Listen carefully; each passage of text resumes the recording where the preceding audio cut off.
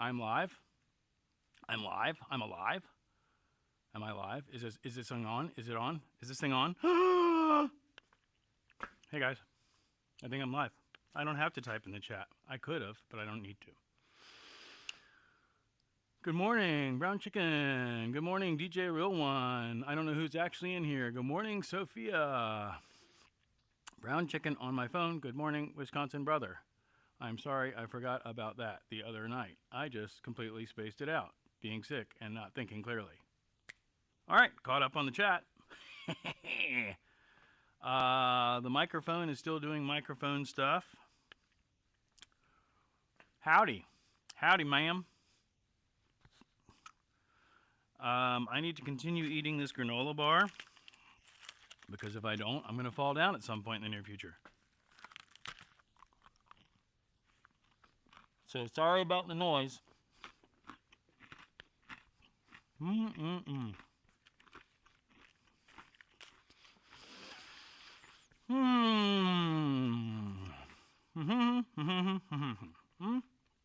Hope.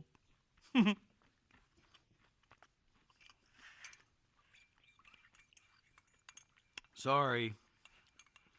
Late start, yeah. Chew, chew, chew. So you can hear the chewing, but you can't hear me talking. We got another microphone.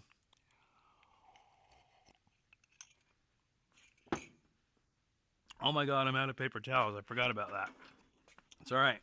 I have shop towels.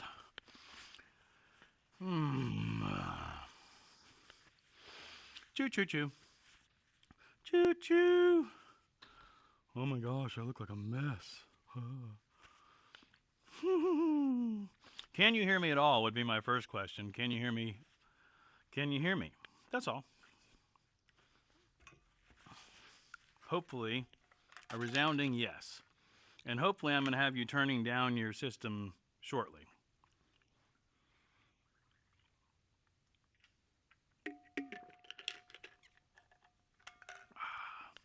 I mean, obviously, if you heard choo choo choo, there is some sort of sound.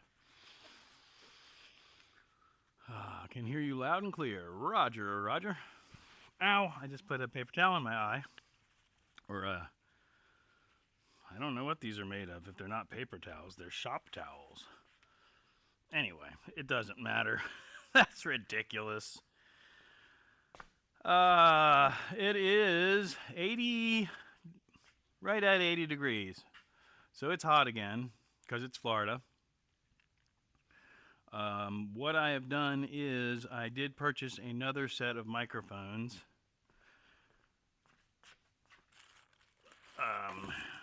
I'm going to say is once again the word of the day, as is standard on many YouTube channels. These are the ones we are charging right now. I'm actually doing a unboxing video and comparison. Focus? No focus? I don't know. Whoa, that's hard to do. That's really not focused, is it? I wonder if that lens is dirty. Are you dirty, buddy? Hold on. Let's get you. Speaking of dirty, sorry about the house. But cat cam. I'm going to clean this lens real quick, or try to.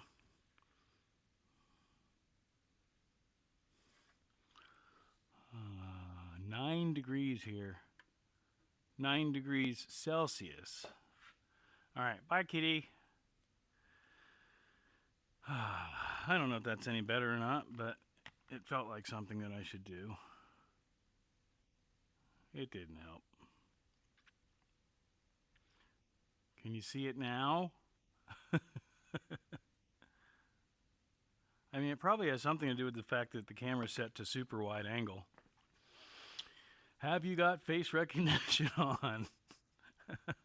No, I do not. I think it, like I said, it's set at super wide. So that probably has something to do with it. I'm sure there's a macro setting, or I could zoom in.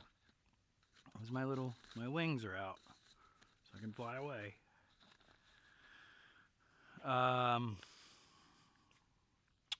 So, point being, the new Derpa, the new microphone is charging. Bling, bling. I don't know why I'm sitting here like this. And I don't know if you can see it, but there are little red lights in there. The problem that I can see happening with these is they are unidirectional. And if I clip it onto the hat, oh no, if I clip it onto the hat, it'll work. Never mind. Never mind. That would be why I've set it wide. That's what I figured. Oh man. What do we got going on here? Tap chat. We don't want top chat. We want live chat. Live chat.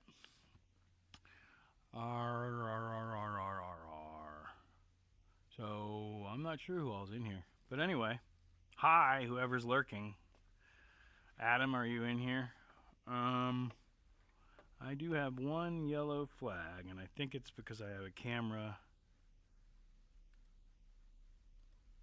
in the mix that's not there. No. It was a window that was open that shouldn't have been. Anyhow, so what was my plan today before we got distracted by new microphones and all that? I was working on straightening up the shop some. What were we talking about? 9 degrees. What is 9 degrees Celsius in Fahrenheit? Hey Google, you better not be listening, because if you answer me, I'm going to figure out how to turn you off.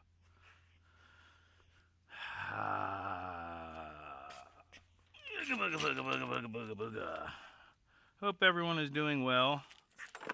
I am going to continue to try and straighten up the shop as I need to, and I always feel like we don't accomplish anything but sitting here BSing, which is fine, but yep, he was lurking. Wes does it. Where's the blood clot dancehall music? 48 degrees. Oh, that's not too bad. I mean, it's chilly. Well, I have not tried that yet today.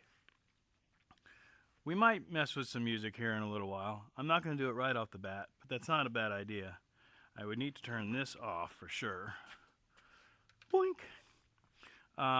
What we're doing right now is working towards... working towards utilizing the new microphones. The microphone I'm using now is the ones I originally had that I liked. But it seems that through meld, it does keep the volume kind of low. Plus, I broke one of them. I dropped it, so the clip got broken off. Where are they? And I need the clip to utilize the microphones because I clip it to my hat. And the clip broke off. I have had very good experience now that I'm in... Oh yeah, we got 2 microphones going. I haven't had a good experience with these microphones, but I guess they've been discontinued, and I think I bought the next generation equivalent. Excuse me. I am doing well, Wes. I'm just a little bit frazzled because I've had a lot going on this morning. What up, Smoke? What up, Revenge? Motobomb. Crystal Kitten, welcome in. So yeah, that's kind of where we're at. I am going to turn a fan on because, once again, I'm sorry that everybody else is cold. Frankly, I prefer the cold weather, so I'll trade you. I say careful what I wish for. I mean, I don't want to be in Michigan in the Arctic or anything like that, but colder weather, I can put on another layer and get warm. Hot weather, like how it gets here, especially with the humidity, you can take off all your layers and then you're naked and you're still miserably hot. So people in Florida basically hang out in their air-conditioned house talking about how beautiful Florida is. Anyway, there's that little rant. A rantlet. That would be a rantlet. A tiny little rant. I got heating on. This is the Florida thing. I've already had my heat on And then I've had 3, 2, 1. I've already had my heat on and turned my air conditioning back on since then. I have my legs on top of a radiator now. Oh man, yeah. I get it. I mean, I've lived, so when I built this, here I am just standing around talking again. I'm going to walk around. Y'all can still see me and hear me. I will check on the chat shortly. I'm trying to teach myself that. When I built this project, I lived in the camper that's outside. And needless to say, it does not have very good heat. The air conditioning kicked ass because it was so overpowered. But in the wintertime, I would wake up with, I didn't sleep with the heat on because I was nervous, but I would wake up with ice inside of the camper. Let's find a home for this for future utilization. It can go right under here. Under where?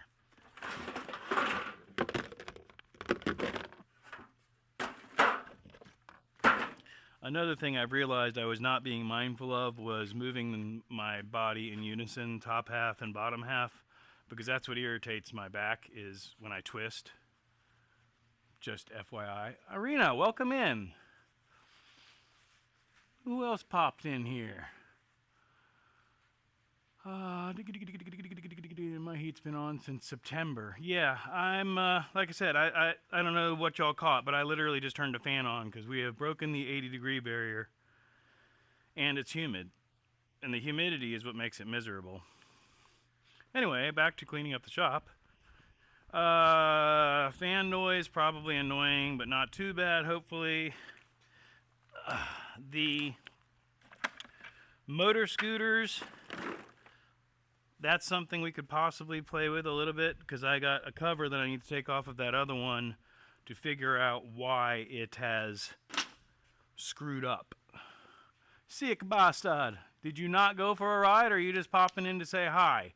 Hi. I hope you're going for a ride. Pilato, welcome in. Can't stick around, but wanted to say hello. Welcome in, brother. Irina. Sixter, woot.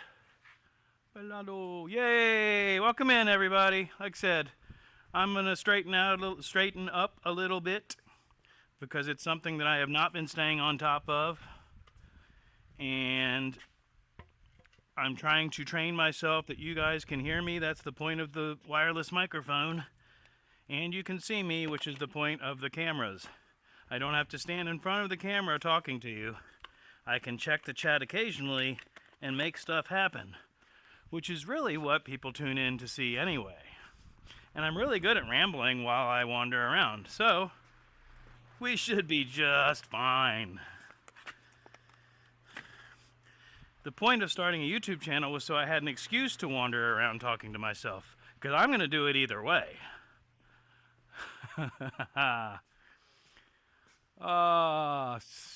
Trying to get the motivation. Dude, do it, bro. You know you're going to enjoy it. And believe me, I understand where you're coming from. I talk myself out of 100 things a day.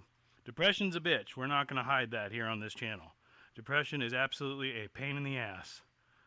People that don't get it, don't get it. There's nothing you can do about it, but I get it. Get off your ass, go crank up the bike, and let it warm up. Once it's sitting out there warmed up, that'll get you motivated. Once you get on the road, you know damn well you're going to have a shit-eating grin on your face. Well, that sucks. The health issues, you know, there's that. Editing day. He was going to go for a ride, he said. Real Juan, welcome in, man. Everybody enjoyed that was there, that I know of, enjoyed that Mix Friday and the party footage. Absolutely. Shit-eating grin, yes. All right. I believe I'm caught up. Like I said, for those of you just getting in, my goal for today is to actually accomplish something as well as have an enjoyable live. I don't think anybody's going to be mad at me for that.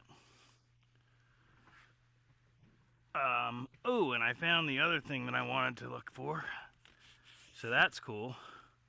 Sophia will appreciate the photos in here because we went through some of my history on her live, which is ridiculous, but I ruined her live. I took it over at the end.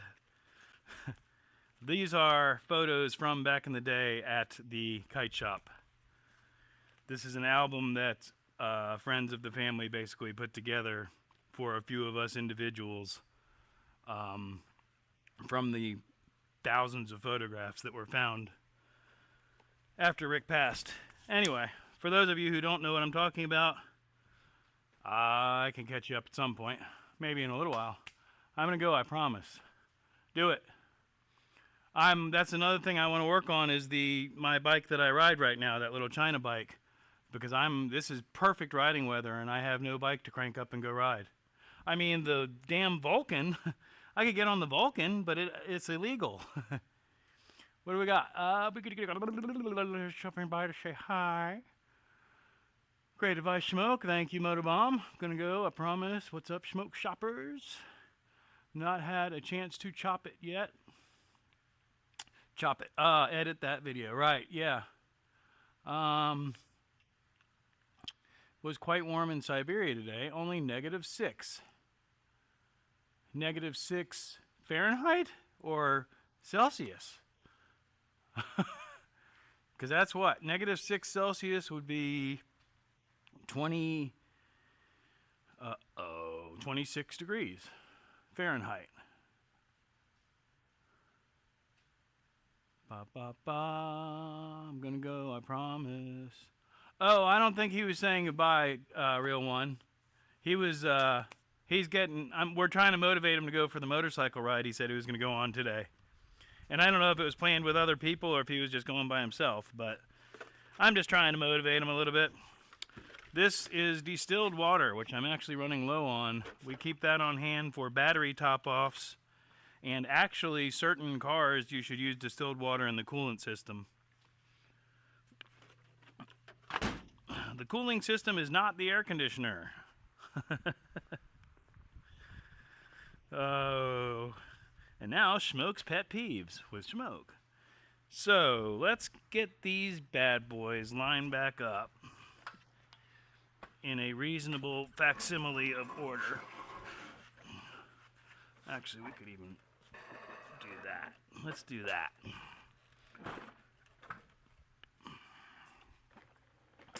Ba-da-ba-ba-ba. Oh, my bad. I say peace. Hello, just solo. OMG, what the... Yes. Yeah, that's nuts, dude. Cold, cold, cold. And that's probably not that cold yet. That's just starting to get cold, right? Real One, have I ever shown you these? I keep them around just for you. Because one of these days, we're going to get together. I think I've shown them to you. This one had specific software that I don't think you can find anymore, but is more capable. This one's actually really cool, and it definitely has its own software, but there are also mods where you can hook it into other DAWs, digital audio station workstations. But it's got buttons on here that control samples, you know, manipulation ring, all kinds of stuff. There's a jog wheel on here. This thing's actually pretty cool. But I really don't want it where it is. As a matter of fact, I think that's why they were out, is because I showed them to you once a long time ago. This can go here for right now, just to get out of the way. Cool Mix Decks. Good afternoon. What Dances with Aardvarks? If I've never said it, I love your channel name, dude. That's great. I am just straightening up the shop. I'm going to go ahead and say it again, because usually I just stand there in front of the camera and don't accomplish anything, so I'm trying to accomplish something. Most of this looks like it's garbage, but still needs to be sorted. So that's why that's sitting there. How sad is that? 2016. I don't think I have a newer one. That's the last time I took a decent road trip, probably. That's just pitiful. We'll just put that here for now. Sad, sad, sad.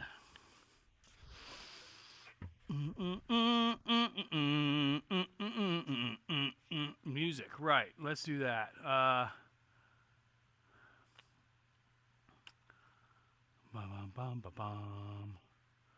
Speaking amongst themselves. Very good, very good. Let's check the new microphone. So that's the other thing we're going to do today is we're going to try our new microphones. There will be a full unboxing. This is the Wave T1 by Mauno. There will be a full unboxing that I'm actually in the process of filming, but I got to the point of realizing they did not come charged, so they are charging now. So we're going to switch over to those mics at some point.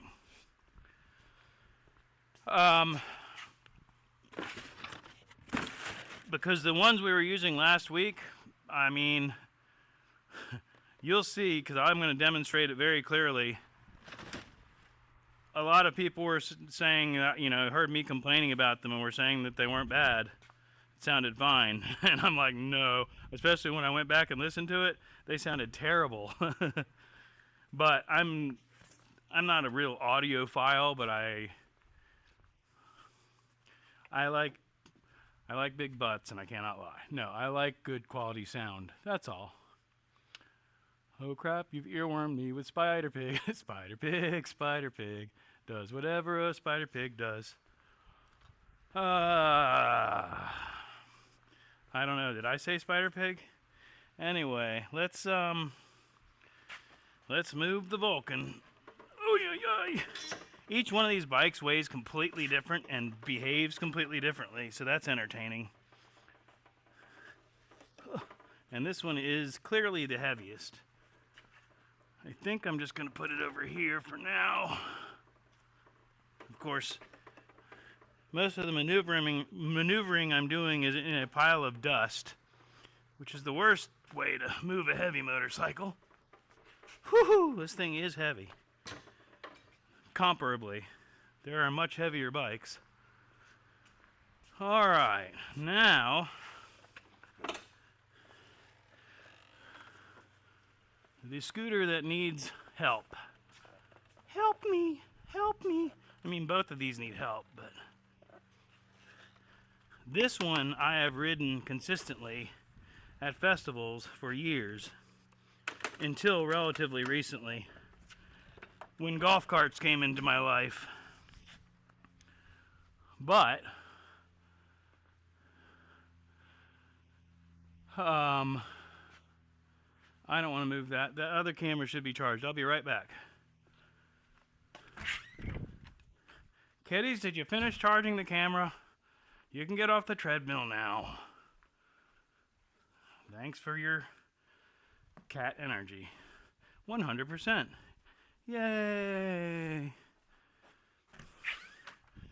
Oakley dokley. We're back. Ready for camera scene change number 2. Wow! Drone mode. The Kickstarter, I don't have a screen on, but I can watch the monitor. So that'll work. Yeah, and we'll go bink like that a little bit. A little more. Bink. How about that? Perfect. I do see chat occurring. I'll be right back to respond. Looks like Mike is making stuff. What's up, Mike? And I can't see what you're saying, but I can see your name and, well, your icon. I kind of recognize it. Anyhow, real quick, the issue that we're having with this is last time we played with these, we put a battery in it and whatever else we did. Did I leave it on? No. Okay. We put a battery in it to try and get the electric start going. Oh, and I replaced the actual correct vacuum petcock. It was not starting because we had vacuum leaks because the O-ring had seated incorrectly. Since then, off camera, or actually I think I recorded it, but I got all kinds of footage on these scooters.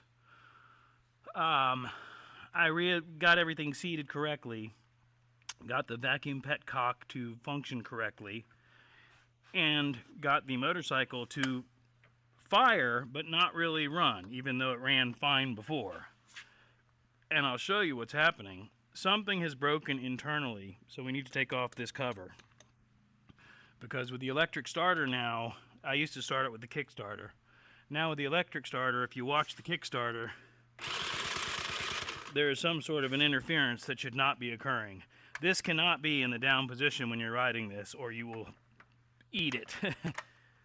So there's a return spring internally here that has broken or come out of place, or worst case scenario, there's a gear that is broken. I'm pretty confident that it's going to be a spring, so that's something else we may do here in a little while, is pull that cover off and get into there. But we definitely want to turn it back off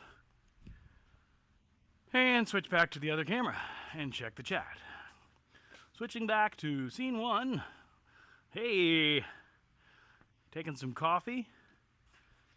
By the way, I've never mentioned it, but I'm sure you've noticed the strange coloring of my mug. It's because of the damn well water and the iron stains things. This is actually decent. It was much worse when I first moved in. And I can get a water softener and theoretically alleviate more. I want to get an aerator. I think that'll help a lot. Anyway.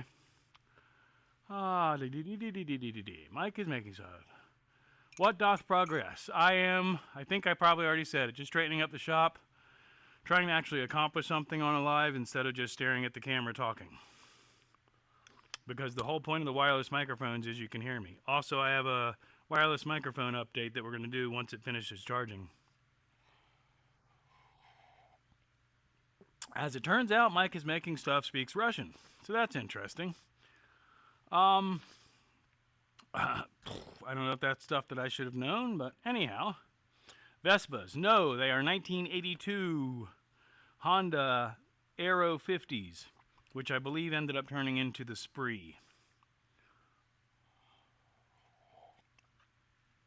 Them bikes are giving me Thunderbird vibes.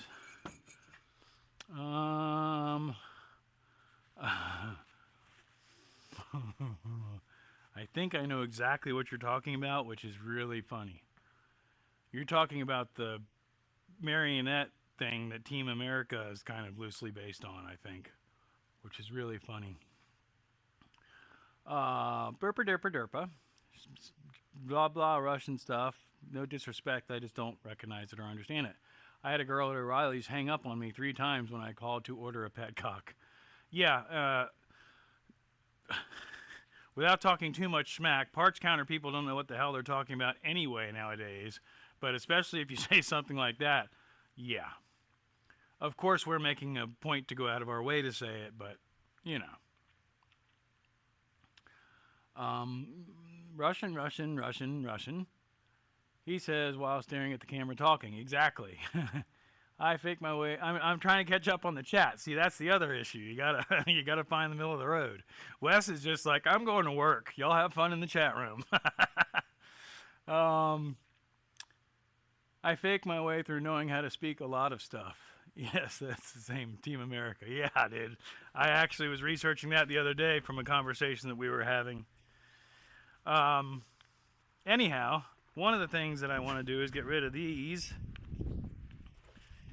which these things are always in my way. Super useful, but in my way. And they are magnetic pickup tools for cleaning up job sites. What I should do is hang them from a wall somewhere. I don't even remember why I had them out. Be right back, kids. Oh, I got a perfect spot for them. Yes. Okay. That'll probably fall in a little while and we'll wonder where the noise came from. And then the Chinese bike, the voltage regulator, we did get the voltage regulator. We'll pull that over here too, because we're trying to organize a little bit. But I don't really necessarily want to put, this is what always happens. I don't necessarily want to put the voltage regulator on here and then find out that we have another issue, like a cut wire or shorted wire that has burnt out the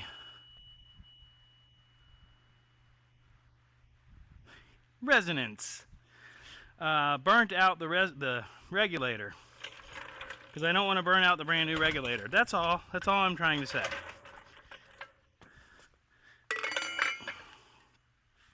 I have projects in the house that I'm working on, because frankly, doing the YouTubes has inspired me and motivated me, because I still have a lot of work in the house to do, finish work.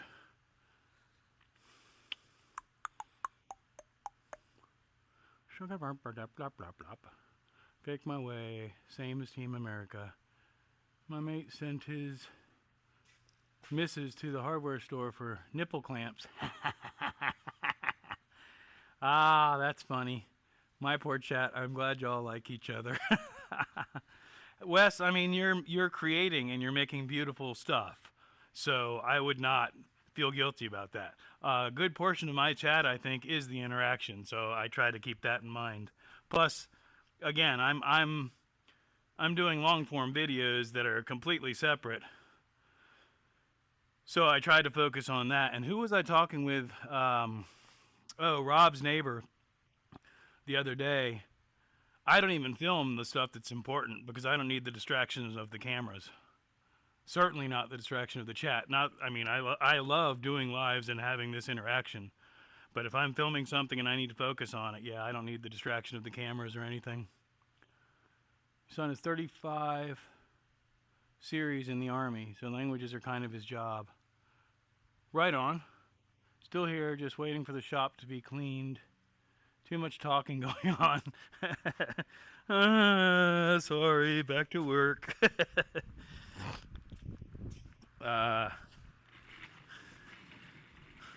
Here's one for Mike, if I haven't shown it before.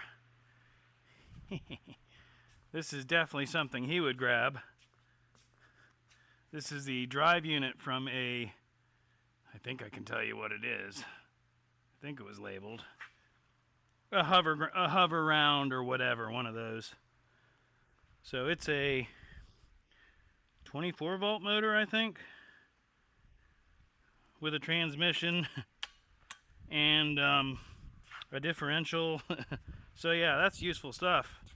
It goes in the pile of useless stuff. I mean, useful stuff that will never get used.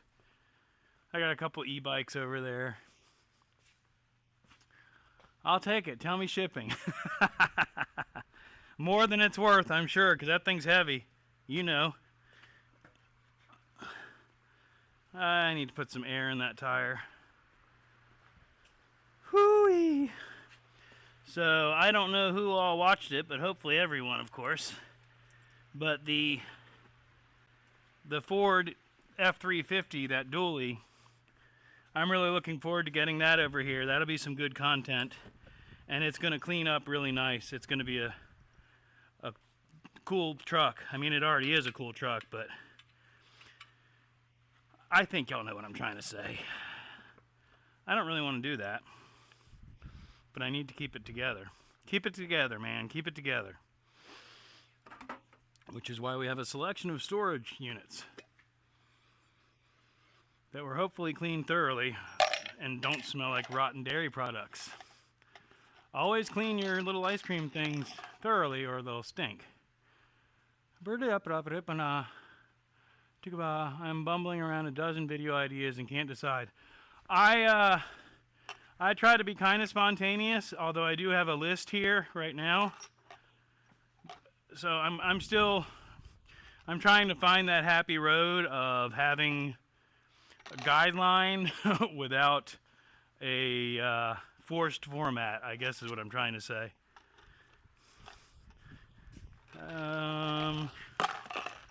We'll put that there and it'll fall off and then I'll be like, oh, there's that. Oh, my damn screen came off. That doesn't matter right now.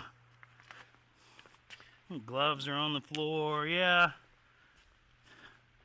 Anyway, I'm not going to give myself a guilt trip, but yeah, I have lots of half-finished things around that I need to correct and or finish.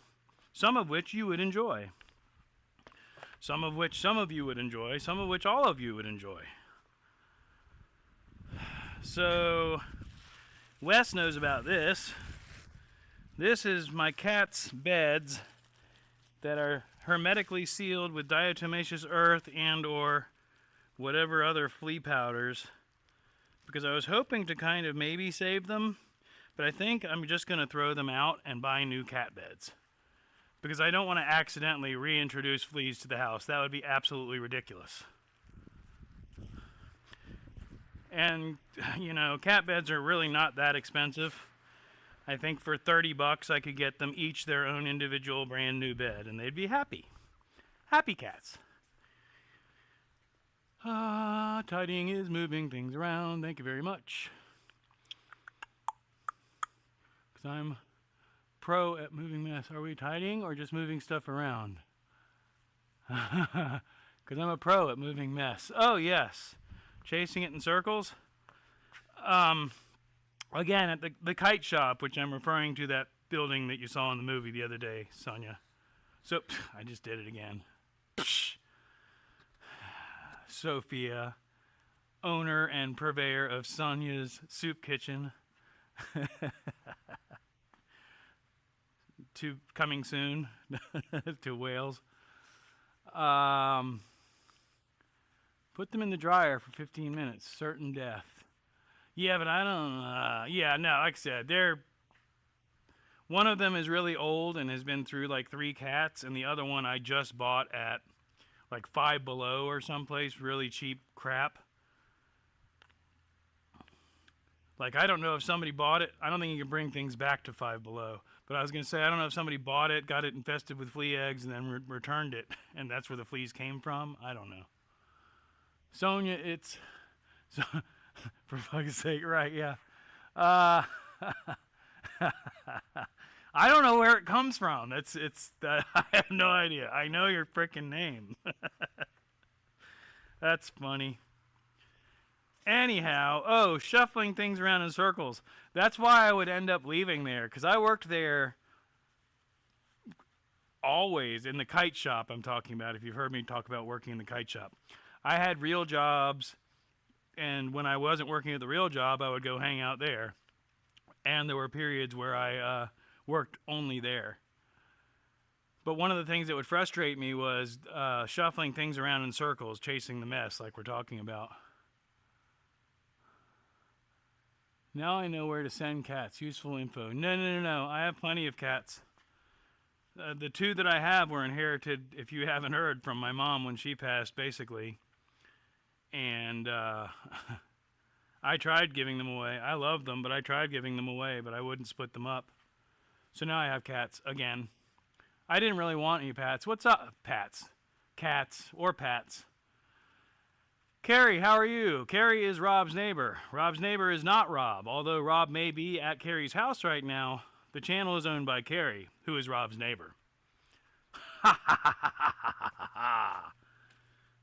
And I'll still screw it up throughout the day.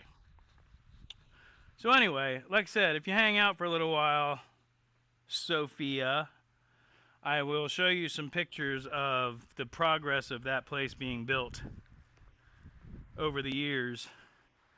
Carrie, I'm just kind of trying to straighten up the shop a little bit because I'm real bad at it, and I'm yelling now for no reason because there's a wireless microphone on my hat. Speaking of which, the other thing that we're going to do is I have purchased an updated wireless microphone system.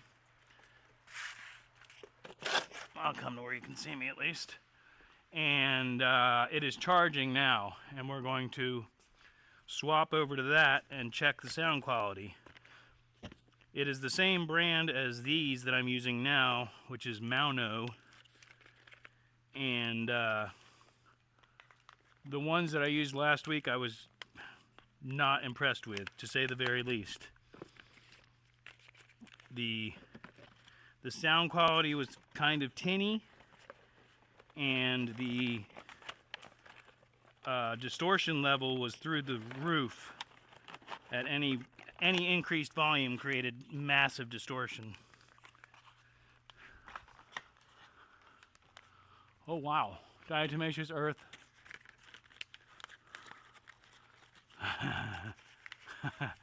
I love hearing people pronounce diatomaceous earth.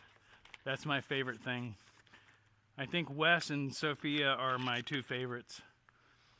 Burpa Derpa. Running a little bit late to the show today, but here, not feeling very good yet. That sucks, Rob. Have you tried the soup from Sonia's Soup Kitchen? Yeah, man, I hope you did in your live the other night we were talking about you needed to dose on some NyQuil and just sleep it off. I don't know if you did that or not. I mean, when I first got hit a couple weeks ago with whatever I had, I literally took a shot of 101 Wild Turkey, sipped that down with a Pepsi, and I think I was playing on lives, and then when I was about to wrap it up, did a shot of NyQuil. Slept straight through the night, felt great in the morning. I can barely pronounce the earth part. You need some of my broccoli soup. Yes, exactly. I can't say it. I know, I've heard you try, both of you. And that's one that I don't think sounding it out helps any. Where's the fuse department, guys? I think it's over here. Yep. What? Oh, damn it. One of these days, he says, laughing out loud, I'd love to reorganize everything. But I can barely make it through a day as it is. Oh, man. And I'm sitting here scratching my beard because it's starting to dry out. Yes, broccoli soup. Broccoli soup. All right, so this is charged or charging. 100% fully charged. Excellent. Excellent, yes, excellent. What is this? All right. I already saw that. That can go away. That can go there. And we're checking again. We have a solid white light. And internally, I have no lights on the microphone. So I believe everybody is charged. Very good. I'm going to hold off for a little while, and then I'm going to figure out a way that I can monitor that easily so that I can hear the difference. I mean, I guess I can see it on the meter, but anyhow. I'm a full-time single dad, no lady in our life. It's just me and my son. I gotta go. Laundry, dishes, meals, shopping, shop, business, house. Oh, I get it, bro. No, I get it. I mean, I don't have a kid, but believe me, I get it. My wife is a writer and pronounces everything perfectly. Definitely upgrades my vocabulary. Enunciation. I was never good at math, but I was always good at English. The older I've gotten, especially with the modern age and the kids speaking the way they speak, I've become lazy. But yes, I used to be, the papers in school and in college and all that stuff were all very high grades, and I love looking back at some of that stuff. I have some. Anyway, blah, blah, blah. Want to see a shitty chisel? Just because I happen to see it. Here's a nice abused chisel. Although actually, oh no, never mind. Actually, it's got a decent edge, but it doesn't. I don't know that you could see the edge. There's no chunks out of it, but that was for Wes. He carves wood. He utilizes chisels a lot. He's a chiseler. Ah, yes. Old Wes the chiseler. Didn't you know he's quite the chiseling man? Hey, he's a chiseler. He's a chiseler indeed he is. Ha ha ha.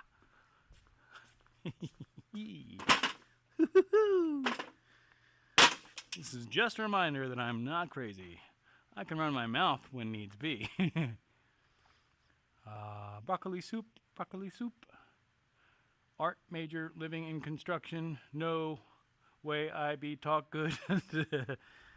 Yeah, man, I saw that the other day. You mentioned, or in one of your videos, that you actually went to school for art. That's awesome. I appreciate everything that I have seen you do. You are definitely a talented artist, and I have hung with a lot of talented artists. This is a rag. I'm folding it and unfolding it. I don't know why, because I'm looking for the next thing to pick up. Shuffling, what do we call it? Shuffling things in circles, whatever. Oh my god, there's a spider. Or something. It's alive, whatever it is. Or no, it's not. It's just being blown by the fan. Oh no, that's pretty alive, I think. Oh yeah, he's alive, whatever he is. Let's discover together.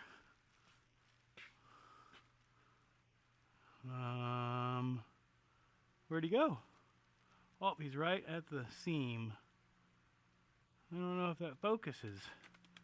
But he's right there, whatever he is. Maybe it was just blowing in the wind. Anyway, this is a bag. I don't know what's in it. It looks like rags, maybe. Oh, I know what it probably is. I don't know. Who knows? I think it's going to go in the trash also, because it could be residual flea battle stuff. This, ha ha ha, I know it was in this. The real one is the only other person that would know what was in this, I believe. Unless I'm wrong, which is possible. Oh no, I am wrong. Never mind. It was a coffee mug. It wasn't, I thought it was the chalice from DJ Real One. Lions, welcome in, Si. I believe I saw your icon. Yep. Hey, very creative as Wes does it. Hands-on kind of person. I am just smart enough to get myself into a lot of trouble. But I'm also smart enough to restrain myself from getting in too much trouble. Although I have in my youth. And I mean trouble mechanically and legally, of course. So here's a wheelbarrow that just took up a shit, for lack of better terms, a shit ton of space. That did not need to be doing that. So we're going to take it and get it over here somewhere. And now I have some room to breathe. Excuse me. Sorry. Pardon me. Excuse me. That was terribly rude. Whatever. Irina.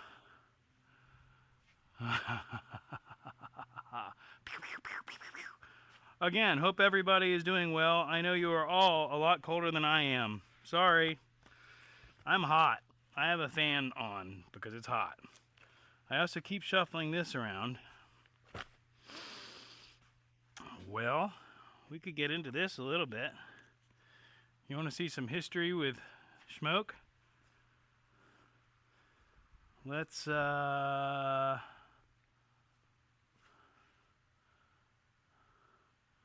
guess we could do it on that camera.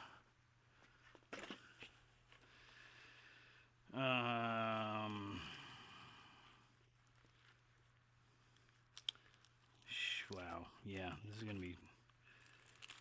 I'm going to just try and pull out some specific pictures, maybe. So, point being, let's see here. Would I be better with the other camera, possibly? I think so. I think we're going to do that. So we're going to switch to alternate camera and point out the banner that I'm sure many of you have seen, but some of you may be here for the first time. So that banner says Kite Riggers, and Kite Riggers was a kite shop in Jacksonville, Florida. that over the many, many years had several locations and stuff like that. But I worked there for, well, decades, basically. We're going to try and get a decent angle of this. And we're just going to scroll through most of this because nobody really cares about this. But it's kind of neat history. And I want to show you a couple specific things. Some of this is for early websites and or catalogs, paper catalogs actually. So if any of you are into wood carving or any of that, this is the building that some of you have seen in the video at its very early stages. This is actually before I met Rick. This is about, I would say maybe a year before I met him. But point being that, yeah, a lot of the carving stuff that I see going on in a lot of the channels that I'm on really reminds me of my past. So you want to talk about a young schmoke, try not to get a shadow. But Sophia, in the pond that you saw in that video, and some others of you have seen the video, that's the pond being built. Wow, what a different to what I seen. Yeah, oh yeah. No, there was a lot of progress. The liner of the pond is actually short ply, like office carpet soaked in fiberglass resin. And when we, after laying it all out, when we actually coated the resin, that was a very fume-ridden backyard and a lot of giggly people passing out. That's my brother David, not brother, but my brother. He's not with us anymore. This was so the entire drain system of the pond was air-driven. There were no moving parts. However, to prevent fish from getting sucked into it, I custom designed a drain cover for our system. It was an issue. I mean, without knowing the history, it's like, okay, whoop-de-doo. It was an issue for a long time. That was before 3D printing or anything. So this is the centerpiece of the building being fabricated. This is, again, that highway wall that you saw with all the paintings on it, Sophia. That's I'm trying to watch two different screens. I want to check the chat real quick. But yeah, the highway wall isn't even up in these pictures. Some of these are, 95, which is around the time when I met him. Basically, you learn to walk on logs and carry heavy things. Vlog mode. Pew, pew, pew, pew, pew, pew. What a difference. OG, wood barber, carver. Star, welcome in. Happy Sunday. Amy, welcome in. Happy Sunday. We're just going through, cleaning up the shop a little bit. I'm going to switch some mics here in a little while and try some new mics that I got. But we're just going through some of my history and the things that made me who I am. So, again, I'm trying to monitor what I'm showing you. So each one of these is an actual whole tree, by the way, these logs. I think you can see the scale of it by the people standing on it and stuff. So I learned a lot about block and tackles and rigging things. There's a young schmoke. Hey, DJ Real One, do you recognize that shirt? I believe that is a black, I know it's a Cypress Hill shirt. I believe it's a Black Sunday shirt. Early introduction of the fish to the pond. Yeah, some of these have double stacked pictures. I don't even know what's in the other one. Oh, another early pond picture. This was a grapevine. I don't have to pull them out. Oh, yep.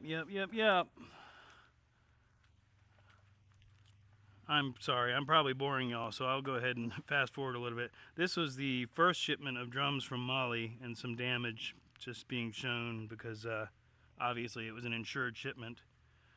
That is a block of Jamaican lavender with a red stripe bottle cap in it. Straight from Jamaica, man. You know, hippies being hippies. Hippies hanging out with monks playing pool because we hung out with monks. Whoop,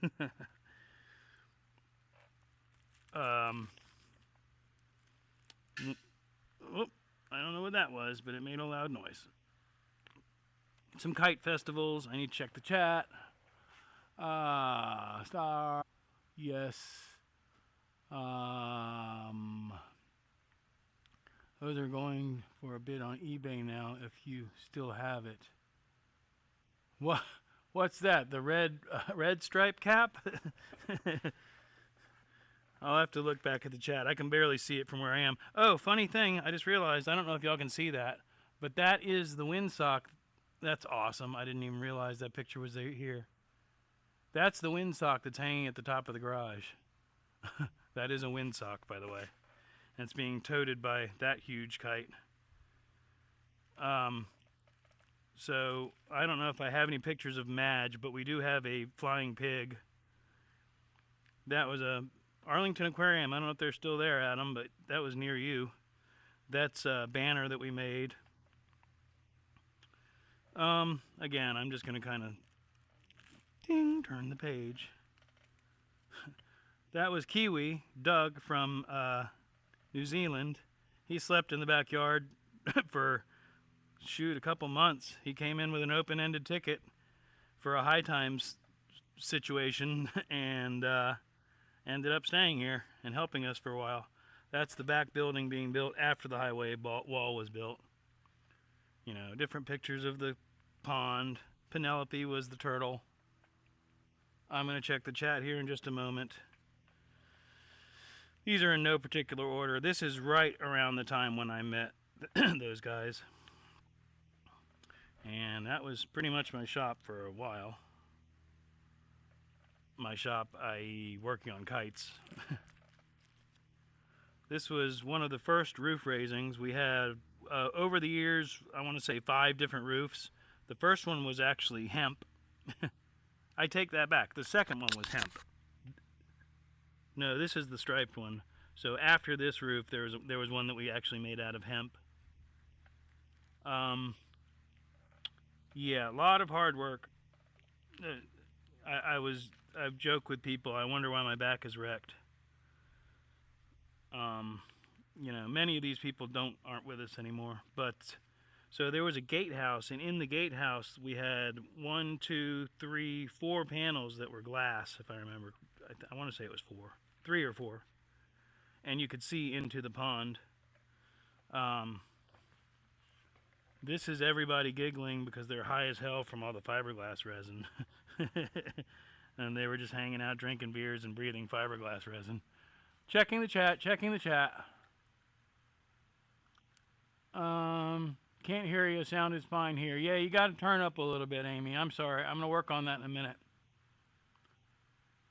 Put your hearing aid in. I don't remember an Arlington Aquarium.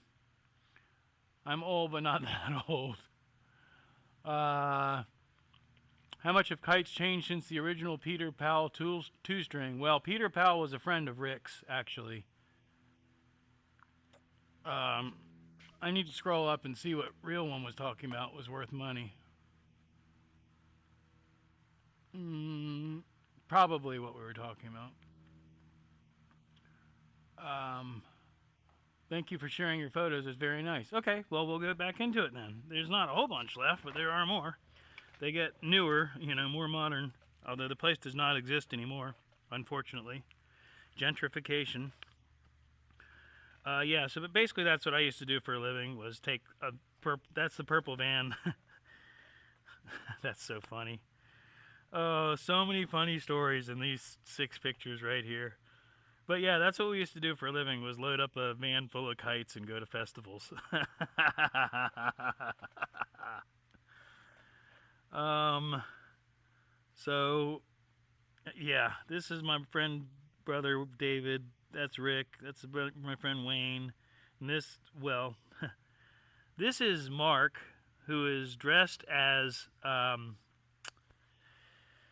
Marcy, except Mark no longer exists and there is no costume anymore. Mark is now Marcy. So that's there, and there's that.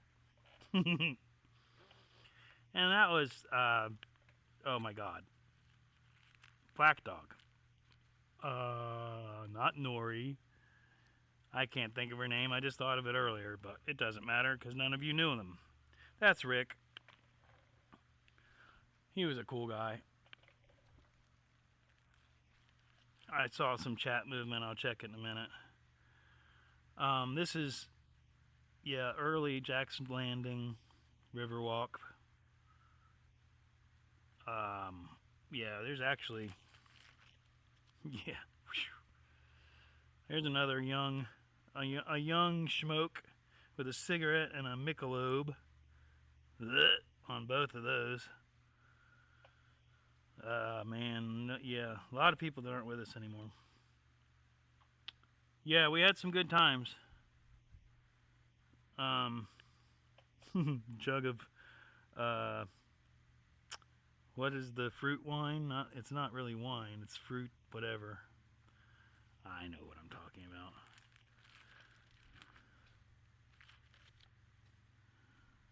about. So these lavender cigarettes were actually part of a contest that we had because of, people's egos and, oh, I can roll better than you. Oh, I can roll better than you. So myself and 2 other people sat down and were given an exact weight amount and all that stuff, and each rolled them and were judged by our peers. I can't see the glasses. I know what I'm trying to say. Real one, you out? You gotta go to work. Shaggy Maine, welcome in, Maine. Lurking. There's a glare on the screen. Sorry. I don't even know what I'm pointing the camera at right now. Dad is in town. He wants to watch football. Oh, that's right. Right on. Well, y'all have fun, man. Hi, Senator. Lurking, working on the van. Good job, Shaggy Maine. Derpa derpa. Now I see how people get behind. Going to ask what happened to his place. Well, it's gone, unfortunately. I have pictures of that somewhere too. Peace out, Shaggy. Resonating art. Typing is terrible today. Sangria, yes. Good job, Shaggy Mane. All right, not me. The pictures. Shaggy knows who that is, I believe. But yeah, anyway, yeah. I don't remember who won, so I'm not even gonna talk any smack. Yeah, that's well, I mean, I could say names, but it doesn't matter. Yeah, we had some characters. That was the outdoor plumbed toilet being installed for the workers, so we didn't have to wake up Rick, because Rick slept in, and sometimes we'd be there working long before he showed up or woke up. That was an in-between roof made out of, obviously, tarps. This is 97, so yeah, that's the striped roof still. But yeah, that was all trees that went to a center custom fabricated. Oh my gosh, man, this place was, I learned so much building this, helping create this. I didn't build it single-handedly. And obviously, drumming was a very important part of our scene and music.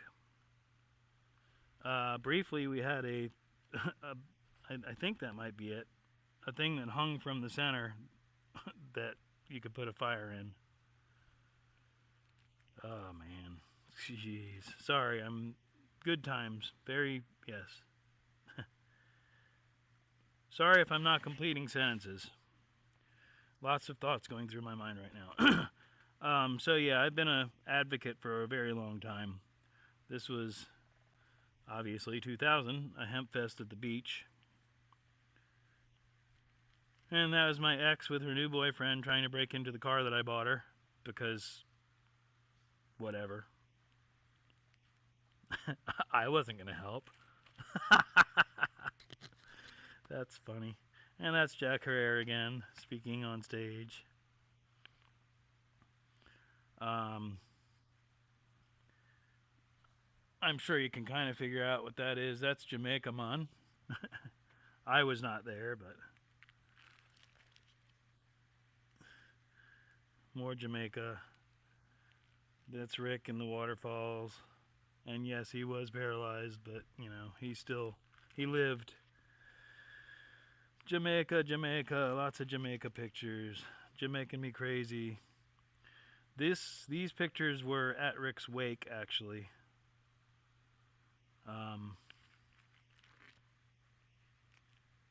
On our way to go fly a kite in his honor. And that's these are the last pictures. That guy is me, and that is the guy that I got the truck from, the F-350. We were the last two people on the property, basically. Because a lot of people talked a lot of stuff, but didn't ever come around at the end after Rick passed, because they were only coming around for one thing. And we tried to keep the dream alive, but one day we kind of looked at each other and said, why are we bothering to do this? Nobody else cares. And so we stopped.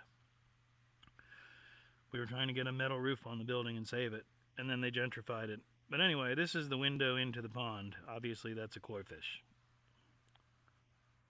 A core fish? A koi fish. I'm probably behind on the chat, but we're done now. So that was fun. Ding! Turn the page. And now, back to the other show. Boing! I'm going to catch up on the chat real quick. I love hearing your stories. I can put this down. I'm going to put this down. I'm putting this down. Thank you.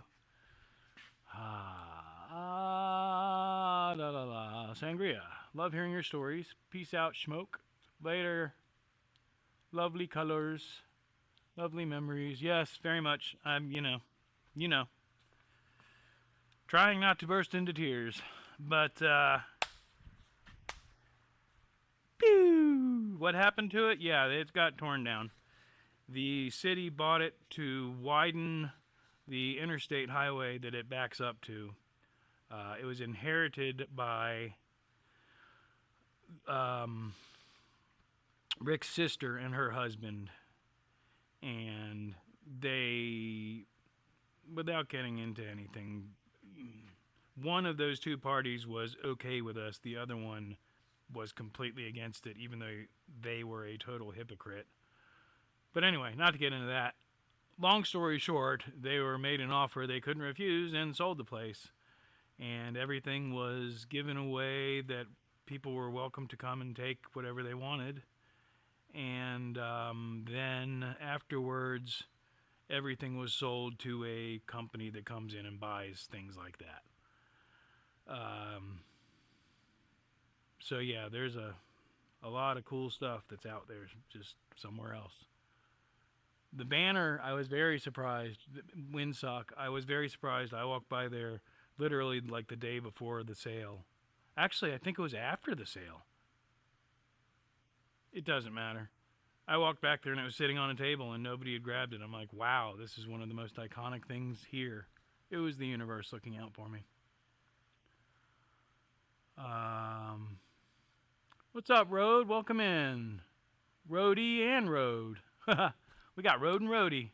All right, I'm going to try something ridiculous, and we're going to switch to a different microphone. I'm going to monitor where this is on the meter. We are hanging out. We're basically maxing out. If I get pretty loud, we're at 12 below on the meter. Negative 12. Please hold. We're going to switch to the new microphones. I'm going to disconnect this.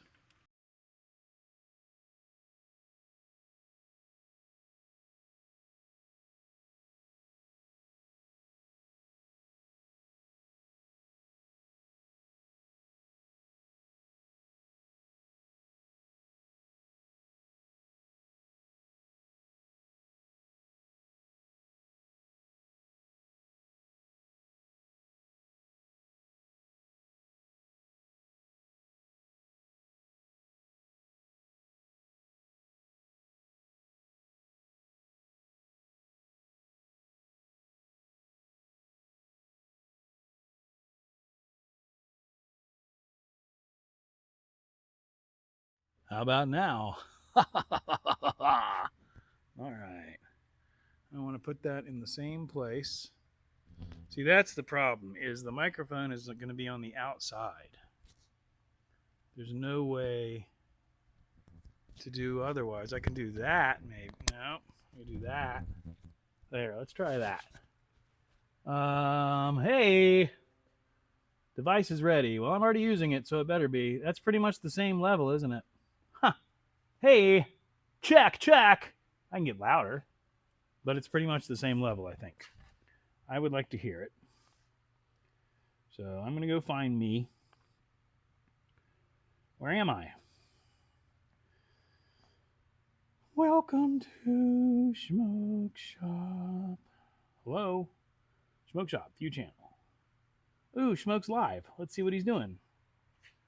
I don't know where we're at yet. I don't think I'm that far behind. Cool. Welcome to... Oh, wow.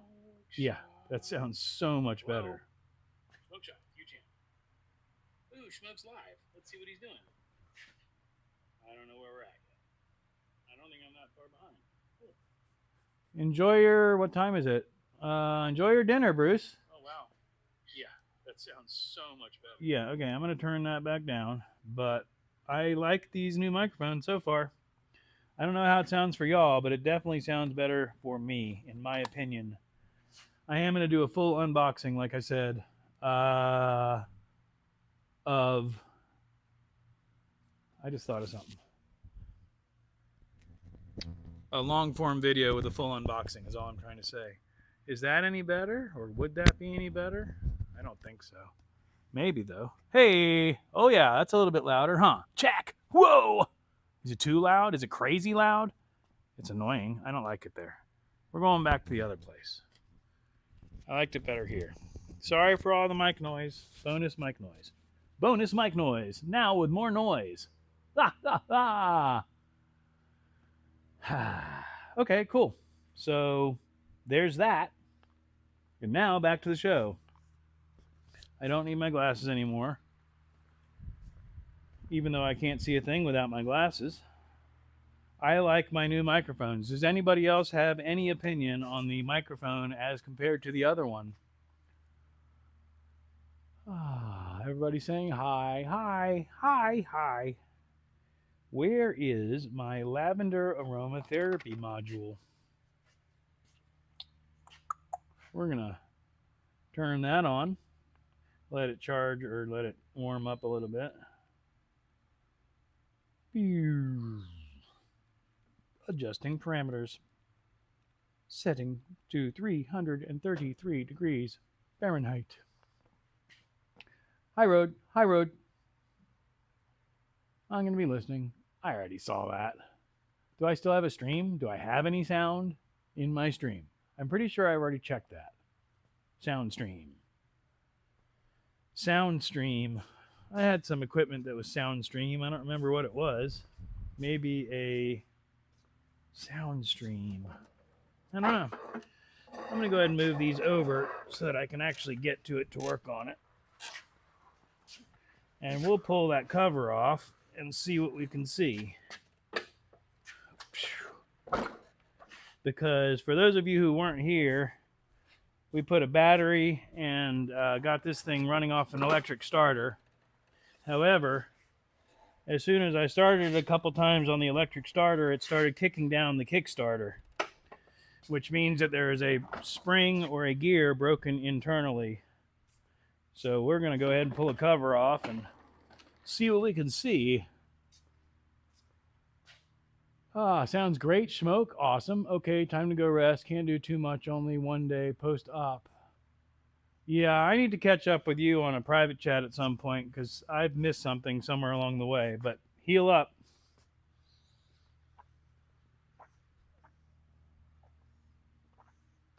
This is a lavender aromatherapy vaporizer.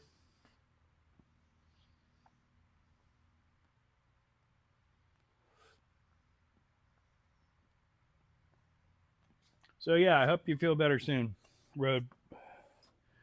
So camera 2, where is camera 2? I set it down over here. Camera 1, camera 2. Camera 1, camera 2. Camera 2, switch scenes. All right. We might go ahead and get you on the tripod. This one sounds super clear, really nice. Excellent. Good. That's exactly what I want to hear. I should be able to also switch on the remote control module. I just got to figure out where it is. There it is.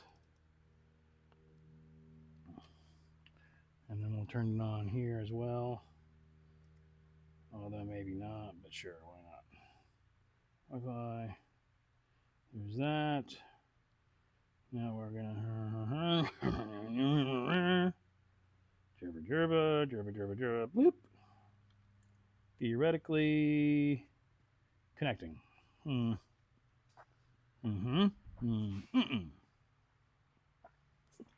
I don't have a feed showing me what I'm seeing. That's unfortunate.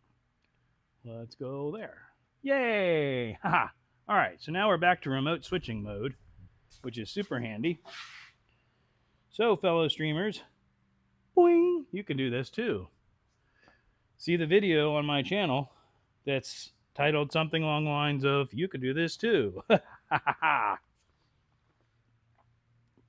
I'm using free software and old cell phones to have multiple cameras, and I can switch them on demand. There may be either a glider or a parachute jumper outside. I'm going to open the garage and see.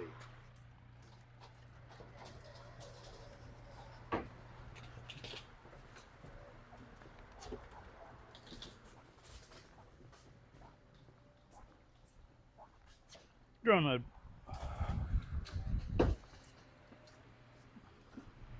Oh, it's fitting a storm. I doubt there's any parachute jumpers. Whoa! Damn, I'm glad that didn't hit me in the head. That would have killed me. Very interesting. Of course, now I don't hear the airplane. So that's the weight that I use to balance the garage door. It's, yeah, pretty heavy. That just fell from up there. That was dangerous.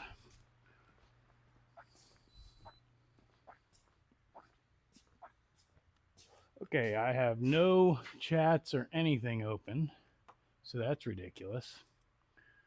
There we go. Okay, there's some information. Nothing private. I had an emergency appendectomy. Well, that sucks.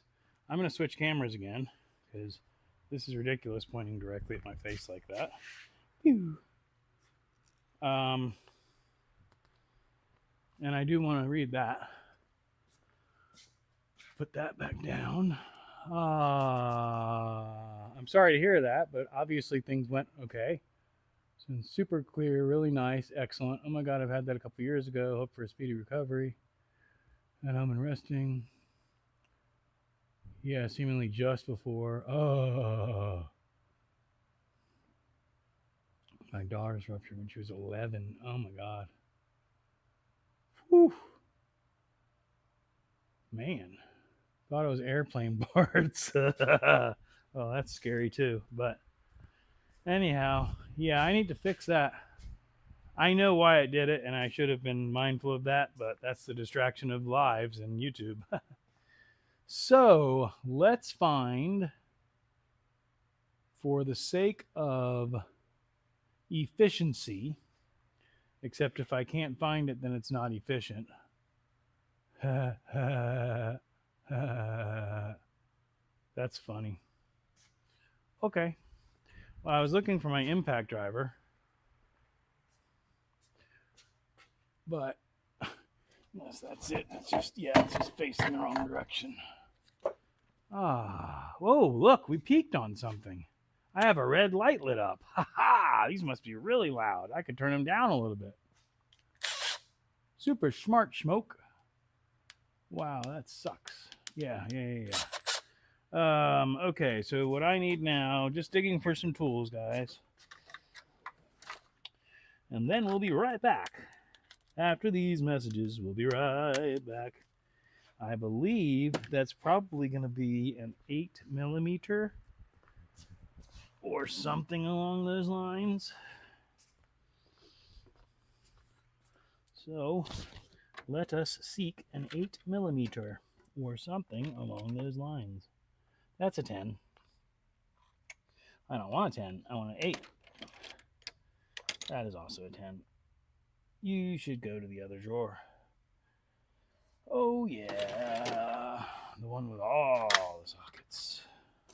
The one with all the sockets. The one with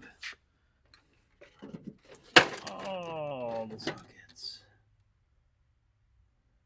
I could have sworn I had one with all the sockets.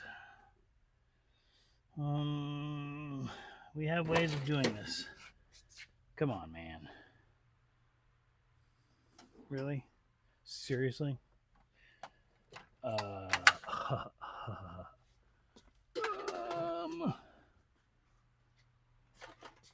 Except that's a 3/8, and I need a 1/4 inch.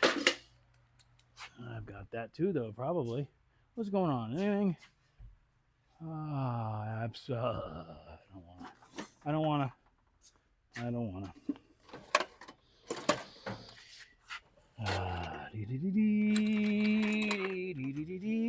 1/4 inch. Thank you. All right. Ridiculous. Excellent. Where are we at here? Chat wise.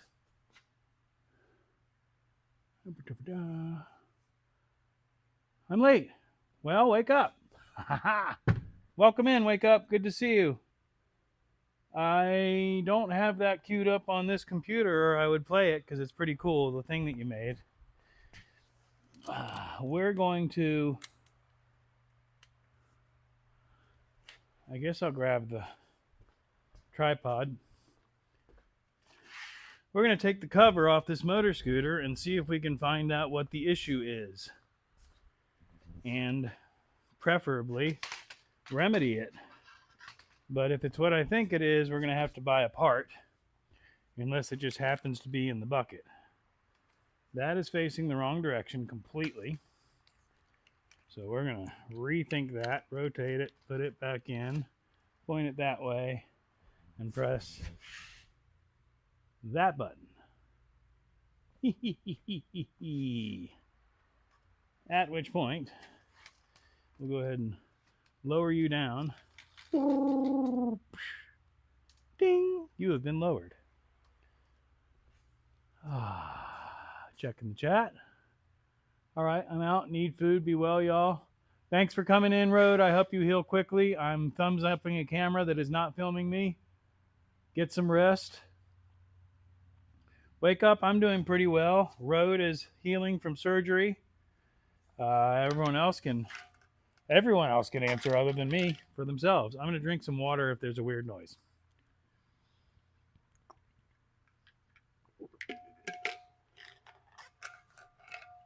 Or rather, I'm going to drink water regardless, which would be the cause of a real weird noise that you may hear.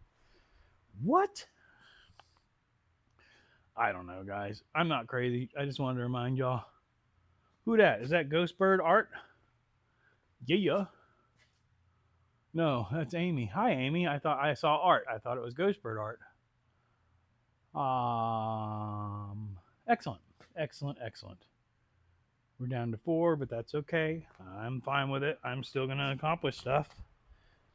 And I would like to not sit in the blue 2-stroke oil, which will stain my bum. So we're going to put down a pad. Excuse me. Pardon me. Which has probably also got oil all over it, but at least I can't see it. Okay, so we're on that one. That's good. I cannot see the chat right now, y'all, but I will check in shortly. And what we're going to do is That's a 1/4 inch. I'd love to. What's that? Already on the adapter. 8mm already on the adapter. Haha. I was right. It's an 8mm. Just as I suspected. Oh, the other thing is I need to take the Kickstarter lever off first, which we will do manually, which is going to be a 10mm, which is of course going to be a 10mm. Haha.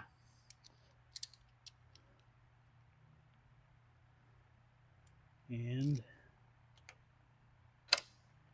we're going to loosen that. I'm wondering if I should bring that all the way up and mark it at all.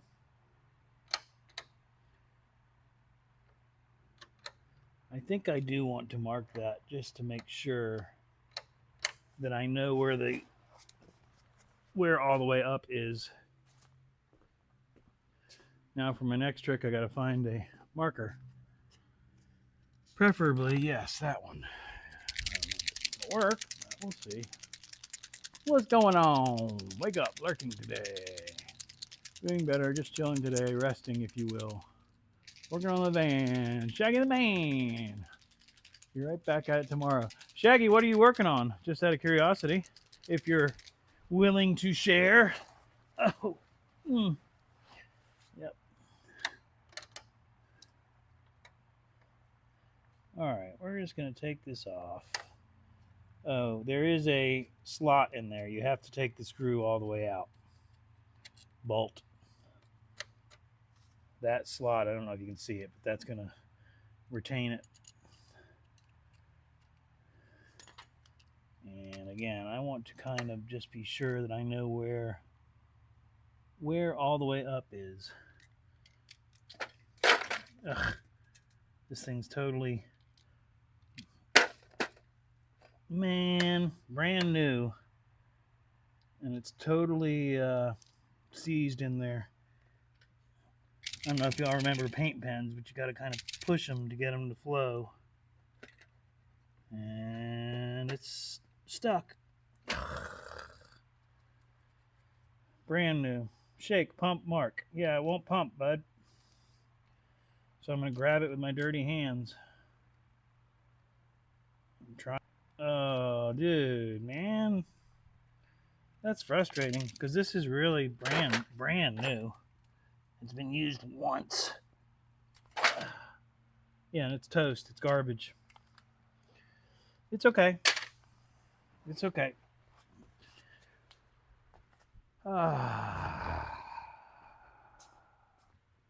Perfect. So, next we will utilize the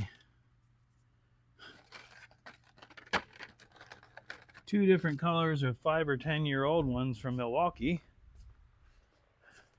And I'll bet one or both of those works just fine.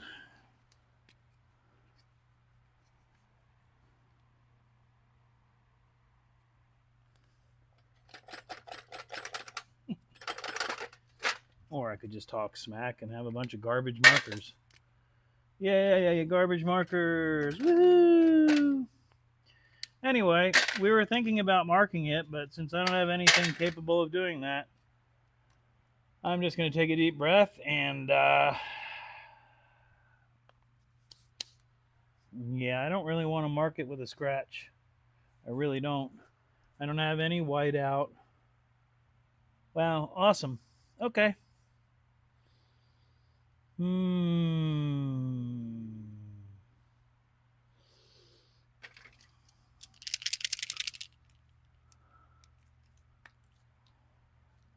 Oh, why do I have a big yellow line? It's okay.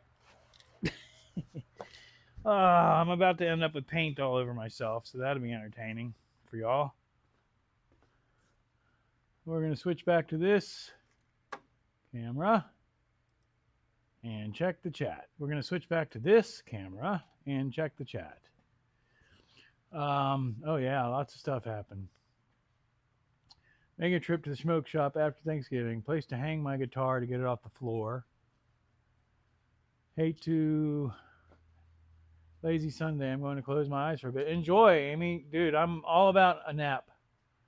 Maybe Smoke can film a van tour when I visit. Absolutely. Take care, Amy. Let's grab a pair of needle nose pliers and try not to get injured. Yeah, this isn't really working. And I don't know what I did wrong, but obviously I stored it wrong or something. I don't think this is a year old. I'm literally about to rip it apart though, because it's garbage anyway. So we're going to get over a trash can, and I'll let you see me make a complete mess out of myself. I don't really want my address out there.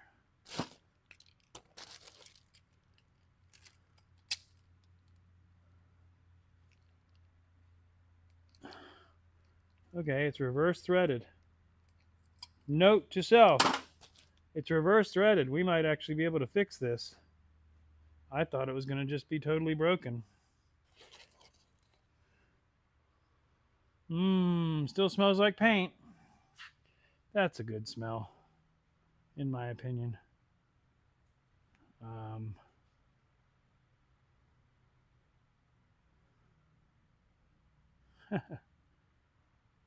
Anyhow, we're going to mark this. We'll just manually put some paint on here. Oh, look, it's already all over me. Yay, winning, he said sarcastically. Oh, yeah, there's plenty of paint in there. I'm positive I have a box full of small brushes somewhere. I am also sure that I have no idea where they are. So we're just going to do this. And hopefully not make too much of a mess. All of this just to put one line on here. But better safe than sorry. I should probably wipe the grease off so that the line is actually legible and or viable. And that was a lot of energy to mark this, so I hope it's important.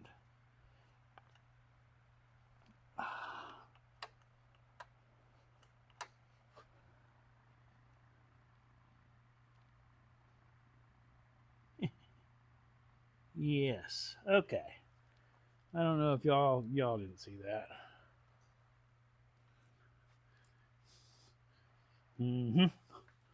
Oh gosh, almost died. Drone mode. Bing. That's all I was trying to do.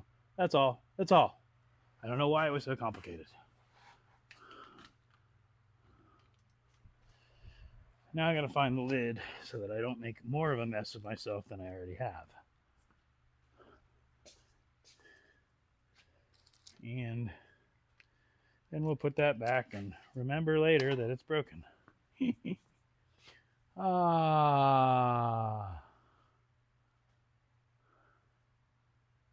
Got me roast dinner off me mum. Man, yep. My mom was not the greatest cook in the world, but yeah, that would be cool to be able to go do that. I got me frozen dinner off of Marie Callender's or something. I don't know.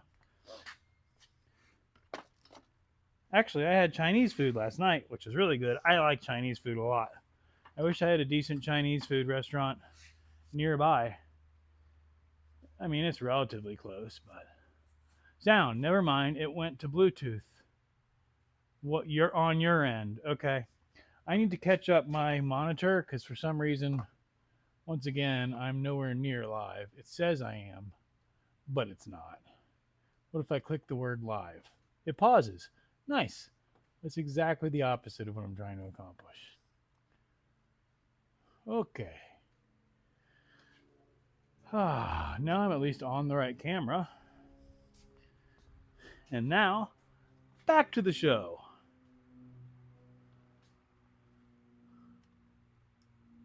Let's let's continue and remove this cover, which I left the rag up there. So I'm going to get back up one more time so that I have a rag on hand. We're going to use the red rag that we folded because it just looks pretty and it makes a nice presentation. Anyhow, let's do this. Be mindful of the size of your cover bolts and make sure that they are the same size, which I pretty much guarantee they are not going to be. So I'm going to try and keep them in the cover, basically. Actually, they are. Sweet. Even better. No way. There's no way. Yeah, no. Okay, we have... The shorts are obviously short, and the long ones are longer. That really made a lot of sense. I know what I mean by that. Uh-oh, this one's a little bit longer than the longer. So we need to be mindful of that. We're going to kind of keep them in order and or just leave them in here.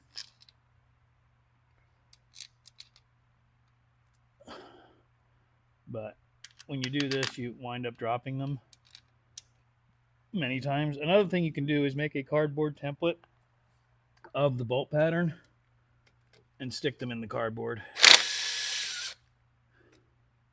Like I said, for right now, we're going to leave them in the cover, basically.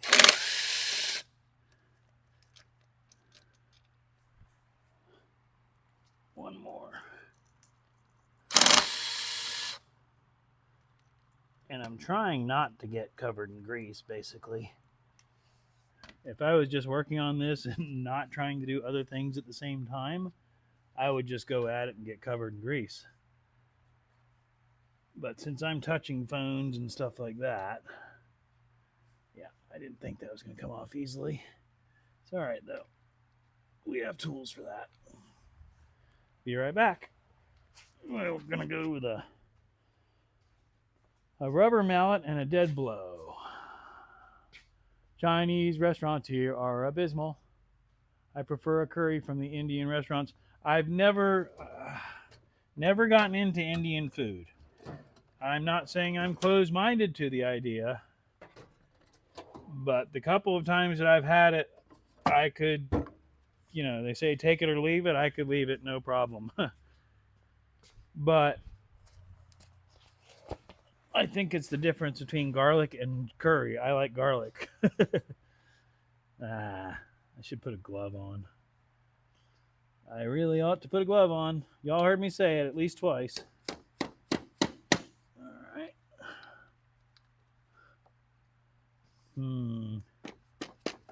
Can't really get a good hit on that. There it goes. Basically, I'm not beating the heck out of it. I'm just kind of tapping it to break it loose. It's already loose. Now, for those of you who have been paying any attention to our scooter ventures at all, the previous owner went through one of these scooters, I'm not sure which one, and upgraded the clutches and the variator springs and the weights and all that crap. I don't know which one, so we may get in here and find new parts or broken parts. Let's see. All right, the Kickstarter does. I don't think it's supposed to. Yeah, it almost came. Oh yeah, we have issues. I'm gonna say we have issues, guys. Wow. So there's that. We get all the bolts back in place and confirm that there's not really anything in there other than mess to be cleaned later. We'll put that over here for now. And I want to say that this is all factory. It looks factory to me. It does not look like it's been messed with. This, I'm going to say, is not a good sign. Unfortunately, I'm not positive exactly how to do this. I do have a looks like I'm going to pull one of these pulleys, probably that one. I do have a service manual online, but I'm not going to get into researching all that and everything right this second. But if we can get in here at all and get more of an eye on exactly what's going on,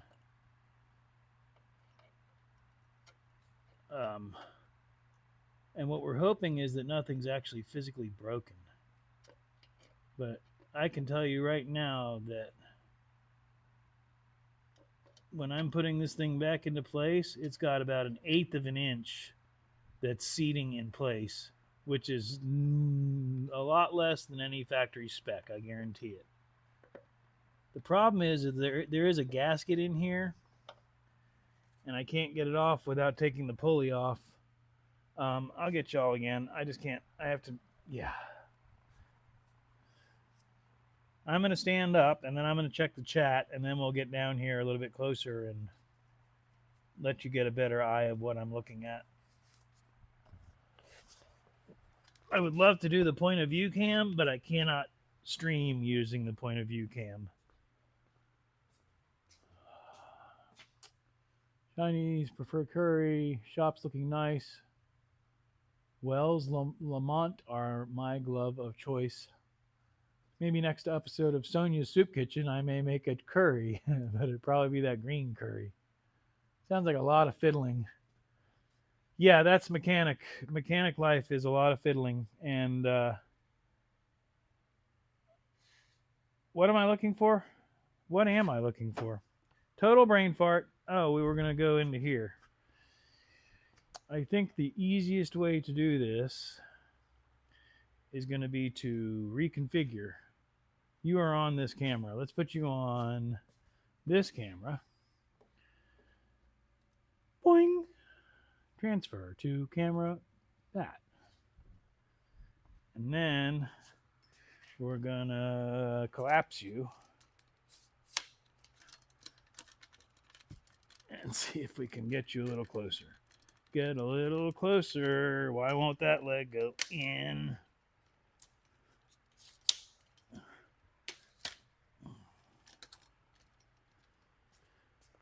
Yeah, that ought to do it. That ought to do just fine. Waiting for the connection. There is a connection already. Silly. Oh, we could do even better, probably.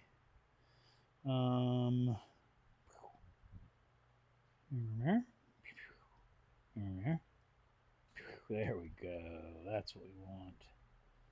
Yes. Excellent. Excellent. All right, break time. I need to drink some water. Check the chat. Sounds like a lot of fiddling. That's me fiddling.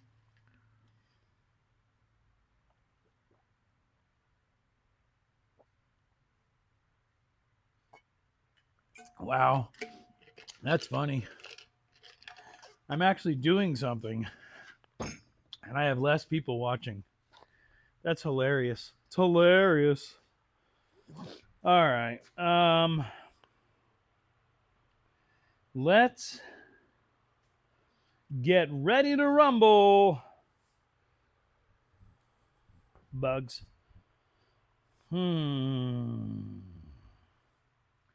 I do not have the manual out here. I have it upstairs. So, I guess I could just look it up real quick, or I could just experiment. Let's just switch back over here and assess the situation a little more. Gosh. It's probably kind of dark, huh? You need light. I am the light. MC light. So we're going to utilize the flashlight that is readily available at an arm's reach right here. Yes. Even though it's probably kind of got a dead battery, but it's all right. That helped it all a little bit. So, yeah, I need to put on some sort of gloves. Putting on some gloves. Still amazed by the fact that when I'm actually doing something, nobody's interested. Which is fine. I'll just sit and stare at the camera and talk. But I can do that from my office. I know I have a couple lurkers in here that are doing what I do, which is doing other stuff and have it playing in the background. Also, I'm all over the place, but there is fluid leaking out underneath here, which is interesting. But I think it's just because the oiling system is very leaky.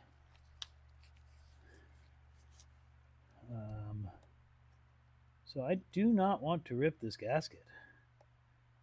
That's something else I need to keep in mind, as I do not know if this gasket is available, readily available. This is never going to happen. You got to put your fingers in the holes in order for the glove to go on. And even then, it's not going to work out. A lot of fiddling, that's what I still see, so that's okay. This just, it's okay. It's okay.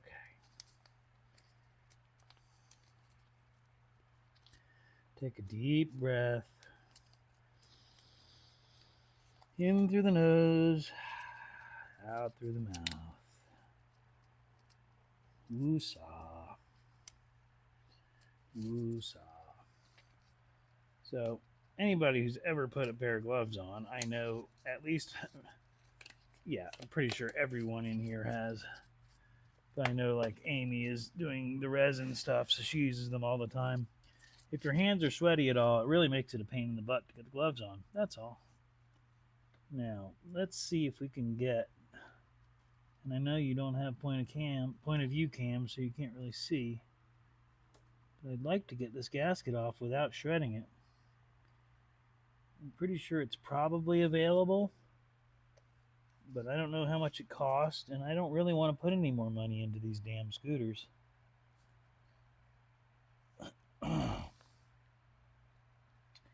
Yeah, I'm not going to shred this gasket doing this.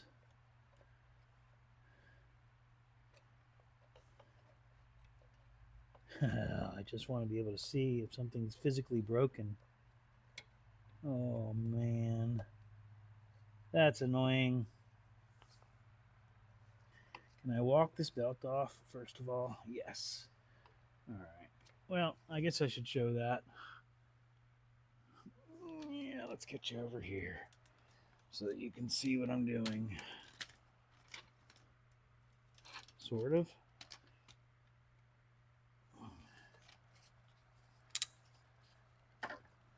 I need to get a better flashlight on here. But anyway, you could possibly see what I'm doing. What I'm going to do is I'm going to walk this belt off. Preferably without getting my finger stuck in it. I should say what I'm going to try to do is walk this belt off. And you still can't see it, so it doesn't matter.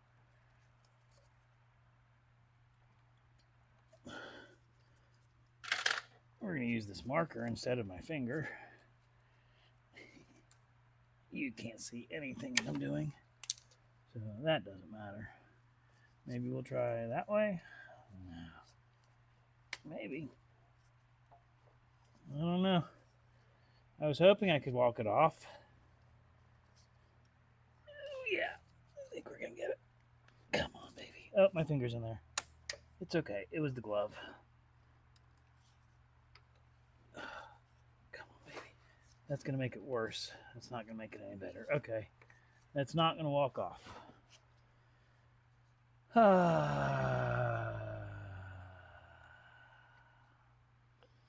Awesome. Awesome, awesome, awesome. So, yeah. I'm going to have to get the manual. I'm going to have to look through the manual and figure out the proper way to take this belt off. Because I'm sure I could get it off of here. but I'm gonna damage it and or get my finger hurt. Ooh, what's that button do? What does that do?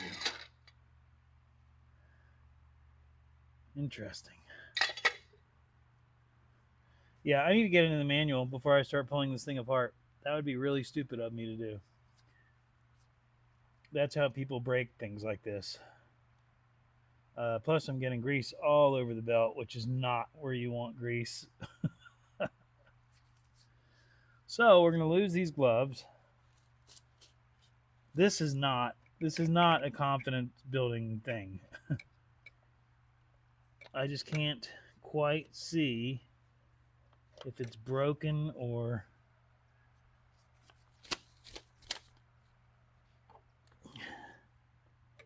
oh wait, okay, I can see. What the heck was that?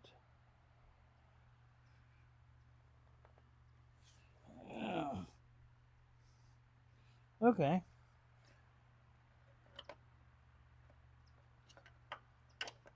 So where did our paint mark go? There's our paint mark. I mean, I cannot really see what I'm doing, but I'm still going to try and...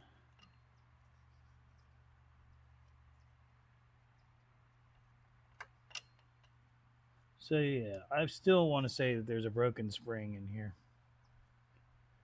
But I need to figure out how to take it apart correctly. So, again, as I've said 3 times, we're going to take the gloves off. I'm going to get back on the chat. Uh-oh, I've lost my remote control. Boop. Bling. All right.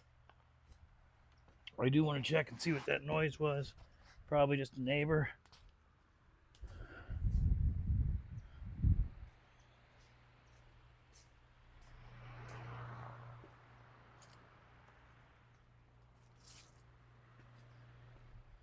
Ooh. Yeah. So there's that. I don't know what all happened there. Blow the glove on. Yeah, I know. That's what she said. Put some low-key music on. Goose, perhaps. Live show. I don't know how that works for your channel. It demonetizes it. But yes, we'll work on music. Right now, what I wanted was a smooth stream and to be able to try out the new mics, which have worked out great, near as I can figure. And I'm getting messages. Mike is making stuff is live. Okay. Well, I guess you left. See you later, Mike. How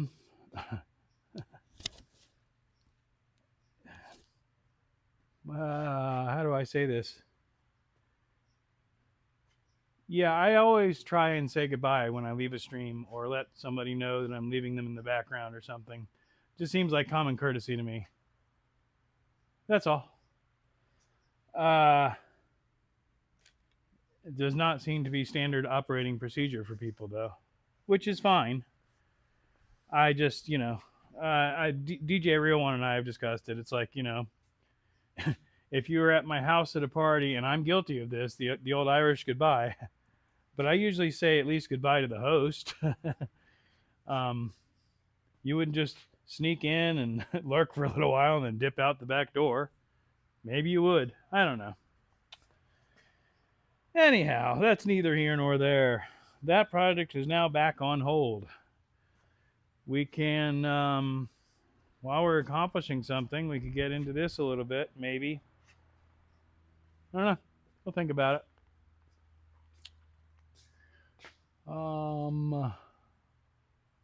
Mics are great, but the bike's fooked. No, it's just, again, it's a project. It's something that I've got to focus on. And that's my thing, Sophia, is I've got so many projects and so minimal budget. What I was hoping to do, and it'll still work out long run, is create a YouTube channel that would have a little bit of income that could finance the budget for the projects that would maintain the content. A backdoor boogie.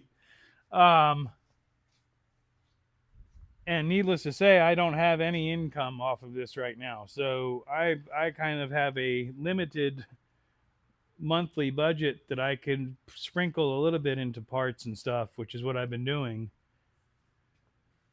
But a lot of times what happens is I don't have money for parts, is my point.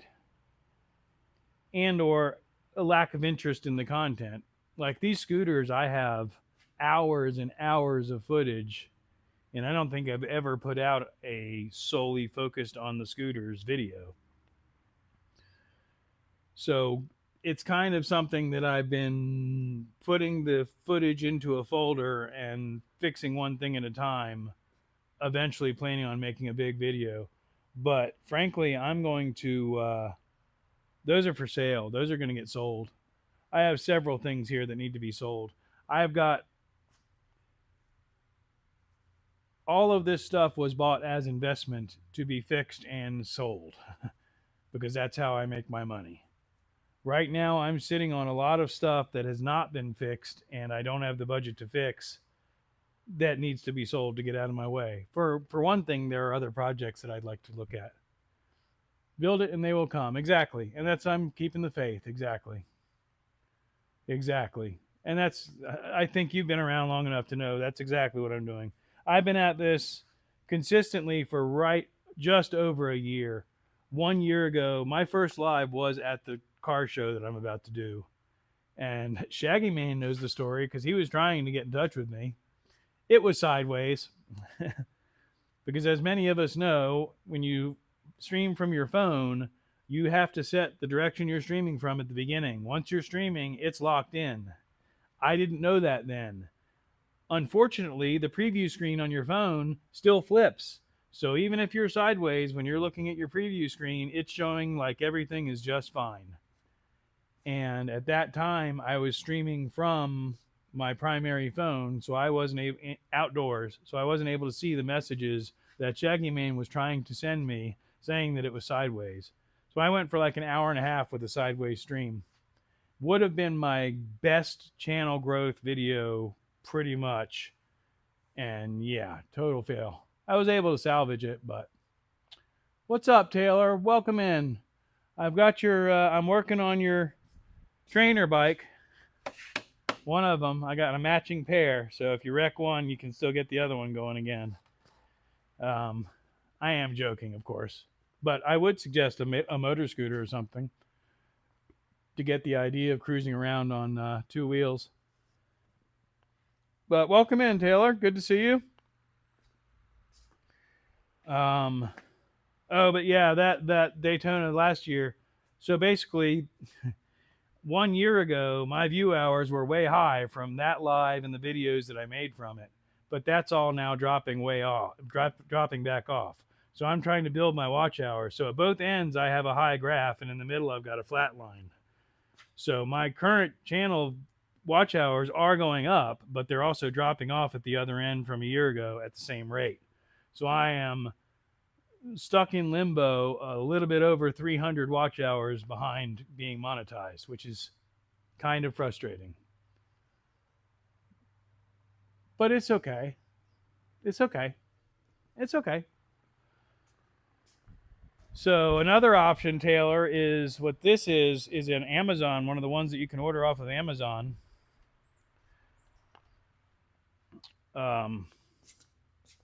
You know, I wouldn't necessarily suggest that, but they're Chinese.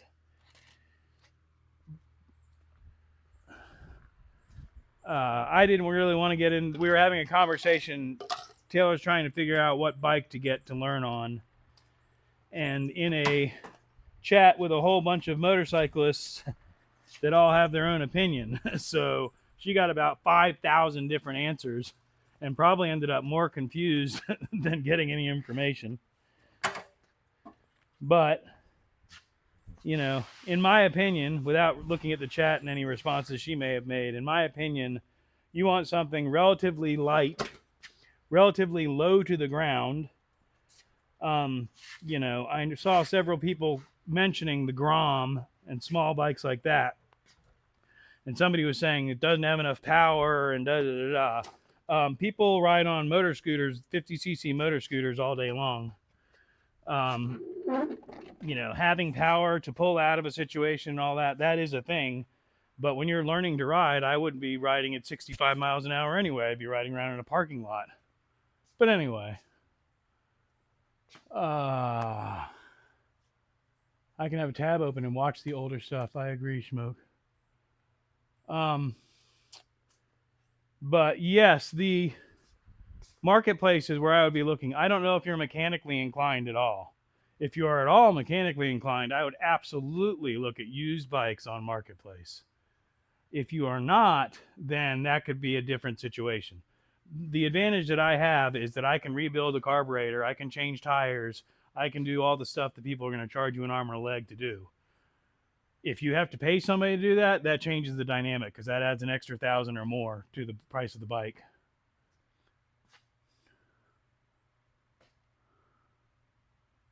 A little bit. You cannot go higher than a 125 here until you pass your bike test. It's 50 cc's here. Funny story. I never took a rider test. I didn't have to if I had gotten it way back in the day because you didn't have to. And I never took the time to do that. So I never had a motorcycle license, even though I knew how to ride. Anyway, several years ago, I went to update a bunch of my stuff. I think it was changing the address for here, as a matter of fact. And the guy sitting at the desk, the guy that was helping me, was waiting for some paperwork or something to go through and just kind of scrolling through. And he looks up at me, he says, would you like to reactivate your motorcycle endorsement? And I looked at him and I went, and he just kind of smiled. And I said, well, absolutely. And he said, okay, it'll be $15 or whatever. I'm like, no problem. And he activated my motorcycle endorsement. I have no idea why. I don't know if he was just a disgruntled worker or what, but he hooked me up. I'm trainable though. Well, rebuilding carburetors, if you, let me rewind, play. If you are interested in learning that stuff, sure. But just trying to rebuild a carburetor as somebody that may have some concept of a possibility of an idea, that's where people get in trouble and where motorcycles taken apart are sold on the internet. I get a lot of stuff cheap that way. I just got an e-bike, had to replace some stuff, waiting on the rain to be over. When I bought this, I was shopping for e-bikes. But if you haven't seen it, this came across my radar for $400 with like 12 miles on it. So I bought this instead of an e-bike. I'm still looking at e-bikes. But, this thing's definitely got some issues, electrical issues, which I'm probably not going to start tackling right now, but I will today once we get off. This thing's a blast. I just wish I could work out all the issues, like I said. But so, yeah, that's the thing with buying a used bike, Taylor, is my point is a used bike is going to have issues. And if it's something that you're capable of working on and fixing, you can save a lot of money. If you can't, you can lose a lot of money. Because paying a shop to fix all that stuff, if you don't have a friend, is going to cost you a lot of money. That's my point. Cheers, Sophia. Mine is not even lukewarm. It's actually ice cold at this point. Or room temperature. It's not actually ice cold because that would be an iced coffee. Here's another one. I think Carrie was doing the same thing, kind of showing you bikes that he had lying around. Like this one.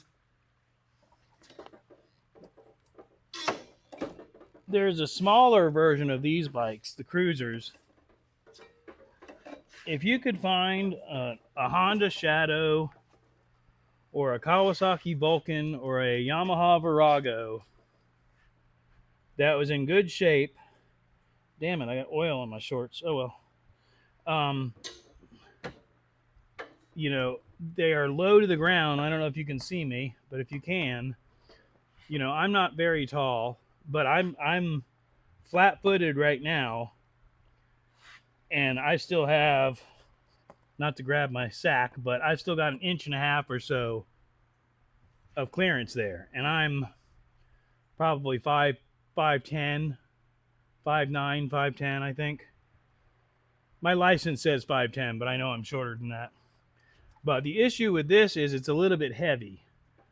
But the thing with a motorcycle is as soon as you start rolling, just like a bicycle, it's going to hold itself up pretty much. But the problem with a heavy bike is once it gets past the point of no return where it's going to fall over, that's where things could get dangerous. And especially as a new rider, you do not want an exceedingly heavy bike falling over. So, just some stuff to keep in mind. Oh yeah. I used to put semi-engines together on a conveyor belt, and I struggled tremendously with my car. I know bikes and cars and trucks are different, but I agree with Smoke. It was given to me. A front and wheel drive is the way to go. It hugs the ground. Shaggy Mane has one that the front wheel is the powered wheel. It's fun. I mean, I will say that.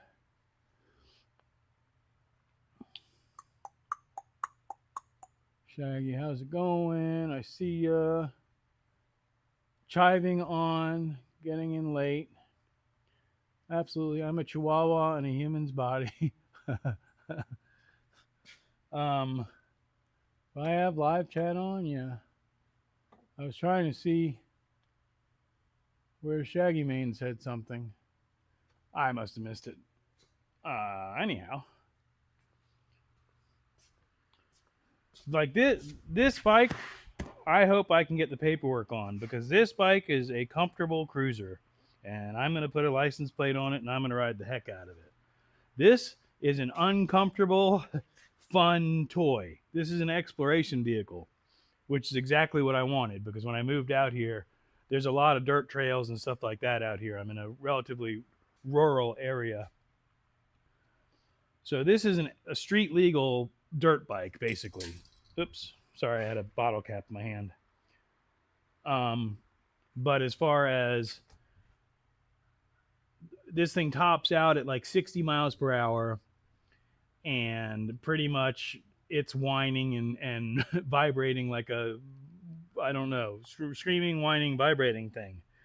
This thing will make your hands numb, but it will also pretty much go anywhere. So it's fun like that. But the difference being that this one is one where you put it at 80 miles an hour and kick back and hold on to the handlebars and cover some ground. So, if you want to be going to Forgotten Angels and stuff like that and hanging out with a crew of riders, you want a cruiser or something like that, in my opinion.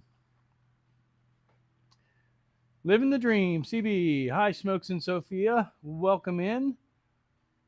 Hi, Taylor. I'm listening while working on my van. Hi, all.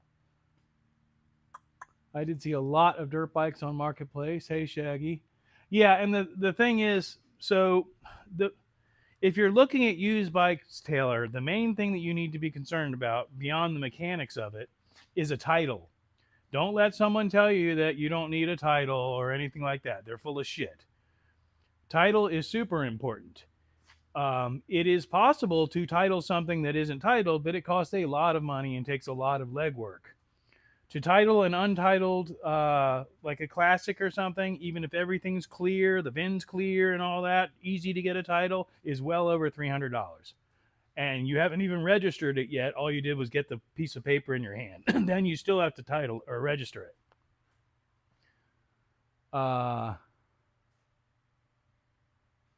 Thank you. The Bug is a 65, if you haven't seen it. We'll switch to the other camera as soon as I figure out where it is. There it is. And we'll go explore the Bug real quick. The Bug's name is Mr. Hancock. Ooh, that's a nice shot. Nice angle. Mr. Hancock, again, is a 1965. He has a dual port 1600cc engine. It does run and drive and is street legal and insured, but it has standard rust issues and worse. Um, I have patched some of the bad areas with license plates just to get some sort of structural integrity back in there. As if you understand a bug, it's basically the entire thing has to be continuous or it doesn't have structural integrity. So you can see there the heater channels are shot. It needs a lot of metal work, mostly in the bottom end. But I put in a new A pillar where the previous owner had cut it out there at the bottom. But these fans actually rusted out from the inside out because it was under a cover and it turned into a terrarium. You liked that, didn't you? I don't know if you even saw it because we're not at wide angle. Hi. Bye. Okay, now we're back at wide angle. But yeah, it's a 65. It was taken apart when I got it to be painted, and I basically said, I can't afford to paint this thing or do all the body work it needs, so I'm going to put it back together and make it able to be driven. So that's what I've done. It still needs a lot of love, but again, it is legal and it does drive.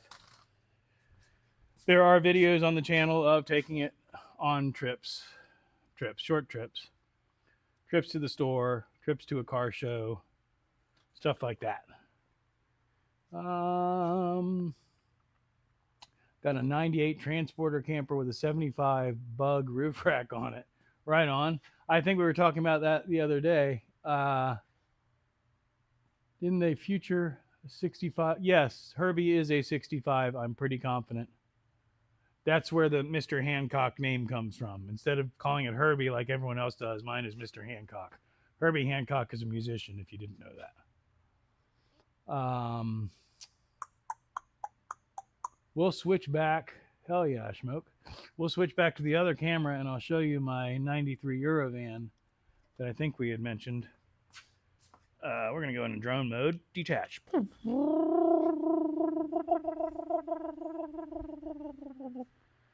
We do lose sound if I go too far, but that's a 93 Eurovan, which is the transporter. It's been so long since I messed with them, I can't think of the T5, T4, T3, T4. I don't know. I don't remember.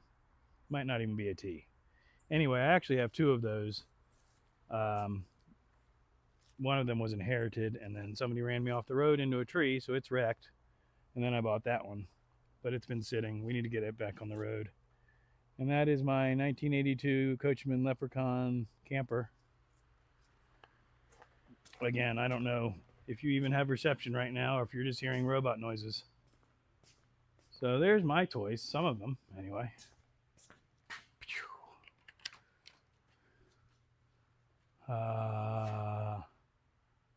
Carabelle. Hell yeah. Boink. Nope. Boink. Yep.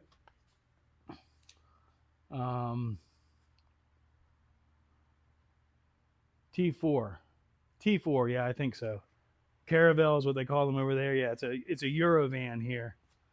And then it's a 93, which is the first year that they imported those. It has the inline 5-cylinder, which is an Audi-based motor.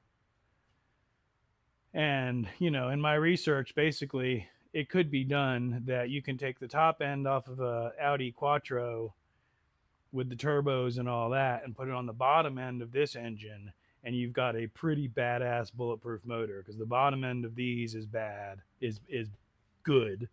bulletproof, and the top end of those old the Quattros, I believe, is good. There may be an adapter plate or something. I looked into it, but if you can do that and then a 5-speed manual transmission, you've got a pretty nice combo. The weak point of these is the automatic transmission. Why does it look like Back to Future went van style in 93? Maybe it's me. We can hear you. How old did you say the RV was? The RV is a 1982 Coachman Leprechaun with a Ford 351 Windsor engine, carbureted. This is a tiny hammer. Uh, so yeah, I have plenty of projects here. I don't know if you can see it in the corner, but whoops, no. Yeah, there is a wrecked car that I really need to get out of here. We'll show that real quick too, because I'd like to get the RV in here, especially as winter comes and it starts to get cold. I'd like to get the camper in here to be able to work on it because I need to basically go through the interior. But this wrecked car is done. There's just title issues with it, and then I can get rid of it. Since we're doing the walk around and I'm here, that is a 1971 Yamaha DS7 two-stroke street bike. Another project. I've got old moped, old lawnmower, my parents' matching Raleigh Sport 3-speed bicycles. One of these 3 golf carts is mine. The other 2 are stored here for a friend. So basically, I could get rid of the 3 golf carts, put them in the backyard, and get rid of that car, and then pull the RV in over here and work on it. All part of the plan. Big picture things. What happened? Caravel. How old? Mine's a 1.9 non-turbo. Hiya. 1.9. Is that the inline 5? That's the same. It's probably the same motor. Yeah, this is a non-turbo. But I can, like I said, I think the top end from the Audi, either with some I think there's some machining that needs to be done. Minimal though, I think. But it's not that popular, so not a lot of people have done it. I'm going to do some lavender vaporization aromatherapy, which there's nothing at all wrong with. I can't see that. Lots of projects. Oh yeah, I wish. Yeah, I'm. The biggest thing holding me back is that whole self-motivation thing, but the YouTube thing helps a lot. That's another reason I'm doing it. I wish I could see the chat, but it's too small. I don't. Lovely toys, okay. Lovely toys and projects. I need to stand up so I can see that instead of guessing. I don't need to get into a shop. Y'all would lose me for the next 10 hours. Growing up on a race car track and having a shop with relative access, same with Bass Pro Shop. Lots of projects. Yeah, my main issue here is the temperature beyond the self-motivation thing. But other than that, it's the temperature. And right now, it's completely, it's bearable and workable, but it's still a little bit warm. Again, I'd prefer it to be cooler. If I can, again, big picture, if I can get enough money together, I would love to air condition this shop because then I could be out here more. Once I get out here, I'll hang out here all day, but it's a lot easier to sit around in the office. Sorry, nasal hairs. I've said it every live stream. I wish I'd never trimmed them. Somebody made a comment, so I trimmed them, and now they do nothing but bother me. Anyway, total brain fart. Oh, make enough money to air condition the shop.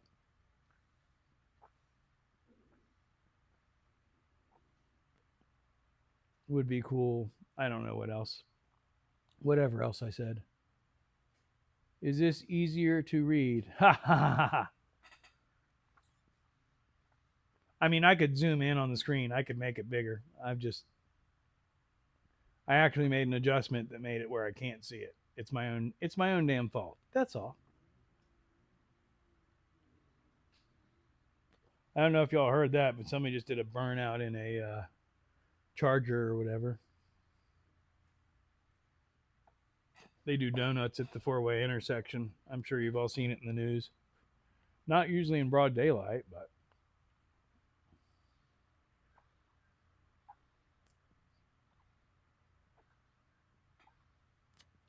what time is it? 2:15. So we've already been gone for over 2 hours.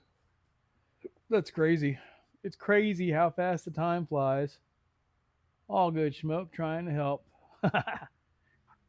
Yeah, but now I feel like you're yelling at me, Taylor. Why are you yelling at me? You're making me uncomfortable. Stop yelling at me.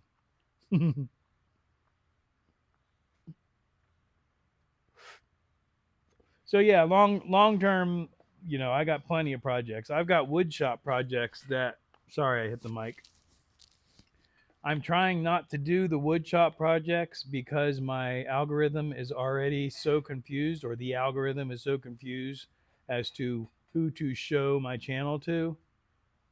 So likely I will complete my woodshop projects off camera and maybe show them during a live or something.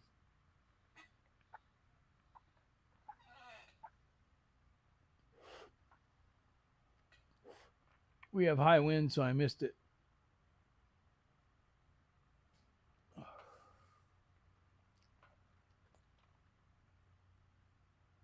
Um,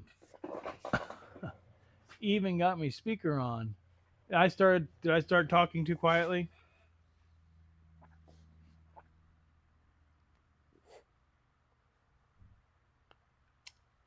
But point being, in the near future, how many people we got in here? I don't know who all's in here, but Thursday, my intention is Wednesday will be the review comparison of the wireless mics. I've got 3 different ones right now. So I'm going to try and do a relatively decent comparison video. And that'll be my standard Wednesday long form video. Thursday morning, I will be in Daytona at a car show. And I've already scheduled it. Assuming everything goes well, I'm planning on being live 10 a.m. Eastern Standard Time, Thursday morning. Excuse me. I just ordered a battery, a charger. I've got this little crappy battery bank that's kind of like an emergency use one. But I just ordered one that will charge my phone at the super high charging rate, 45 watts. That will be here tomorrow. So what my plan is to go live until the phone either overheats or the battery dies. And at which point I will take a break and restart when I can, whether, through charging and or cooling off. And I'm going to try and be live as much as possible from that show, because that should be a channel growing and watch hour treasure chest, whatever I'm trying to say. It should be bountiful with new viewers and or watch hours. I also did get a room. The house is secure with cameras and neighbors that watch it. So don't think that you're going to come here and do anything stupid, because you will be caught. So I did get a room for Thursday night. So at night there will be people doing, driving up and down the strip and doing burnouts and all that. So I'm going to do a live stream for that as well. And then Friday morning I will go out to the show. Thursday I'll probably mostly focus on the swap meet, because it's the largest swap meet in the Southeast. I'm pretty confident. And then Friday I will try and do more of a walk around the show itself. It is a lot of walking, and it will end up destroying my back. I know from previous experience, but check-in time at the room is 3 p.m. so I could go there and take a break and lay down, take a nap, relax. I'm going to plan it out and hopefully do a good presentation. Ouch. Let me speaker on. I'm not yelling. Doors are rattling. No, it's not you. I've got noise contamination. Car show. Whoop whoop. I was promised a trip to Daytona. Yes, please, to the wheel spinning live. Oh yeah, you like watching people do burnouts? Right on. I was promised a trip to Daytona. By me? Virtually, absolutely. In real life, come on to the United States. We'll go down to Daytona International Speedway, which is where the show is, by the way. I don't know if you're still lurking, Rob's neighbor, but if you never looked, it's. I was going to use the thumbnail. Actually, it really shows the bank in my previous video from last year, the bank of the racetrack. It's absolutely ridiculous because you do walk across the racetrack to get into the show, and the show itself is in the infield and the outer perimeter. Buy an X, lol. Um, to go to a bike week or a car show or anyway, none of my business. Just curious. I'm going to take my microphone off and I'm going to step inside and use the restroom because I'm starting to do the pee-pee dance. So I will be right back. Talk amongst yourselves, please. Oh, he's so cute. Look at him. He's just a little guy. I'm only little, but I'm cute. Mauno. Bling. He's cute. Don't forget, he's there. I'm going to forget. I'm just going to take my hat off. I'm going to put it back on there and just leave my hat there, and then I'll remember that. Okay, I'm doing the pee-pee dance. Be right back.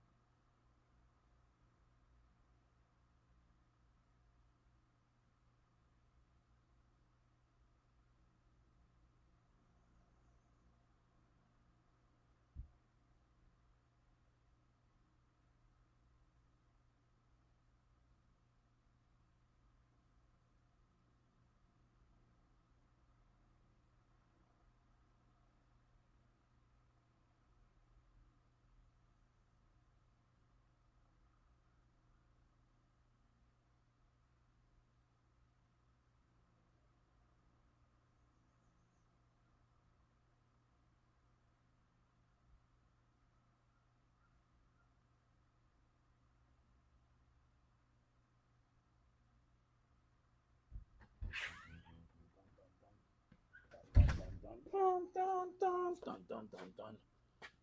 Dun, dun, dun, dun, dun, dun. Syrup. Got my syrup on. Didn't get my syrup on. Uh-oh, I put it the wrong way. It's on the inside. It needs to be on the outside.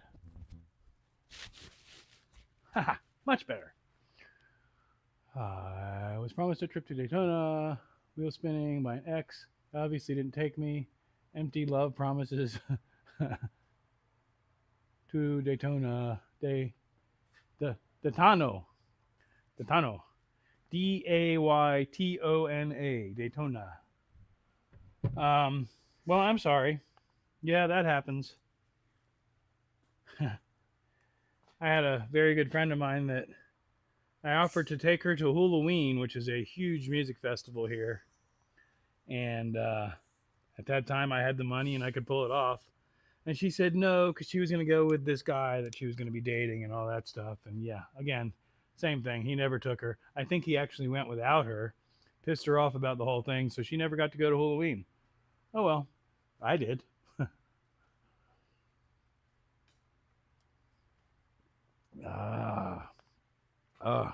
See, that's the thing is, the less you drink this stuff, the more it's like 2 or 3 sips and you're good to go.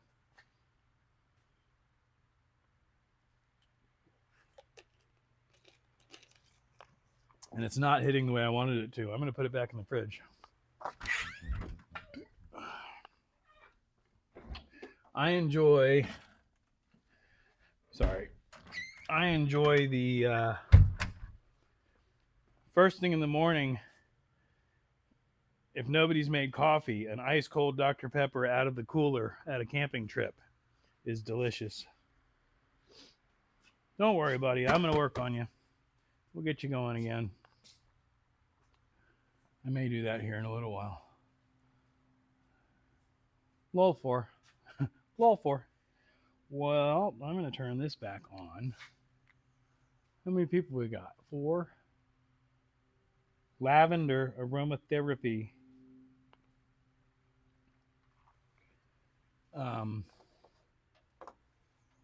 I don't really want to be holding that directly in front of the camera. I wonder how easily, my opinion is better to be single and stay single doing fun stuff versus the expectations of a partner. You should try a chocolate Coca-Cola. I mean, I think I've had, chocolate Coca-Cola. Yeah. Oh, yeah. Back in the day, that was they do it on the fountain or whatever. Taylor, I've been single most of my life. How do I say that?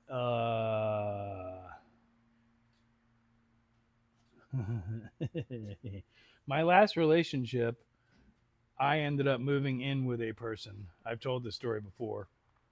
She may be watching. There's no bad blood, or if there is, I don't know about it. We are in communication. I moved into her world. She had an established world, and I moved into her world and was given a small space to exist in.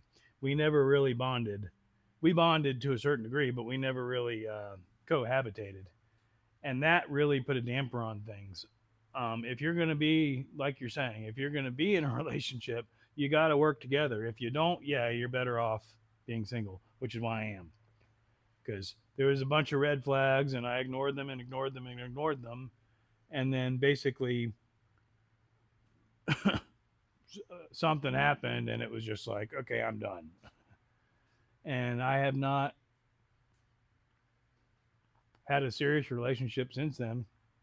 I've messed around for a little while with somebody, a much younger woman. That was fun, but definitely not a relationship. Otherwise, I mean, I get lonely occasionally, but overall, again, my point of that, I think I got lost on a tangent. My point of that is I've been alone most of my life, and I'm used to it. It doesn't bother me at all. I function just fine by myself, probably like you're saying, a little bit better. Compromise, I refuse. It's not even necessarily compromise. It's a matter of communication. You know what I mean?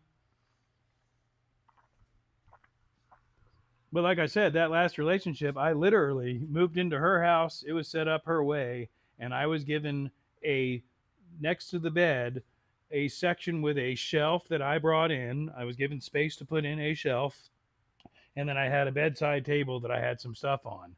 And then I went out into the garage, her garage, and reorganized it a little bit to where I could put my desk and have my little hangout area, which was probably a total of maybe 10 square feet. It was ridiculous. And then I built a shed in the backyard, and then shit went south. My way or the highway. Yeah, see, that's back in the day. They're still selling them in the Jay's drugstore. Same here, Smoke. If you along for the ride, remember there's seatbelts installed. But I mean, when I say I'm used to being alone, even growing up, this isn't poor me stuff. I got plenty of poor me stuff, but I try not to be like that. I didn't have any brothers or sisters, and I was usually just sent to my room. So I spent most of my time alone anyway. Hence my active imagination and goofy antics.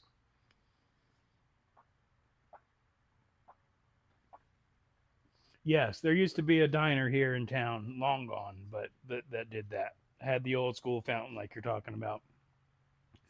I think maybe it's fantasy, but I feel like in Wales and places like that, the towns still have stuff like that.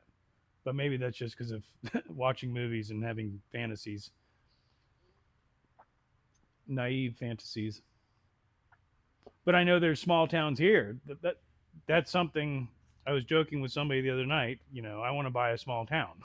I want to be the guy that has the the antique store and the pizza joint and the bar, and brings back a cool town.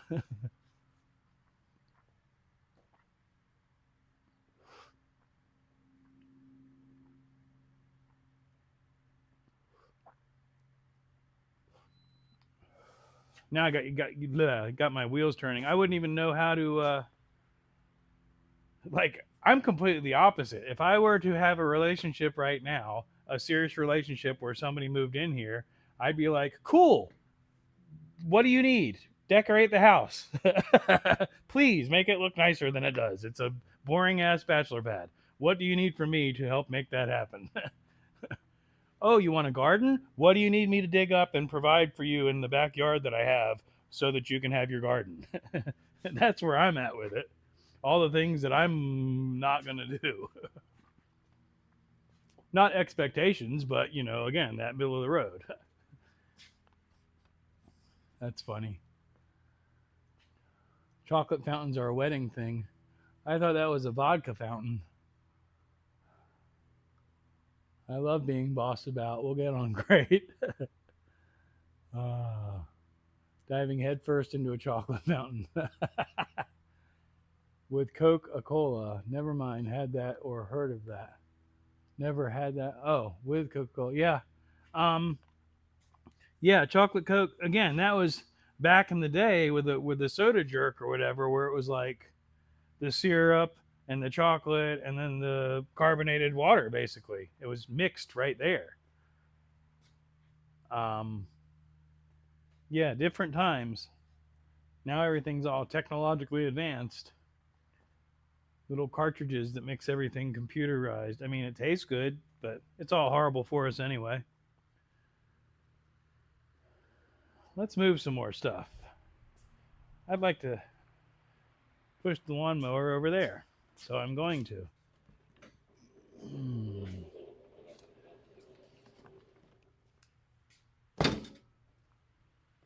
Because actually, I need to pull the truck in and clean it and get it ready for a road trip. Plus, I got a camping trip. Yeah, I got a couple trips coming up. Yay, vacation! I'm gonna get my head right. I'm gonna get my head right. I'm gonna go to the woods, maybe eat some mushrooms. Excuse me. What? First time I've ever heard of it. Toss in some vanilla ice cream and you got a heck of a treat. Oh yeah. See, now I love a float. I've been told I'm a bossy bitch. Biatch.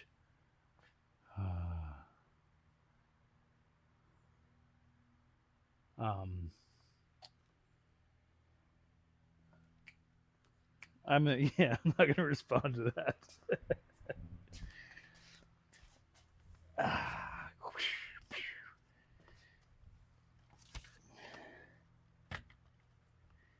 Yep.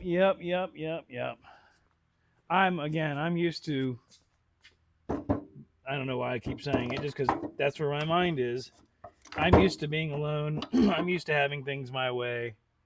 But I'm also very good at compromising, and I enjoy helping. Like my most recent ex, the most serious relationship recently, I should say. Um, this is a hammer I made in junior high school. That's why I'm holding it. I made this completely from raw materials. If you've never heard me say that before, in junior high school, and then my parents convinced me that, oh no, you're going to college. You don't need to go to trade school. So now I'm 52 years old, still trying to learn the things that I would have learned in junior high school if I had gone to trade school. Anyway, that's neither here nor there. My point was, my ex was an artist. She was a jeweler. She was a badass. She still is. She doesn't do it anymore, but silversmith. She'd make handcrafted silver jewelry. And I'm not talking about chintzy crap. I'm talking about custom pieces. She would melt down and make molds and all that stuff, seeding stones and all that. And one of my favorite things to do was she'd do art shows, and she had her set up, and she is an amazing. She has a mind similar to mine, more kind of an engineering mind. And she had built her displays and all this stuff to where we could go there, unload her car, set this thing up, and she had a badass professional display. Well, one show we went to, she freaked out because she completely forgot the bins that had all of her display stuff. We had the boxes, the backdrop, but she didn't have any of the stuff that she hung the jewelry on and all that. And she was ready to shut down a high-end art show where she stood to make probably between $1,000 and $1,500 without batting an eye. And she was so frustrated that she was ready to shut it down. And the point being is, as far as helping, I was like, hang on a minute. She's already putting things back in the car. I'm like, just stop. She's like, what? I said, we can do this. And I walked over and there was a palm tree, and the bark things that are kind of cup shaped and long that come off the sides. There's 4 of them sitting right there. I took them, laid them on her table, took some of the necklaces out and bracelets and laid them out on that thing. And immediately her switch flipped. She saw what I was doing and she immediately started putting it together. And within 10 minutes, she had a beautiful display completely just pulled out of her ass. But she would have completely walked away from it if I hadn't gone, hey, wait, take a deep breath, let's do this. And that's what I'm looking for, is that compromise isn't the word, but that cohesion, that helping each other, making something out of nothing. Yeah, and working together to do it. If you're just 2 people that live together and argue all the time or rarely even talk, I don't see what the point is. And that's what ended up happening with that relationship. Well, she would go lock herself in the studio, and I'd say, well, okay, I'm going to the bar then. So then I started going and hanging out at the bar and getting drunk every night again, which is not good. But, you know, I don't know why I'm telling you all that, but that was kind of one of the, you know, that relationship ended because of several red flags that all came together. That was one of the good things, though. Sometimes we need the different perspective. Working together is the key. Yeah, compromise or not. Again, I keep using the word compromise. Compromise is to a certain degree, but that's minimal. Communication is the key. Talking it out and figuring out where that middle of the road is. I guess compromise is the word, but communication, yeah, is. I mean, it's so simple, and yet I'm guilty of it too, let it go out the window. And it's like there has to be something in place, I would think, maybe in the beginning of a relationship where it's like that all needs to be discussed. And it's like if we're not maybe like date night or whatever, if we go out on date night, we need to focus and catch up and just focus on us. I see people do it. I don't know. Anyway, blah, blah, blah. I'm going back to Taylor's original statement. I'm perfectly content by myself. But on the other hand, you know, one hand to the other, I would love to have a compatible rather, person that would join me in this because it could be much greater than it is and we could help motivate each other. That would be awesome. Having somebody there that's like, hey, so what are you going to do today? Oh, cool. Can I help? Or, you know, that kind of shit. As opposed to, well, I guess I'll get out of bed. I planted it in your head because I kept saying compromise the other day. Yeah, you know, but again, point being, I'm fine, just fine by myself, but I could see where someone else could help. Also, again, Sophia, you and I were discussing it the other night. YouTube helps a lot because YouTube is like, okay, well, I have to come up with content for Wednesday. So I need to be filming, the earlier the better. I need to be finished editing again by hopefully Tuesday evening. A lot of times I'm still filming Wednesday morning, but these are the things that, you know, I've got to get on top of. But the community, the YouTube community, Road knows I'd love a helper for my projects. Alas, I do them all myself. And that's that communication thing. Not, I don't know your situation, but you're married with kids, right? Put your damn kids to work. You can't force them, but you know, you could make it worth their while and get them interested in it, in my opinion. I know that always doesn't work out, of course. But like the perfect example is a channel that I watch. I've mentioned them before. They're actually going to be at this car show, and I'm hoping to run into them. I have his email. I could shoot him an email, but we will probably hopefully run into each other. That could be really good for my channel. But Sleeper Dude is a guy that, without getting too deep into his whole history, basically is working in his own home that he has built now from YouTube, but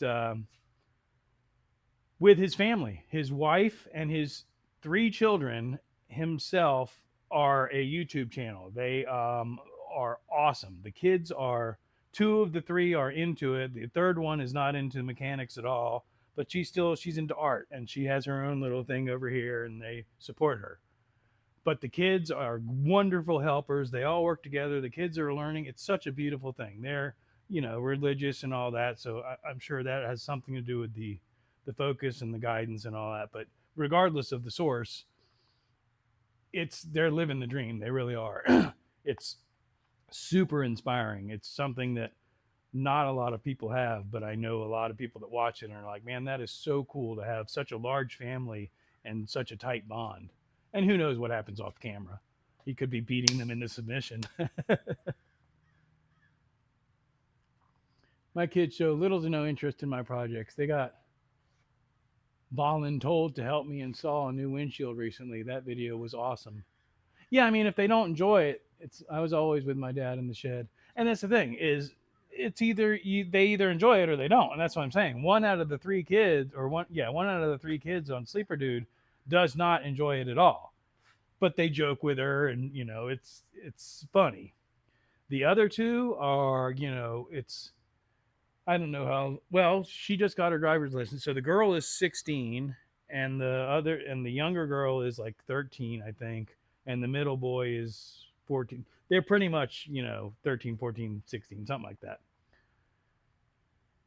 And I've watched these kids kind of growing up, and the girl is now knows how to weld, can take apart an engine, can do brakes, can do all that stuff, but yet they still show her doing her church organ, whatever it's called, where you go in front of the church and do your little thing that you've been practicing or whatever. So they're all accomplished musicians. It's really inspiring. I don't know what my point of that was. Oh, as far as the kids thing. Help my dad in the garage a lot, holding the flashlight mostly, getting cussed at. No, point it right. Point it right. What are you doing? Anyway, to get 2 years to help is a miracle. A 2-year-old. So I was 3 years old when I first took apart the entire screen door assembly on the back porch. My mom freaked the hell out and stopped me and took all the tools away. When my dad got home from work, she explained what had happened. He came out there, looked at it, and said, "Do you know how to put it back together?" And I went, "Uh-huh." And he said, "Okay, put it back together." So I put it back together, and my mom was floored. For some reason, they never supported me being a mechanic, even though I did that at 3 years old. And I do remember it. I mean, I've heard the story plenty of times, but I remember doing it. I probably got in the way, but he still encouraged me to have a go. And that's the thing. It's time well spent, even if it's twice the time. I thoroughly enjoyed directing them at running the screwdriver and learning them how to use it and pick bits and stuff. Yeah, and I get full circle. We're back to that communication thing, and that's the thing is I don't have any kids or anything, but I watch it all the time. So many parents and so many kids have a disconnect, and they just roll their eyes and continue the disconnect instead of working it out. I know my little man is very interested in my guitar and my mic, but every time I try to sit down with him, he don't want a part to do with it. Every time I get a new GoPro, my children want to go at it, pun intended. They'll help to test the stability, if nothing else. And, again, the YouTube thing, I know there's a couple people on here that are like, "Oh, yeah, my kid wants to be a YouTuber." Well, I mean, support them. Give them your crappy equipment that you're not using. Show them the basics or whatever. Give them ideas. I have literally contemplated because I contemplate helping homeless people and stuff like that. I've contemplated bringing people over here that need help to help me, but without investigating it further, thoroughly and or knowing who they are, that's a very dangerous thing for me to do. Um, but I mean, if I had, yeah, if I had kids, again, you can't force them. My parents tried to force me to do everything, which turned me into a rebel. Get the hell away from me. I won't listen to a damn thing you tell me what to do because they created that. Always listen to your kids. Always support your kids in anything that they want to do. Do not force them or try to force. You're not going to force them, but don't force them. Again, that was the biggest mistake my parents made. Um, do do do do do. Every time I get a heck yeah. My eldest says he wants to be a YouTuber when he grows up, but he doesn't want to put in the work. Well, I mean, we know each other from the vidIQ crap. None of those people, nobody, not nobody, but a lot of people don't want to do the work. They all want the easy button, the get rich quick scheme. That's, they'll never learn, but that's the reality of it. Is there's no easy button. You have to do the work. Sophia, wasn't it me and you that were talking about double-sided tape the other day? I just happened to look up and saw it. Oh, that's not double-sided. Well, I got at least two rolls. I know I've got some skinnier stuff too. What else can we? What exciting, neat stuff do I have stashed over here? This is the seat out of Shaggy Man's van. It's my shop couch. Anything cool stashed over here I've forgotten about? There's a reel-to-reel. My, well, whatever. My shop shirts from when I worked in a shop. Briefly. Ha! I could break out the yearbooks, but that's not going to happen. Yeah, nope. Random car stereos. Again, my Apple IIe.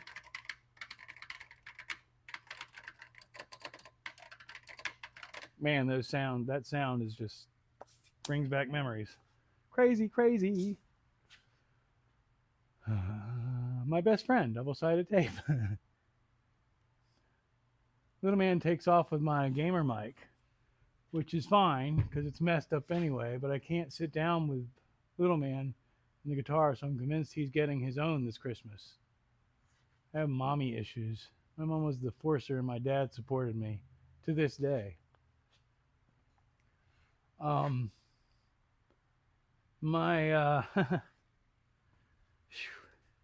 I was a mama's boy because my mom was home and my dad worked. My mom was a nurse. I mean, I got nothing to hide. My mom was a registered nurse, and when she got pregnant with me, she quit and became a stay-at-home mom. The problem with that is my mom was also an alcoholic, and my earliest memories are broad daylight, like after coffee in the early, like lunchtime, her having a beer in her hand and walking with her friends. And if I wasn't in school, I'd walk with them or ride my bike or whatever. But she always had a beer in her hand. My mom and I were closer, but the older I got, the more I realized, I love you, Mom, I miss you, but she was kind of full of shit. And after she passed, I realized that even more. And I don't mean that in a negative way necessarily. I just mean that, people will blow smoke up your ass, including your parents. I don't know what my point is. My dad and I have never really gotten along. My mom used to call us oil and water. We get along better now than we ever have, but it's mostly because we're the last two people in the family. we are not on the same page at all. He thinks I'm crazy. He'll say it straight up. He thinks I'm nuts. He does not understand any of this. Cannot wrap his mind around it. Um, I love him, but yeah, he doesn't get it. Does not understand it at all. But I mean, I miss my mom anyway. Like I said, but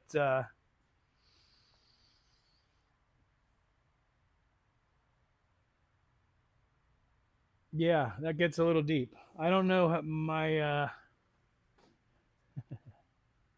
I was not really supported by my parents. I was supported financially. I mean, and they thought that was the solution to everything. But anyway, that's neither here nor there. Like I said, when my mom passed, I found some old notebooks, and there was an entry in an old journal where again I was literally, I think I was a year and a half, maybe 2 years old, and she was done.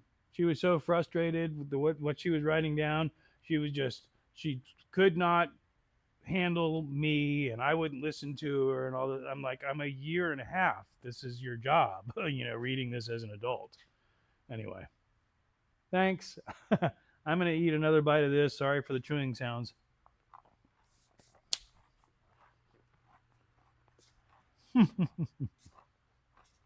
Poor me.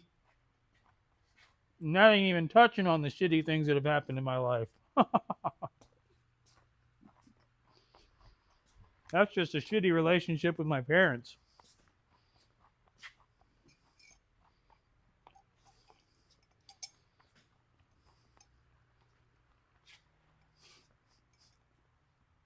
Oh, that's funny. That was neither. Mom and Dad weren't in the picture. That's why support Forgotten Angels hits home for me. Um, Dude, I mean, the people that make it through the foster system and thrive, dude, my hat's off to them. I'm really surprised more people, well, we're not getting into numbers, but yeah, I can completely understand why a lot of people go off the deep end after going through the foster system or during the process.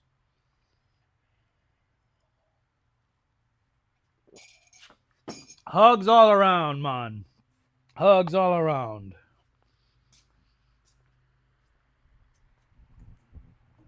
Uh, yeah, life's interesting. I think what we're here to do is learn all of these things, experience these things, and um, you know, I think that's exactly what we're here for. You can feel sorry for yourself and crawl into a hole, or abuse yourself to death, or worse, or you can take the licks and keep on trucking and grow from it. I choose to do the latter. For you know whatever it leads to. I'm not a religious person by any way, shape, or form, but I hope that the things that we learn on this plane are taken somewhere else. And I try to live my life that way, as opposed to thinking that, yeah, I'm not going to, whoops, never mind. Sorry, I almost went somewhere. Mm-mm.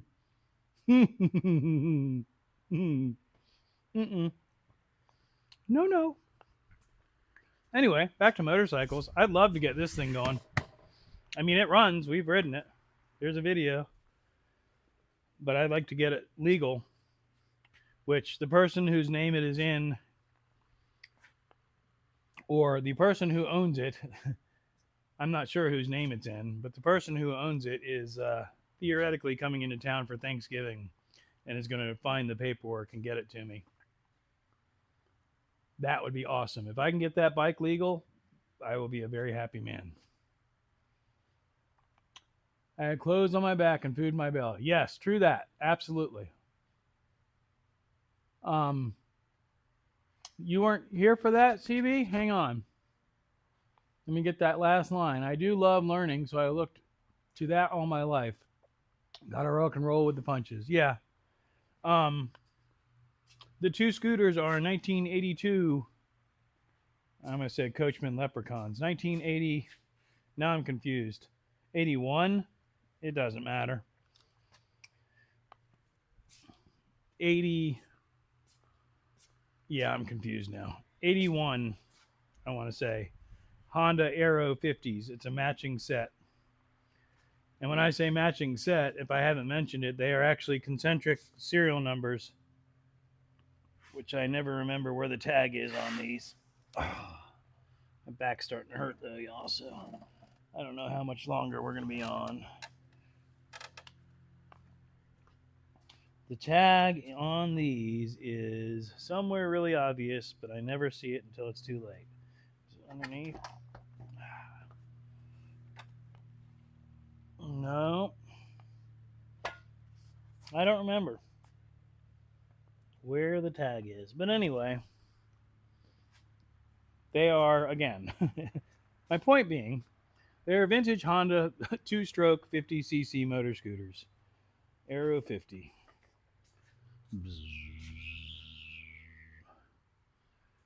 And they're fun. That's another one, you know. I have two of a lot of things with the thought of the possibility of a relationship at some point. I'm giving up on all that. Not like that, but I just mean I'm not holding on to this pair of bicycles and pair of motor scooters or anything with any fantasies anymore. It's ridiculous. Sorry, I'm just trying to put this back in the tripod. I don't mean like I was holding on to them like, oh, I'm going to do. I just meant it would be cool if I had a relationship and I happened to have these. Live in Alaska. What's going on, man? Welcome in. We've just been putzing around in the shop again. Doing some poor me stuff a little bit and, you know, family relationship stuff. We're still on horizontal, Smoke. No droid mode activated. Oh, because you weren't on that camera. Was I trying to show you something? I guess I was walking around. Yeah, I was walking around the scooters. And I never switched it over. It doesn't really matter, does it? I guess maybe it does. Okay. Switching scenes. And action. Did I mention that these are... So was I just walking around these without actually showing you? Yeah. Blah, blah. All the things that I said earlier, except now with actual footage. Two-stroke, early 80s Honda Aero 50s. They are a blast. Like I said, that used to be my transportation at music festivals, was one of these. That one. Total blast. You can't ride one of those things. You can't crank one of those and ride it around the block without having a shit-eating grin on your face. It's not possible. Started listening when you were talking about your dad, but was driving. Yeah, poor me. That poor me stuff. I'm gonna buy you all a coffee. It's okay, Schmo. Turning on the lavender aromatherapy. I am hilarious. Rare as hen's teeth.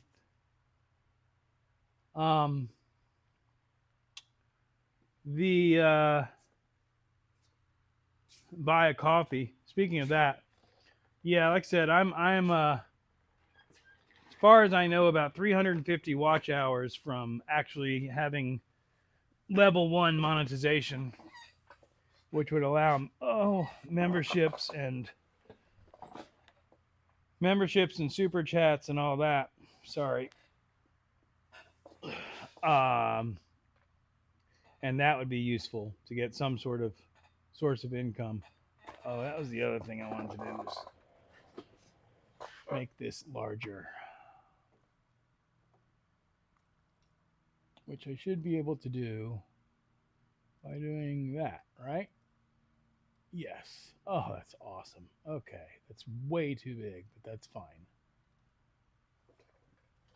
I'm hilarious. My first unit was Panama City Beach, and those scooters beeping everywhere when the PCB strip was a thing. PCB, Panama City Beach, duh. Talking about your parents and life gets good traction. It's just vulnerability. Oh yeah, I don't. I mean, I'm not getting into my social security number or anything like that, but I'm not hiding anything really. I I try not to do the poor me thing because I do have some very tragic stories, but I don't.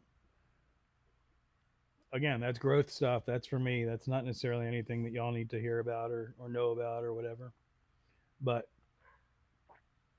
we've all been through stuff. Again, going back to that whole philosophy, that's I think kind of what we're here for is we're presented with these things and expected to learn from them. Why is the neighbor's dog going off?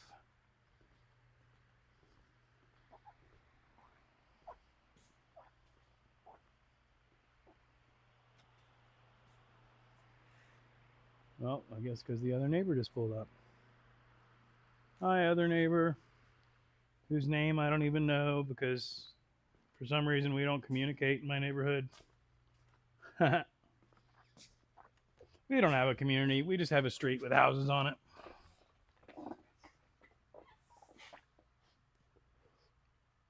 What's going on, graveyard? I'm hiding lots of stuff. That's funny, living because Alaska, because you've shared a lot of stuff too. Cheers. Yes, lavender aromatherapy. Just use YouTube as a sandbox in place of a VA mental health. Visual arts definitely helps, right? Um, I've contemplated doing a Discord for the community for that purpose, more for personal stuff they want to talk about, stuff like that. Have a members level where it's like, okay, the trolls that are coming in here, they can hang out in here, but any serious discussions are behind a paywall, not a high one, but just, or even just channel members. I'll figure it out. But I want to see if that's a thing as we grow a community more.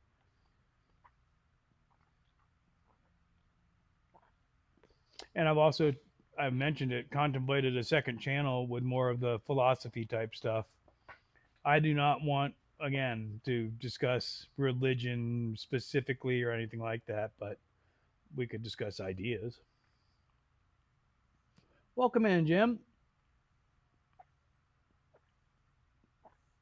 It's weird because at the 3 hour mark, it's almost like a second. Now that I'm looking at the time, a second wave of notifications went out or something because we just had what four people come in that I know of, plus whoever's lurking. So that's interesting. It's that is an interesting part of the whole YouTube thing. Also, is learning the dynamics of what's going on.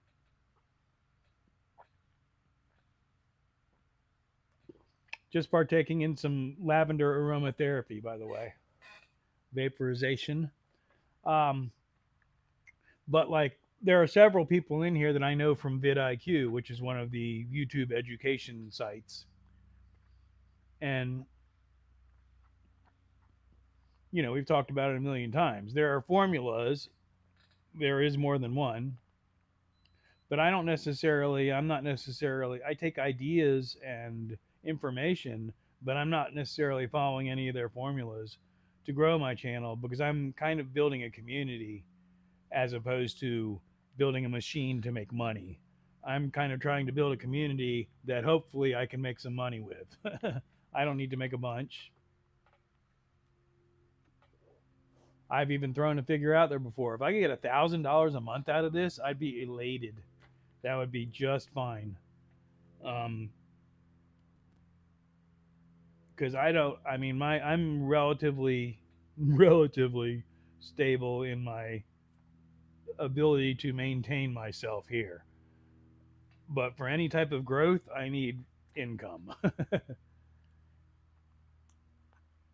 And, we were talking about it earlier. I've got plenty of projects here, but I don't have a budget to work on them. And I also have other things that I would like to do that I don't have a budget to acquire.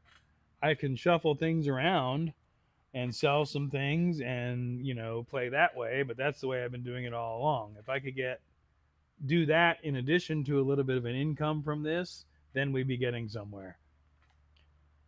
Things like the floor pans in the Volkswagen. It desperately needs floor pans, but I'm not about to blow this car apart when I can't afford to do the floor pans.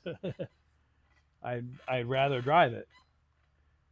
Different between fans and community. Yeah, I don't want anybody to be like, yeah, I'm not doing. How do I even say that? I'm not making ridiculous content for the sake of attention. I'm doing what I would be doing anyway and hoping that I can entertain some people and in the process exactly build a community. Because I mentioned it I think last week.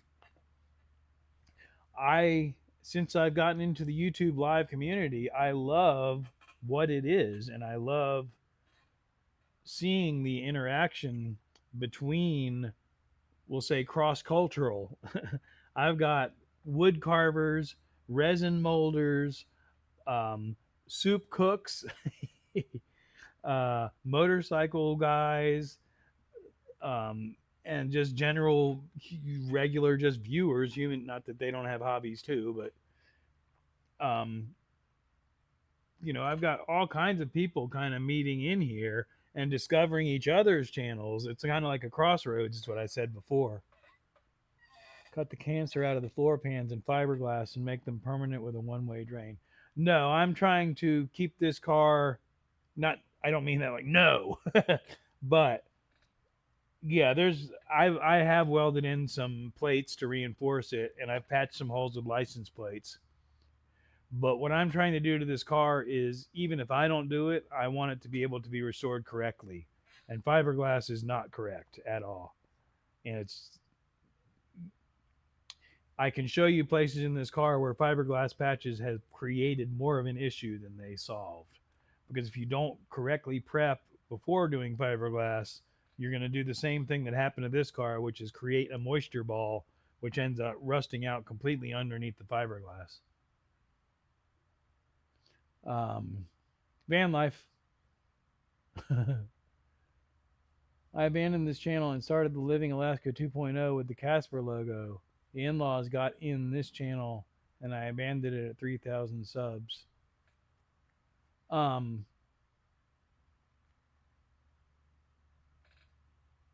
Okay, I wasn't sure if that was a second channel. My soup live is already in my top 5 viewed lives. Dude, I mean, it's sitting hanging out with somebody while they cook and hanging out with them as opposed to their boring ass reading a recipe and fast cutting through a bunch of steps. There's two completely different things, and I would much rather hang out with somebody enjoying conversation and interaction while they slowly work their way to building a soup or making a soup. I can't stand the jump cut stuff. I mean, I can stand it, but I don't like it. And I do it. There are times when I do it, when it's a necessity. Prep is definitely key with fiberglass. Yeah, and I'm not one of my goals here on this channel and with that car is to learn the welding and the sheet metal work. What better car to do it on than a Volkswagen? All the parts are readily available, etc., relatively cheap.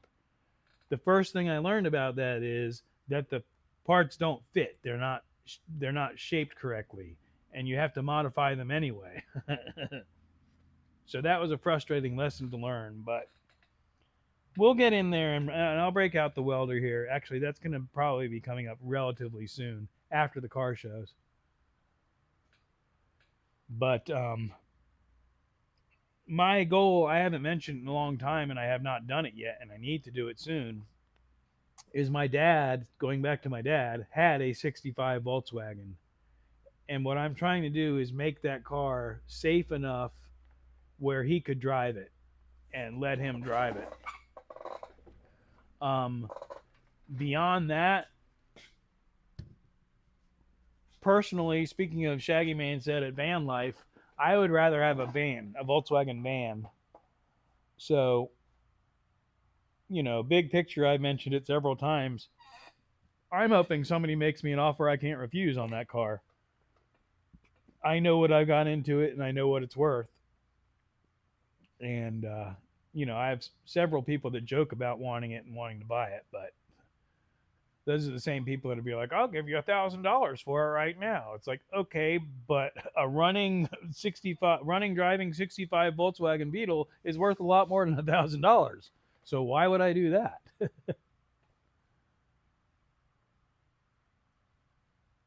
Let's Get Stoned Live is number one. The title must have worked. And that's something I need to be better about, my titles and my thumbnails. And I used to put the table of contents, the timeline, whatever it is in there. And it really does help. I'm not going to deny it. It's the depression. I get distracted. It's much easier to just sit around and watch YouTube. But I have a list of things where I need to spend at least one day in the office. I need to set up the merch page on Fourth Wall. I need to get everything to where once I hit that 500 subscriber mark, everything's in place to start making at least a little bit of money. I mean, obviously, I've already designed the shirts and I've got a hat and stickers and all that. That's cool. The Memories and Nostalgia goes, yeah, everybody's got a Volkswagen story, a Beetle story specifically. What was that YouTube learning channel you mentioned? I have many interests, obviously, but I can probably get better at separating the categories. Niching down is super important if you really want to grow a channel. And I will drop a link in just a second. Oh, yeah, that was fun. That one was fun. In our video list, we have explored the weed shops around with legal context and law to try and beat the YouTube 18. In our video list, we have explored with legal context. Yeah, I try. Again, I partake in lavender vaporization at times. But even that, I mean, I sat behind my water-cooled tobacco pipe once on a live and immediately got a YouTube, an 18 and above flag. I'm not trying to get this channel in too much trouble, although I do appreciate my freedoms. But on the same token, I have plans with this channel.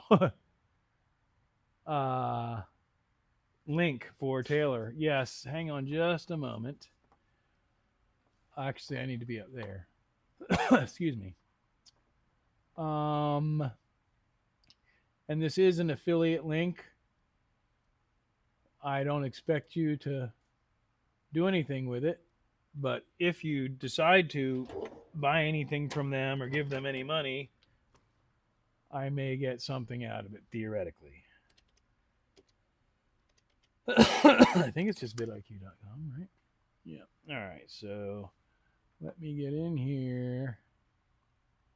Sign in. Yeah, that's what I want to do. Could you get out of my way and let me do it the way that I want to do it? Thank you. Instead of taking me on a wild goose chase, since we already have all that information. Ooh, they gave me an award. 95,000 views, guys. I got fireworks again. Can you see them? Are they still going? Yep. Look, it's raining, whatever, confetti. 95,000 views. I know you can't see it through that glare, but I think you might have seen the confetti at least. Yay! 95,000 views for whatever that's good for. I don't need to share that. So what I need is install extension. No, I actually turned that off on purpose. Affiliate center. Refer a friend. You're fueling up. Share this link. Click.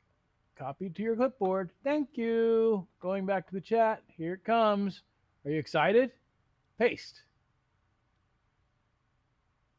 Boom. Yay.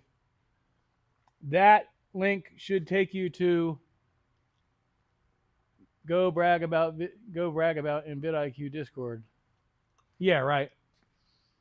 Sorry, I got granola in my teeth. Um, so that'll bring you to the web page, and you got to scroll down, but there is more information than. Oh, well, that's just showing me my personal thing. But if you're not logged in like I am, you can't see my screen anyway. Anyway, if you click that link, you see what you see. There's that. The vidIQ community has, I've mentioned it before, I don't know if you weren't here, but there's a shit ton of free information on their YouTube page and on their website.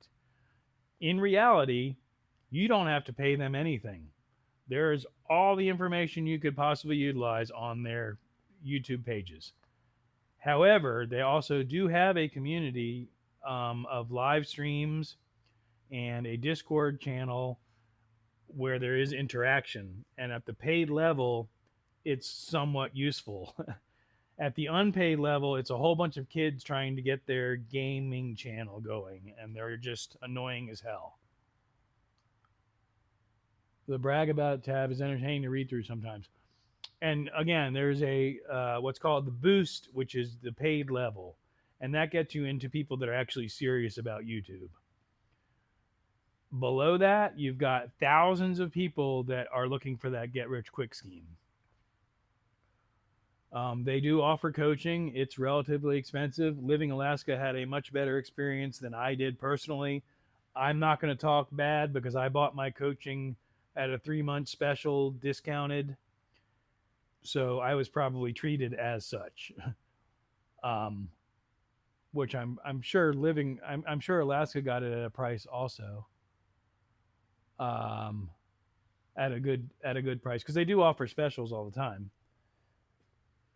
My point being is the coaching for me was very frustrating and a waste of money for me, because they weren't really looking at my channel. They were telling me the same thing, all that free information that I'm telling you about. Niche down, do better thumbnails and titles, blah, blah, blah. Yeah, I know all that.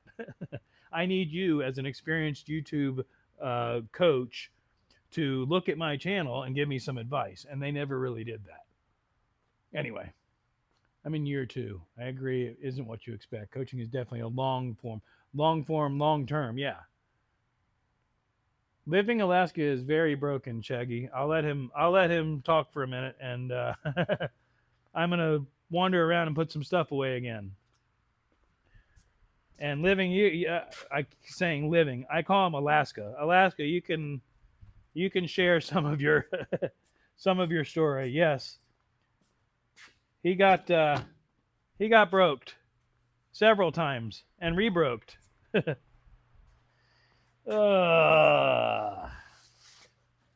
want to put this back over here.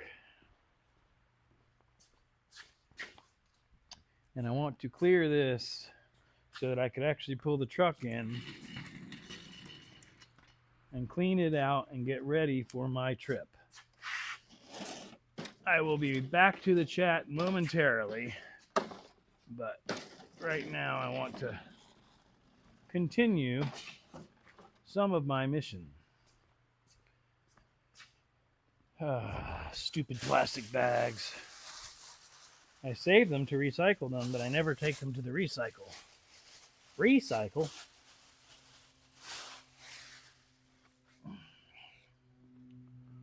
Ay, ay, ay. Caramba. Name is Scott. Damn, this is a science. Oh, yeah, Taylor, I mean, I'll tell you the short and sweet formula.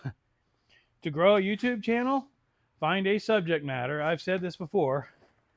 The example that I always use is, since we have a lot of wood crafters, make wooden coasters. This is a wooden coaster.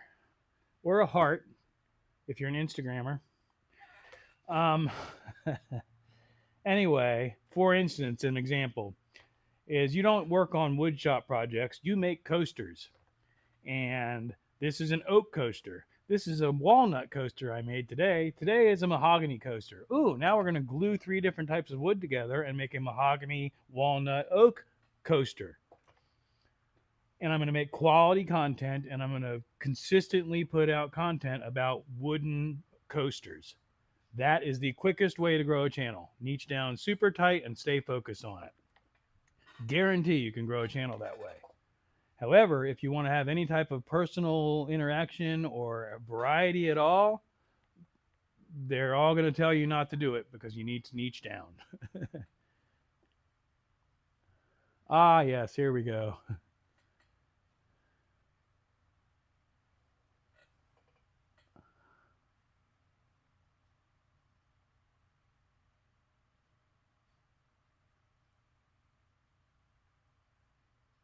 Oh, interesting numbers, Alaska. I never knew that. Been recording live since 2010.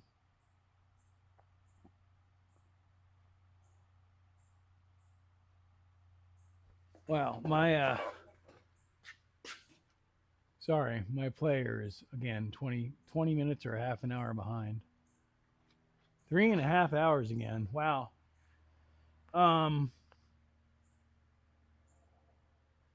Yeah. So there's that. There's some of Alaska's story.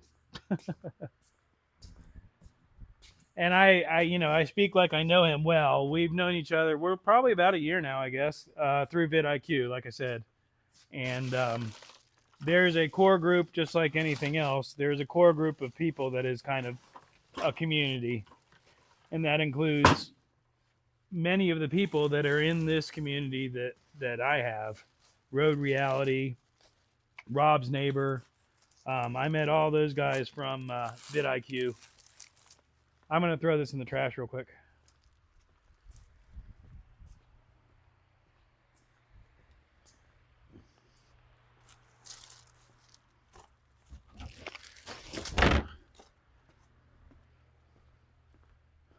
And it's funny because one of the, I guess, managers or whatever, Vicky at vidIQ, lovingly refers to me as the infamous smoke shop because they all know niche down, blah, blah, blah. No.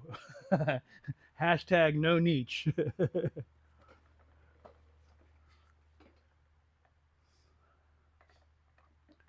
I guess I have done daily vlogging with my lives, but you're right. Also, recording the legal system here with false charges, defending my kids with their air torn and no pellets. 805 days with weapon bans, an insane corruption story I'm documenting, hoping for a change. And that,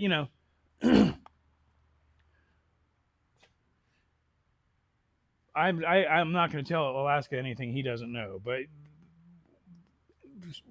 hey, I can speak. In reference to what he's saying and what Taylor is saying, the Renaissance men cannot niche down. I'm sorry to hear that. Therein lies the need for a second channel, which I've told many people. It's like, oh, well, I can't. The funniest thing that I see consistently is people making, we'll say, a half dozen, 6 long form videos and putting them on their channel, and then starting to play with shorts and having a couple shorts do well and building an audience off of shorts and then complaining that nobody's watching their long form videos. The problem is that that's 2 completely different audiences. So that's something else I can go ahead and fast forward and teach you, Taylor, is if you're going to do shorts, do shorts. If you're going to do long form, do long form. You can promote long form with shorts, but overall, it's 2 completely different audiences, in my opinion.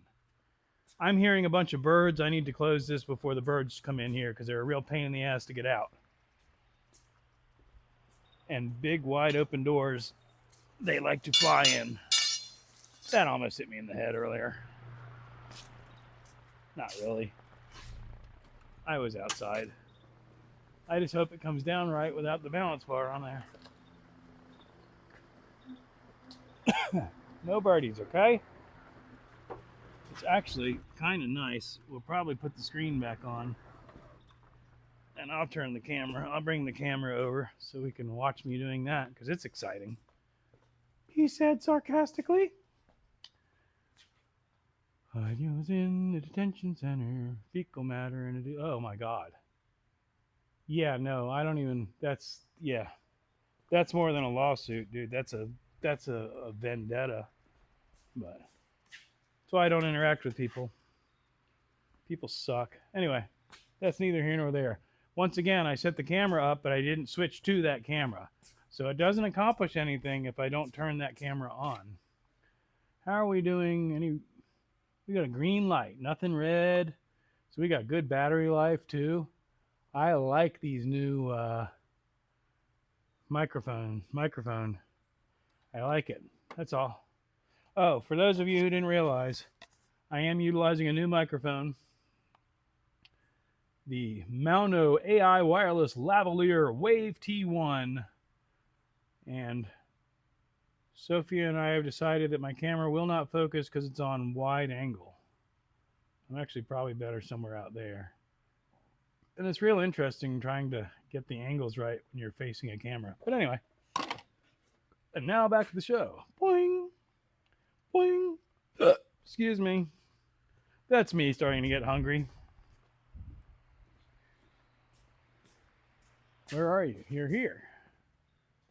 Right? Yeah. Okay. So we'll put you there. Or even better there. Yeah.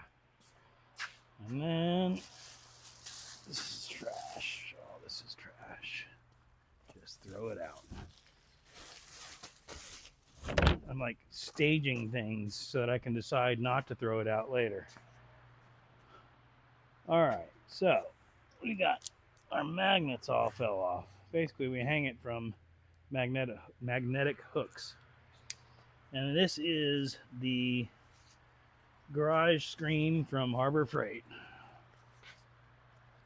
And it's obviously too short to use with the door all the way up. But with it at this level, I can do it. Oop. Because being Florida, we have mosquitoes. And, like I said, birds. I have had birds fly in here on more than one occasion. And they're a pain in the butt to get out.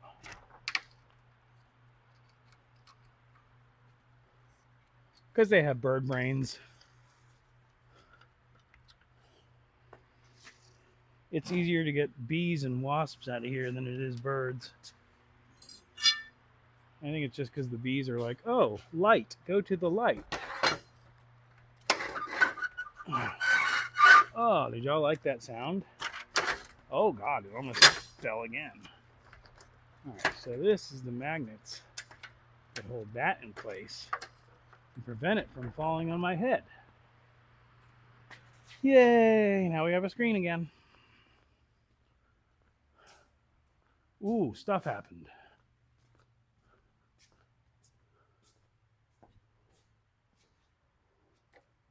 I didn't mean to get chatty. That's what the chat's for, silly. It's a chat. It's called a chat.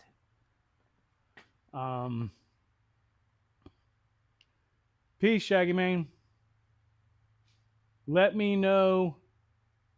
It's been sounding good. I noticed when I first started listening. Good. That's what I want to hear. To Sawgrass, have 40 minutes. Other side of town. That's the thing with Jacksonville is where most people would drive through 3 cities. I'm just driving from one side of town to the other. Sawgrass is actually further than, well, it's probably closer to 45 minutes to an hour.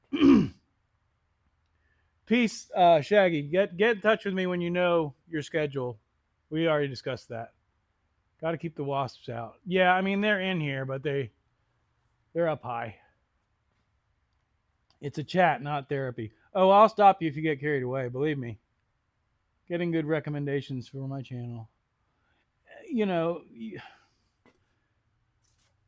I'm not trying to preach my personal beliefs or anything, but my issue with YouTube is originally what YouTube was what we're trying to make it, which is a channel about me. It doesn't have to be niche down or anything like that. This is what I'm doing with my life. But whenever it monetized, that changed the entire dynamic of YouTube. How big is your channel, Taylor? I mean, I've glanced at it. I'm going to be honest. I haven't gotten deep into it.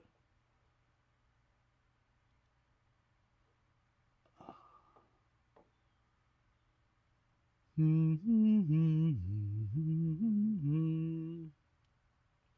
334, 79 videos.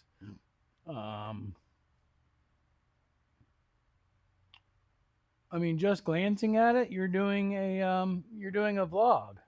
There's nothing wrong with that. If that's what you're going to do. The problem that people run into is making. I have a perfect example. Making one video about a 1965 Volkswagen Beetle, then making another video about a 1981 Honda motor scooter, then making another video about a stained glass lamp and restoring it and cleaning it. You do not want to do that. That's how not to grow a YouTube channel.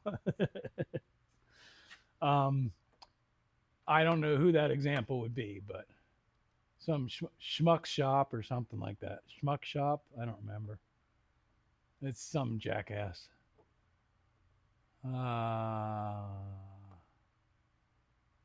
Yeah, I mean, again, one of the differences that I'm talking about is fast growth.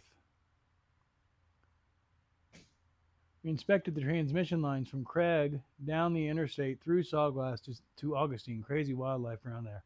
Well, yeah, that's down A1A, which is up on the coastline, and it's all protected. So a lot of that is dunes and like I said, protected lands.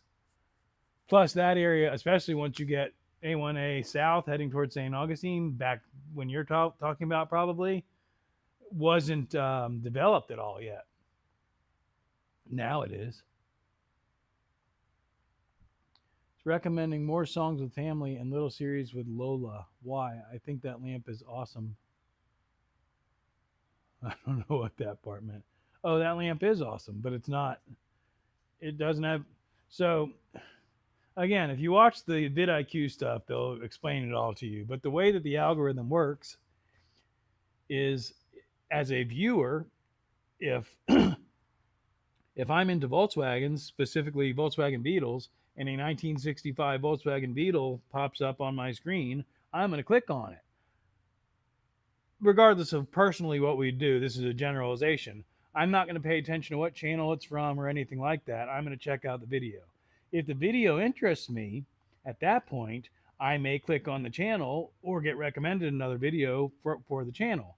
When I click on that channel from a Volkswagen Bug video that I'm excited about because I'm a Volkswagen Bug guy, and I see a guy cleaning a stained glass lamp, I'm going to click off and I'm never going to check on that channel again. That's not 100% of the time, but the average short attention span viewer that we're dealing with, that's what's going to happen. And that's the guidance that vidIQ is going to give you. Somebody like me, I'm like, well, I didn't want that short attention span person watching my channel anyway. He wasn't going to be interested for very long regardless. What I'm personally after is exactly what we've got here. People that are entertained by my personality, regardless of the subject matter. Let's see. My mantra is, let's see what's going on at Smoke Shop today. Because it's going to be somewhat interesting no matter what it is, theoretically, because I'm entertaining in my own mind.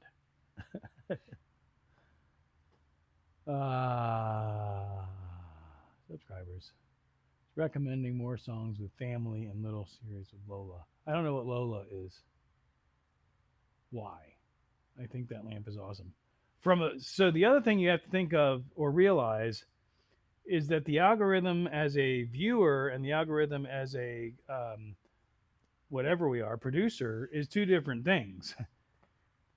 The algorithm is aimed towards the viewer. The point of the algorithm, the mission of the algorithm is to get you to watch YouTube as long as it can possibly keep you watching YouTube.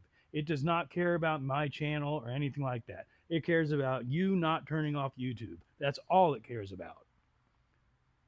I love the lamp. The lamp got so much attention from my community. YouTube didn't give a shit about it. YouTube, it got minimal traction. It got, I don't even think, I mean, the hardest part, Taylor, is learning what's going on, Sterling. Welcome in. Sterling Wheel is definitely not here.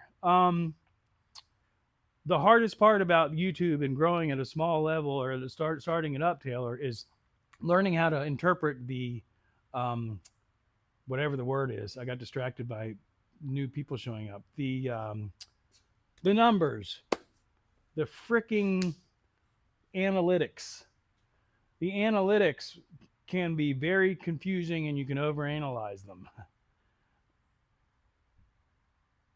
Welcome in, Sterling. Sterling is also kind of doing a more of a vlog, but he's also mixing in long form exploration and stuff like that. We're just talking about right now, just YouTube growth and stuff like that. If it was a technical channel working on a lamp and twisting in electrical how-to theory and relating basic electrical to vehicles like a starter circuit, which is what I did, and that's the thing. um, is in the big picture, even though the stupid algorithm has no comprehension of that, I've gone out and manually put together this community because I can see where I can nudge it, and exactly what you're saying, Alaska. The people that are here understand that even though he went from working on a Volkswagen Bug to cleaning a lamp and restoring it to functionality again, that's two different subject matters in the algorithm's brilliant mind. However, a human being that has an actual intelligence of its own, if they're interested in one, they're sort of going to possibly be interested in the other.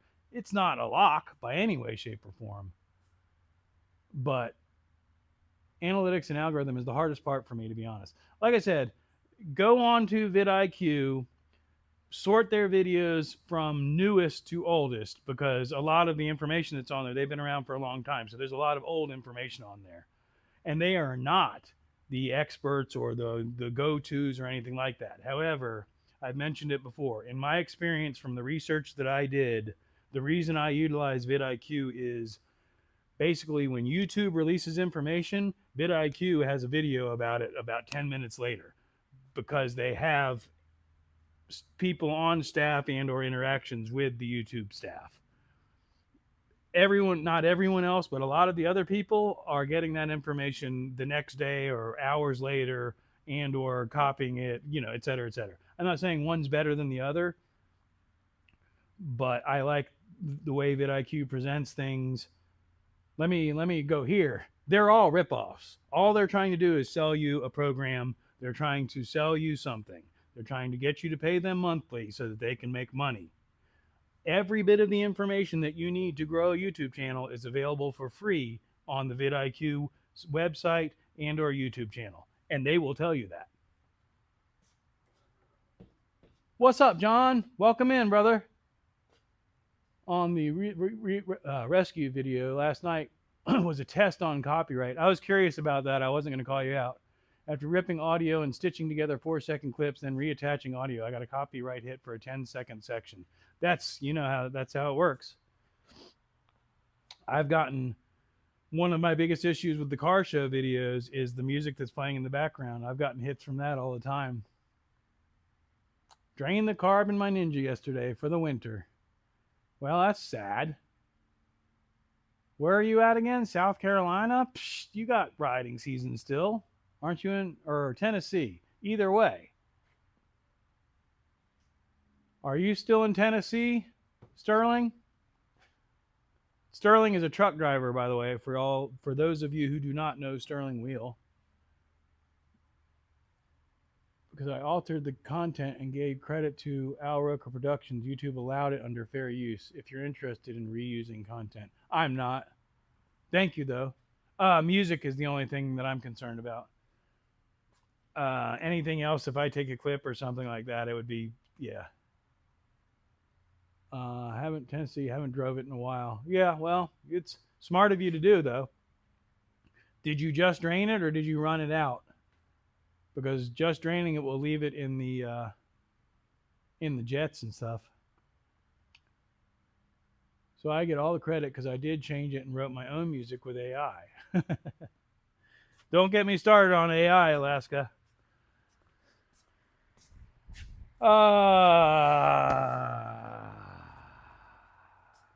YouTube. I mean, again, I like I said, Vicky from vidIQ told me months or longer, months ago, that I should just focus on the Volkswagen. And I'm like, no. Then I'd be competing against the hundreds of Volkswagen channels that are already out there. There's also government footage of federal agents, so it's fair use for any military performing their work. Both. Good, John. I'm trying to think of which one gave me that issue. One of these bikes, I did not run it out and had to rebuild the carburetor, even though it was a brand new carburetor, but it sat for 8 months and I had to pull it all back apart again. Fun. Anyhow, I don't know who's keeping an eye out. Somebody was asking about the scooters.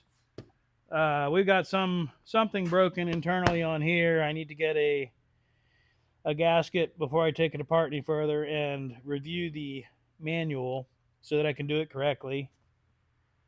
This one, I believe, does not have the same issue, but I got to switch the battery over to that one if we're going to play with the electric start.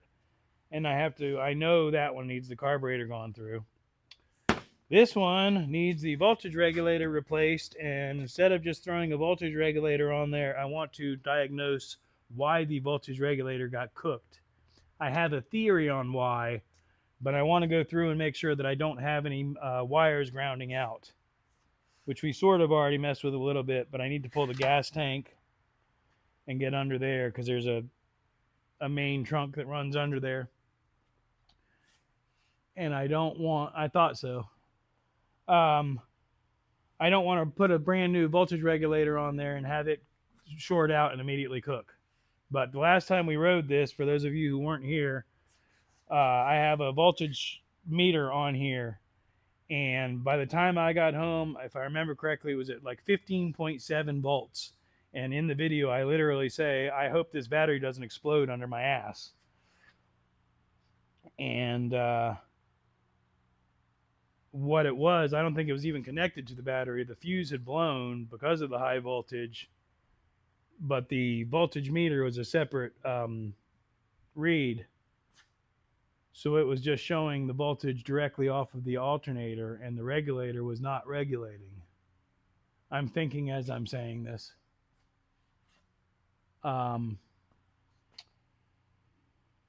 Anyway, I want to diagnose that issue and before I put the new regulator on there. But this is my street legal. This is the legal bike that I can pop on and go take a ride. The Vulcan, if you can still see it, I think you can. The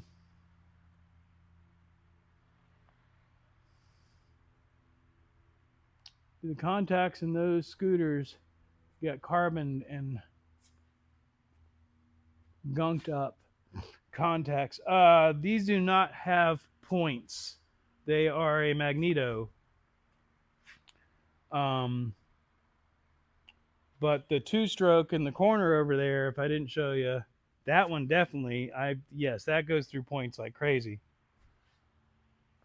But yeah, these are a magneto, I believe. Now you got me second guessing myself. 99% positive. Yes, these are a magneto with a CDI. Absolutely. But we'll go back into drone mode if I can remember what I did with the camera. Spinning in circles. Oh, it's over there. All right. We'll switch to the other camera and we'll show you the other bike.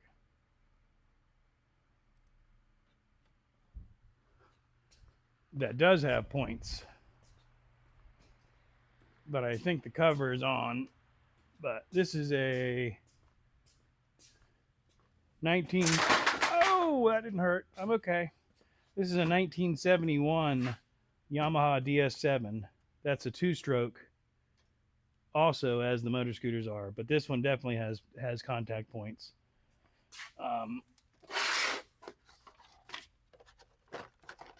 I think I have a set sitting right here. Yeah, there's the replacement set that I bought that ended up working worse than the old one. So I just ended up pulling the new ones off, cleaning up the old ones, and putting them back on, and set the timing, which the timing is, yeah, it's interesting to set on one of these. But if you're not familiar with these are really fun bikes. Two-stroke street bike.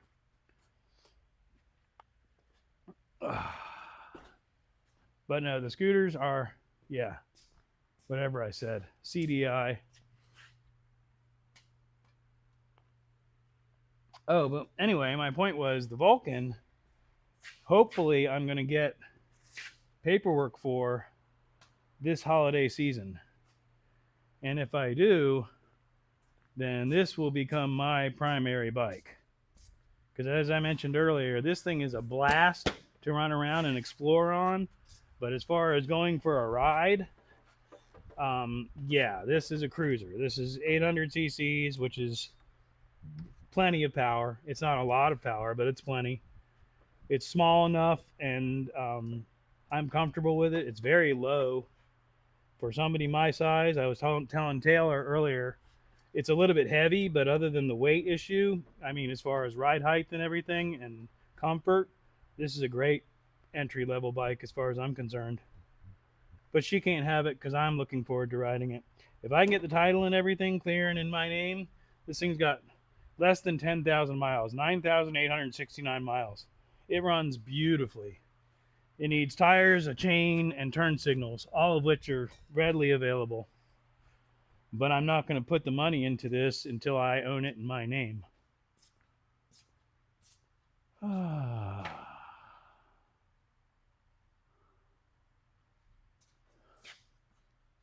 Switching.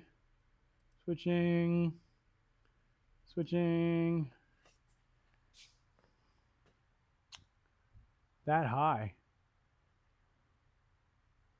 Got lights and horns, I take it. Old Mac just made a video for me.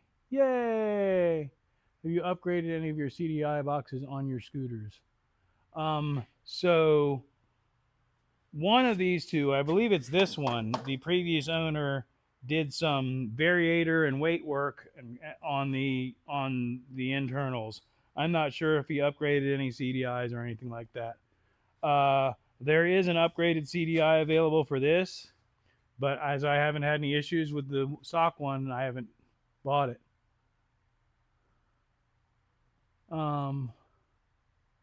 Oh, and Taylor, I mean, if you haven't gotten a bike and I get that thing legal, you know, you can always make me an offer. Everything's for sale, like I said. But I have not had a, John, I don't know if you were talking about this when you said it's high. It's an enduro. It was originally an enduro. It's been converted to be a scrambler, but it's not too high. I mean, I can just flat foot it, just barely. And like I said earlier, I'm about 5'7", 5'8", but it's got the ground clearance to go off road. But yeah, I mean, I have not had a reliable street bike in years. And so I am looking forward to getting that thing on the road. And the last one that I had was a hardtail bobber. So, you know, it was a reliable street bike, but it was kick only and it was hardtailed. And it's part of the reason my back is wrecked. It wasn't comfortable. It was cool as hell. That is comfortable. I'm gonna have to take a trip to test drive. I would make an offer, honestly.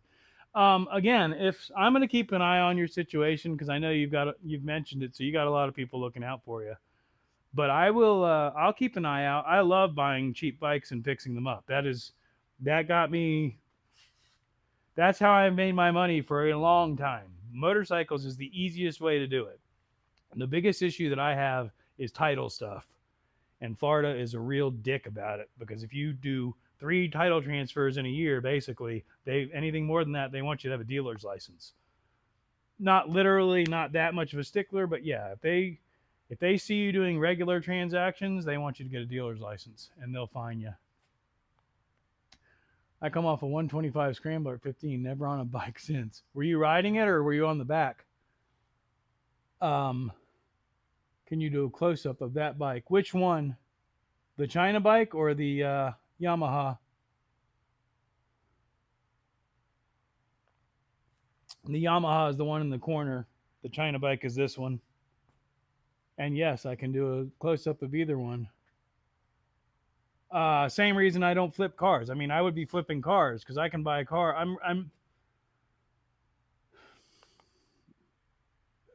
I'm good at it. Not like anybody can't be good at it.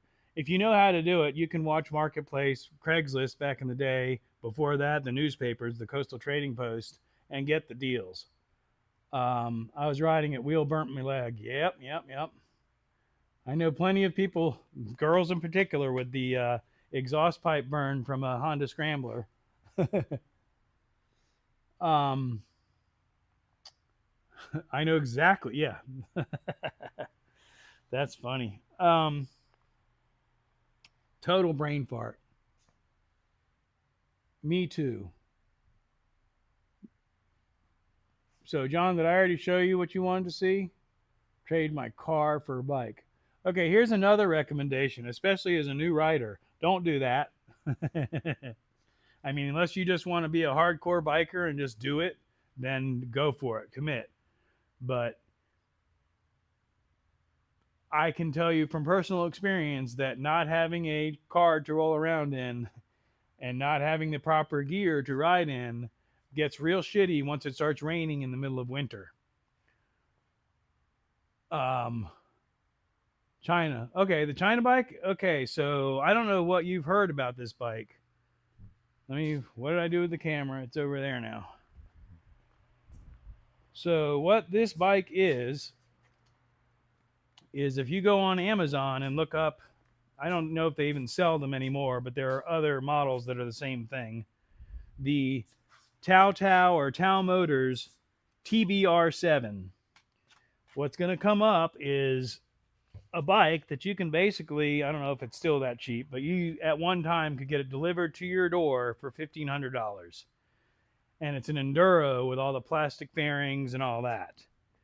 And what this is a guy bought one of those, and then as his hobby after work in the evenings, he completely took it apart, took all the plastic fairings and all that stuff off. God dang it, I didn't switch cameras. 3, 2, 1.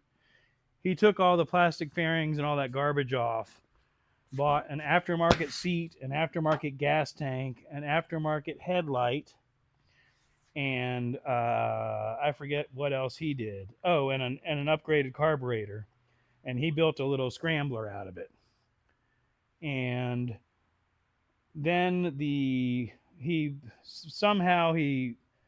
tire went flat, and I guess when he reinflated it, he pinched it, so he flattened the tire, and he didn't know how to change a tire. He did not know, he put a carburetor on here, but he did not know how to tune it. So basically what he ended up with was a custom motorcycle with 12 miles on it that he couldn't keep running, that had a flat tire. And I think basically he just got a buzz one night and got frustrated with it and posted it on Facebook for $400. And I was blessed by the universe to come across that ad. And I bought this bike with 12 miles for $400. At which point, I immediately tuned the carburetor correctly and got it running correctly. Ordered the tube, and the next day had that, switched it out, put the tube in, and had a new good tire, and took it for a ride and said, wow, this thing's cool. Then I went immediately to my friend's shop and got my Grateful Dead Steely stickers for the gas tank and put them on there. I upgraded the speedometer. We'll do a walk around, which I can't show you right now because the electrical system's screwed, but this is a digital speedometer. That's where it was when it died. Once I get battery power back on, it'll swing and reset. But that's aftermarket. This is just the hardware. This shouldn't show anything. Oh yeah, it does still. So the battery's still got 9 volts in it. So it might actually, oh, I don't have the keys on me. Anyway, I have a camera mount, but I need to get a shock absorber vibration isolator because this is a one-cylinder bike, so it vibrates like crazy. I put the windshield on here. He had the rock guard on there. He did the fender.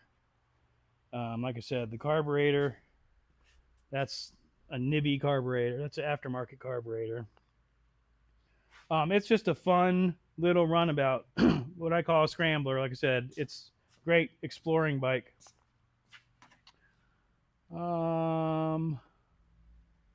Switching cameras. All right. I see something about a 1000. So I can't do that. Got a 2-year.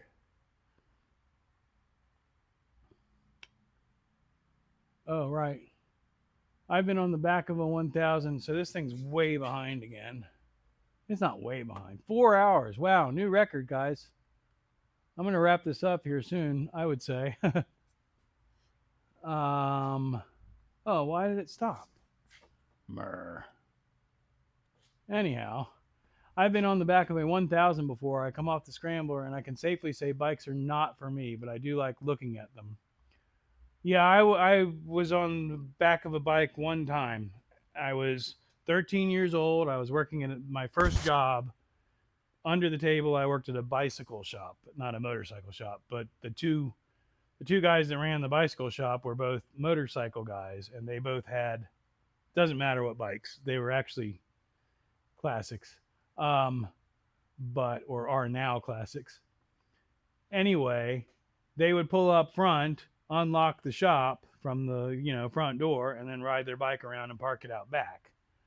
Well, one morning, I just happened to be there right as he pulled up, and he unlocked the shop, and his brother was already there, I guess. So there was somebody in the shop. So anyway, he was like, "Oh, you want to ride on the back, and I'll take you around. We'll go on." And I was like, "Sure."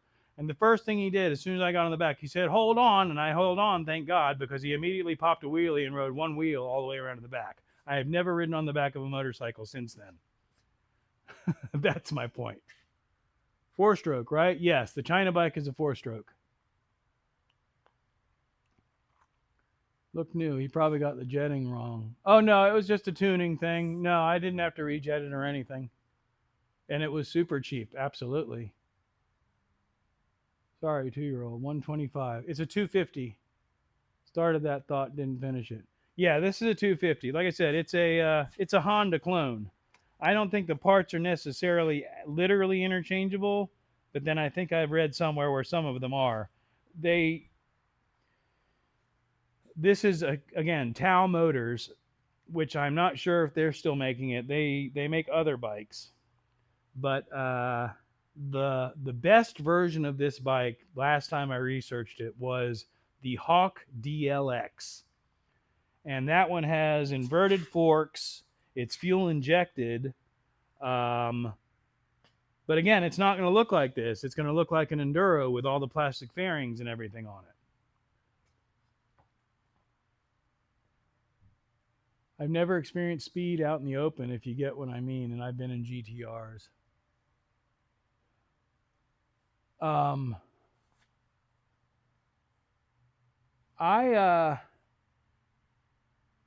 mean, top end speed, I've been, a buck 25, something like that, and that's me driving.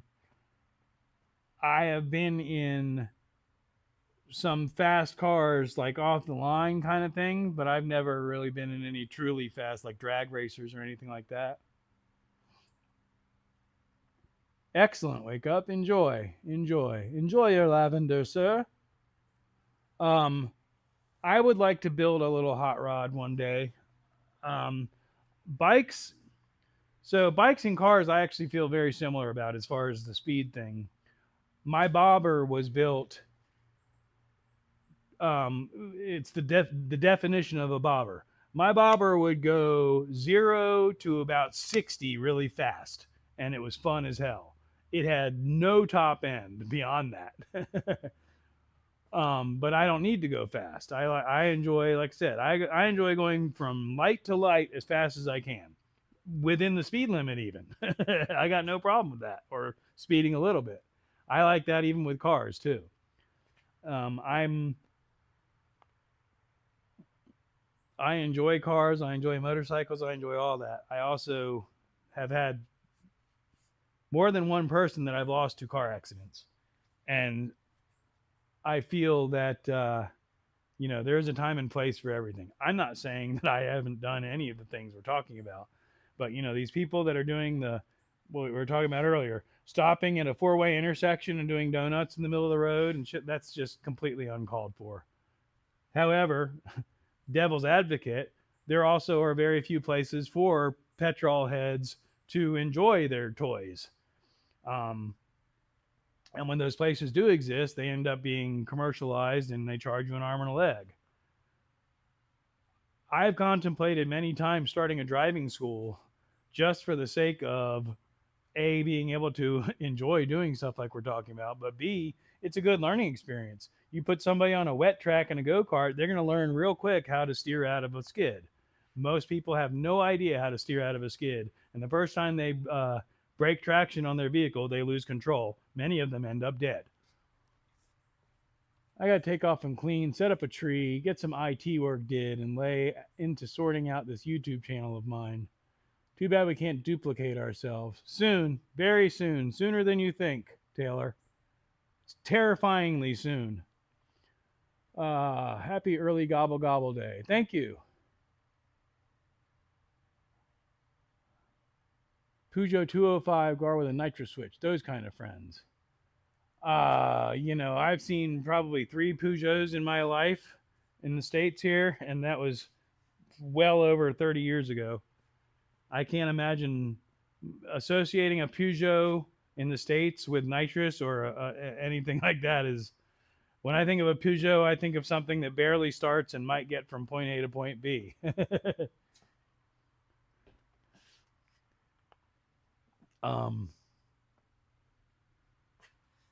But no, I'm as I sit here and say all these bad things or whatever about the stuff, you've seen me in videos. I get in this car and I dog the shit out of it. Blah, blah, blah, because it's fun. But it's also really, I think same thing. It probably maxes out at about 65 miles an hour. It's just fun to get there. GTR, not GAR. Oh, a Peugeot GTR. I was thinking of a Nissan GTR. 205 was the bomb. Don't hit the brakes, whatever you do. Now I gotta look up a Peugeot 205.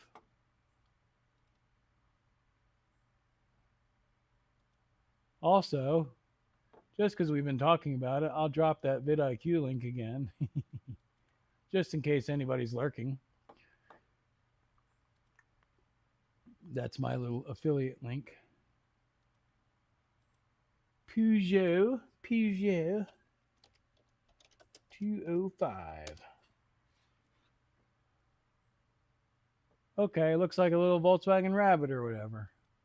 Rum, rum, rum, rum, rum, rum, rum, rum. Oh, yeah, I know. Yes, I've seen these cars. Not here. We've never had them stateside. But yeah, I can see where, a hot hatch is what that would be referred to as here. Boink, boink. Message for you, sir. Oh, yeah. 2 hours ago. It was red, FYI. That was the one I was looking at, was a red one. A little two-door with a little wide body kit on it.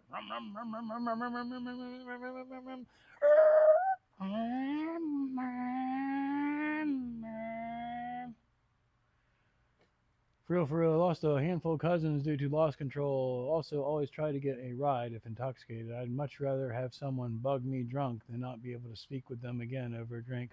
I don't anymore, but I am very lucky to have not killed anyone or myself or gotten a DUI. Yep. Not to get too deep into that, but yes, I was very dangerous. I made many, many terrible decisions. I've ridden, I have said many times I did not ride drunk motorcycles. However, I'm not going to say I never did it. I have a great story, but I won't get into that today. Oh man, great, terrible, but great story. Back, yeah. Not going to get into that right now. Friend who is a mechanic for Formula One cars. Need I say any more? Old school. Um, yeah, again, it's all these things we're talking about. They're all another hobby, very expensive hobbies, and that's what you know. Kind of full circle. I would love to have a project like that, a little car that we build here on the channel. I don't think it's necessarily the bug. The bug is fun, and everybody loves the bug. I like the bug; it's fun. I'd rather have a van, big picture. But as far as like a hot rod, little runabout or something, yeah, I don't think it's that car. I've thought about it though. I'd drop a Porsche 2.0, yeah, and my original thoughts on that bug were to buy an engine and build it on a stand while this one's running. And then when I do the pans and all that stuff, when I put this car back together and actually restore it, if I chose to do that, put in a badass engine. The reality of that is, again, I think I'd rather have other vehicles. I'm not going to name anything, but there are other vehicles I think that I would rather play with. And then going back to that truck, the Ford F350, that's going to be a fun block of content, guys. That truck is going to clean up very nicely. I already know that. Parts are still readily available. Good old Novas. Mural vans, man. I miss the murals. Well, I'm going to definitely build a van. When I say a van, I mean a Volkswagen van. But I'm going to build a van here in the near future for camping because my camper is great, but it's way too much for a single guy. I don't need that much. I'd rather have something more maneuverable than a big camper. Again, that's if I was in a relationship and had a significant other. Although, frankly, I've told people if I was in a relationship with one other person and even possibly a small child, I would still say van life was for traveling and exploring would be better. If you're going to be constantly living in it, I would probably say bump up to something like that, the Class C. But smaller the better as far as I'm concerned. I know the guy who owns the one out of Alley G. No way. Jungle is massive.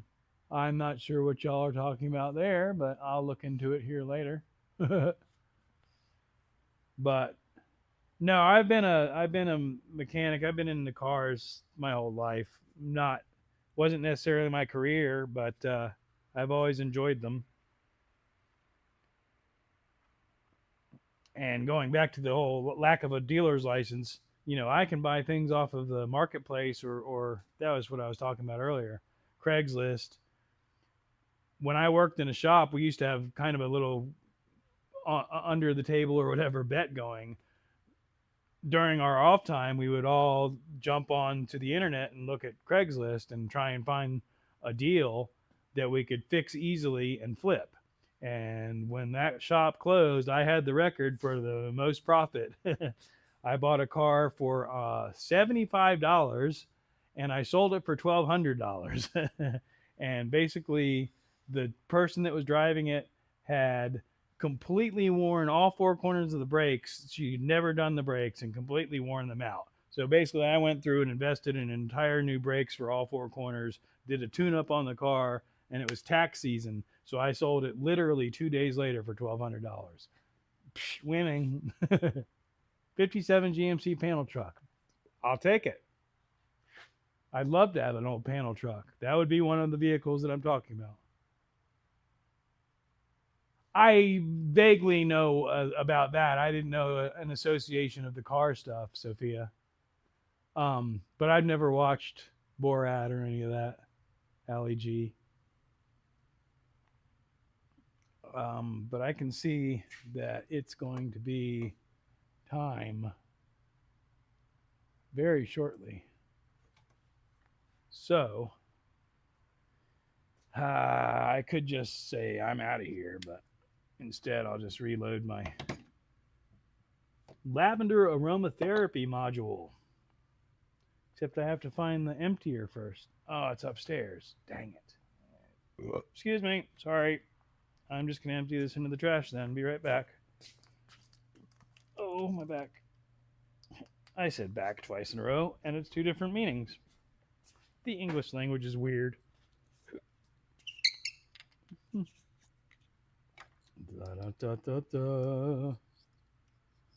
One of these days, I'll get that Eurovan, and we'll see about getting that running. That was a situation where it ran when parked, but I've already been under there recently and seen where we've had rodent friends go in there, and depending on what wires they chewed, that could be completely screwed. LEG had a Nova car, all kitted out, like a Chevy Nova. A lot of the cars that we're talking about are hard to get a hold of now. I need to sit down. Sitting down. No. Oh, man. My mate transports it to all the car shows. It's the same guy as in the movie. He's a quirky guy.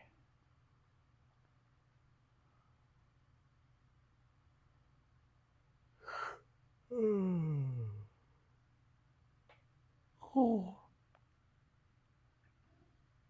Well, I might have started a little bit early, but it'll be okay.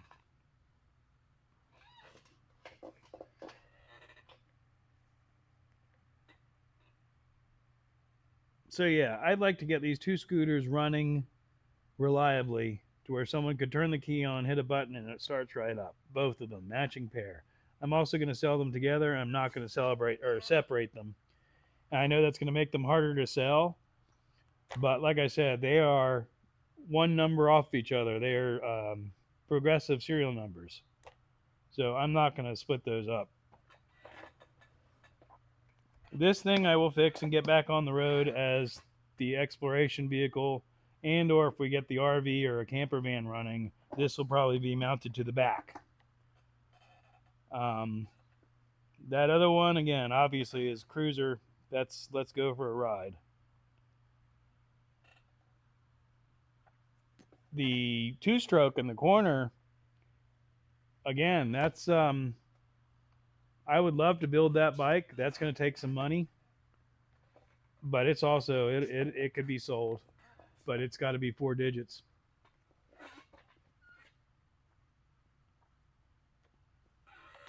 Seen those exosuits for load bearing? Yes, like the alien one that's coming to real life. Yep, absolutely.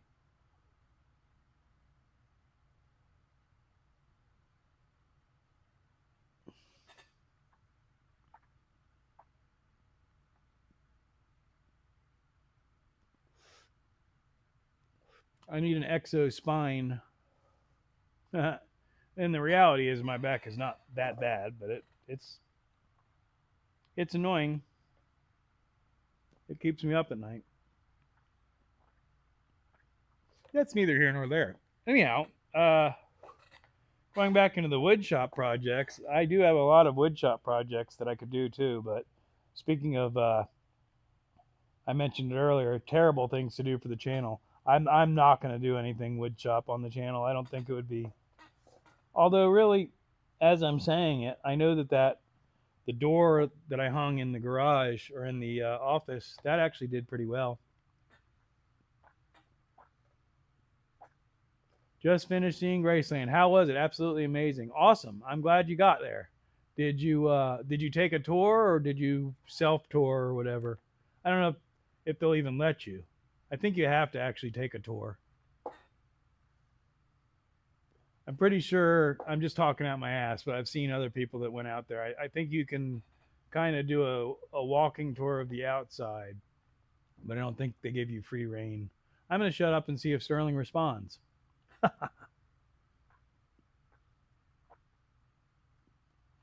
which also tells me that yes, you're still in Tennessee. $85 tour. Was it worth it?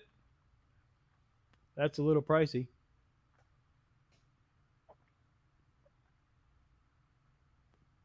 And or how long was it? Walking tour. Yeah, 85. I mean prices are up on everything. That's a lot of money though. What is Graceland? Graceland is where Elvis Presley. I hope you've heard of Elvis Presley. That's where Elvis Presley lived. His estate.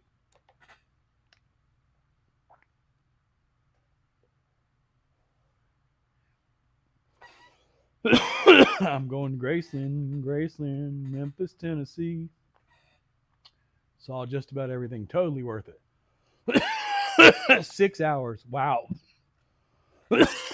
Excuse me. Sorry about that. It's 420.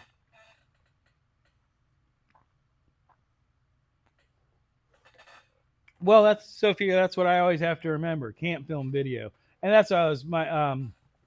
I don't know if any of you ever watched Adam the Woo. He was a relatively early vlogger who's still active.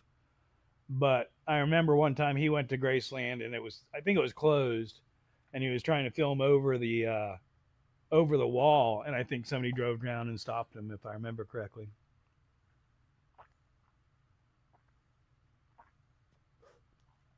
Oh, but yeah, Sophia. I mean, it's two different cultures. I just always forget.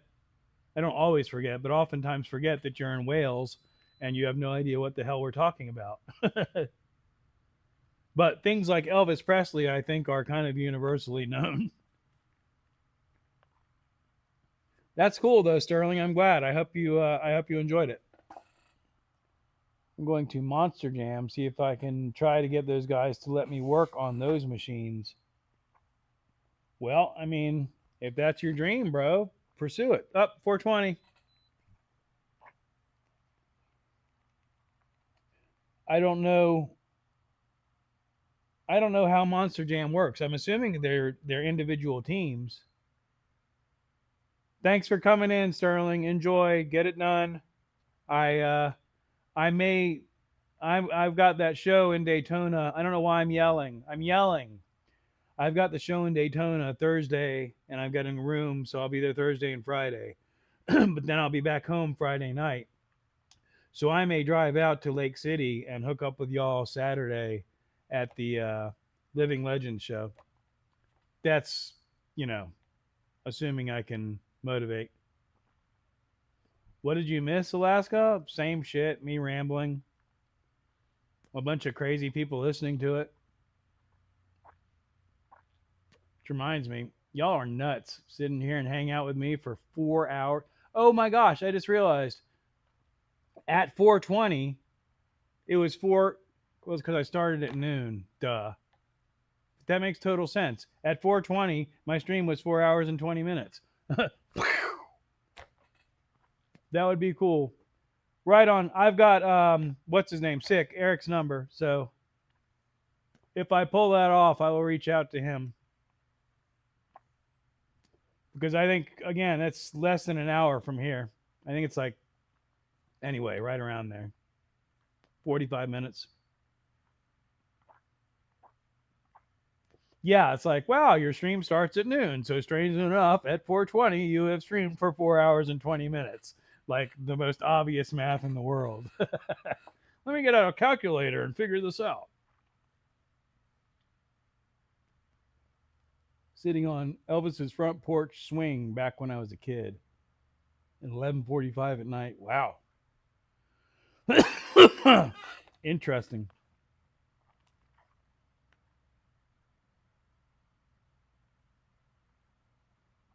And I don't think that's like Graceland. That's not where he grew up or anything. That's what he bought after he was rich and famous or whatever. Yeah, thanks. Appreciate it, Sophia. I have an excuse right now. My lavender aromatherapy is aromatizing. Aromatizing? Is that like aerobics? I need need to upgrade my device. The newer ones have much more cooling. This does not have much cooling at all unless I run it through water.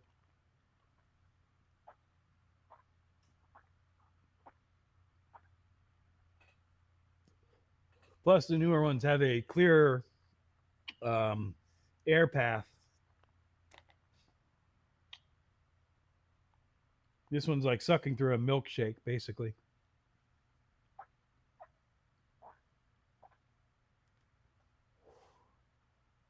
Nice, Alaska. That's something. When I drove with a friend of mine. I say girlfriend. She wasn't a girlfriend. We weren't involved, but she was a girl that was a friend. Anyway, she was my bestie, and we partook a lot. But I flew out to California and helped her drive pull her camper across country back to Florida. And when we did that, I forget how it worked out. Was it the other way around? It was on the way out there or something. So at some point we were able to do that. Celebrate twice. Maybe does one of the states cross back and forth? Like New Orleans or someplace? I don't remember. Somehow it happened where we were able to do it twice. It was funny. Anyway. It was his childhood home, I believe. Wake up. That's what I was thinking when you said that.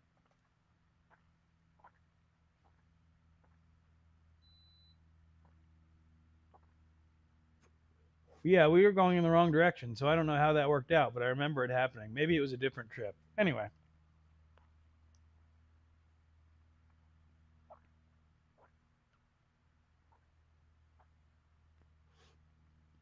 So is that fan noise? Is that what's picking up right now? I'm just watching the meter. Ooh, oh gosh. All right, I'm going to need to get off of here and hydrate and lay down for a little while. Shutting the shop. Shutting down Smoke Shop. Today is Sunday. There's no mail.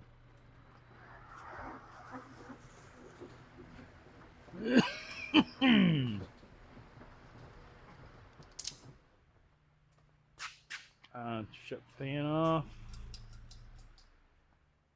So I'm not shutting it down immediately, but we're going to aim towards wrapping up with a reminder that Wednesday will be the normal scheduled long form video drop at 4:20 Central Time. Power off. And excuse me, Thursday, Thanksgiving morning, I will be at the Daytona Turkey Rod Run. Good Lord willing, and the creek don't rise. 10 a.m. Eastern, I will be live streaming from the car show. I say car show loosely because Thursday morning, basically, I walk through the swap meet. And it is a large enough swap meet that will take most of the day. I do have a room for Thursday night, so my intention is to go until my battery dies and or my phone overheats, take a break, recharge. Hopefully, well, that'll probably be before, but eventually check into the hotel room and then go out later in the evening and catch the strip. They'll be driving up and down the strip in the evening and doing burnouts and all that stuff. And we'll catch some of that. And then Friday morning, I will also theoretically be live streaming again. In addition to that, I will more than likely film enough footage to put together a long form video with the goal of increasing my watch hours and hopefully getting a couple subscribers out of the deal. So that's the plan. Hopefully I'll see y'all Wednesday.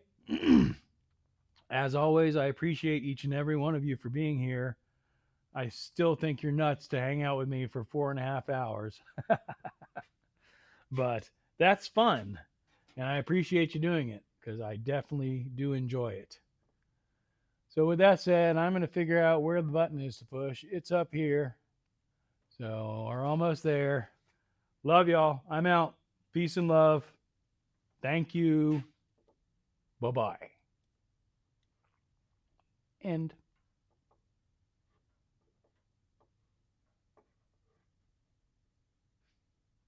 Go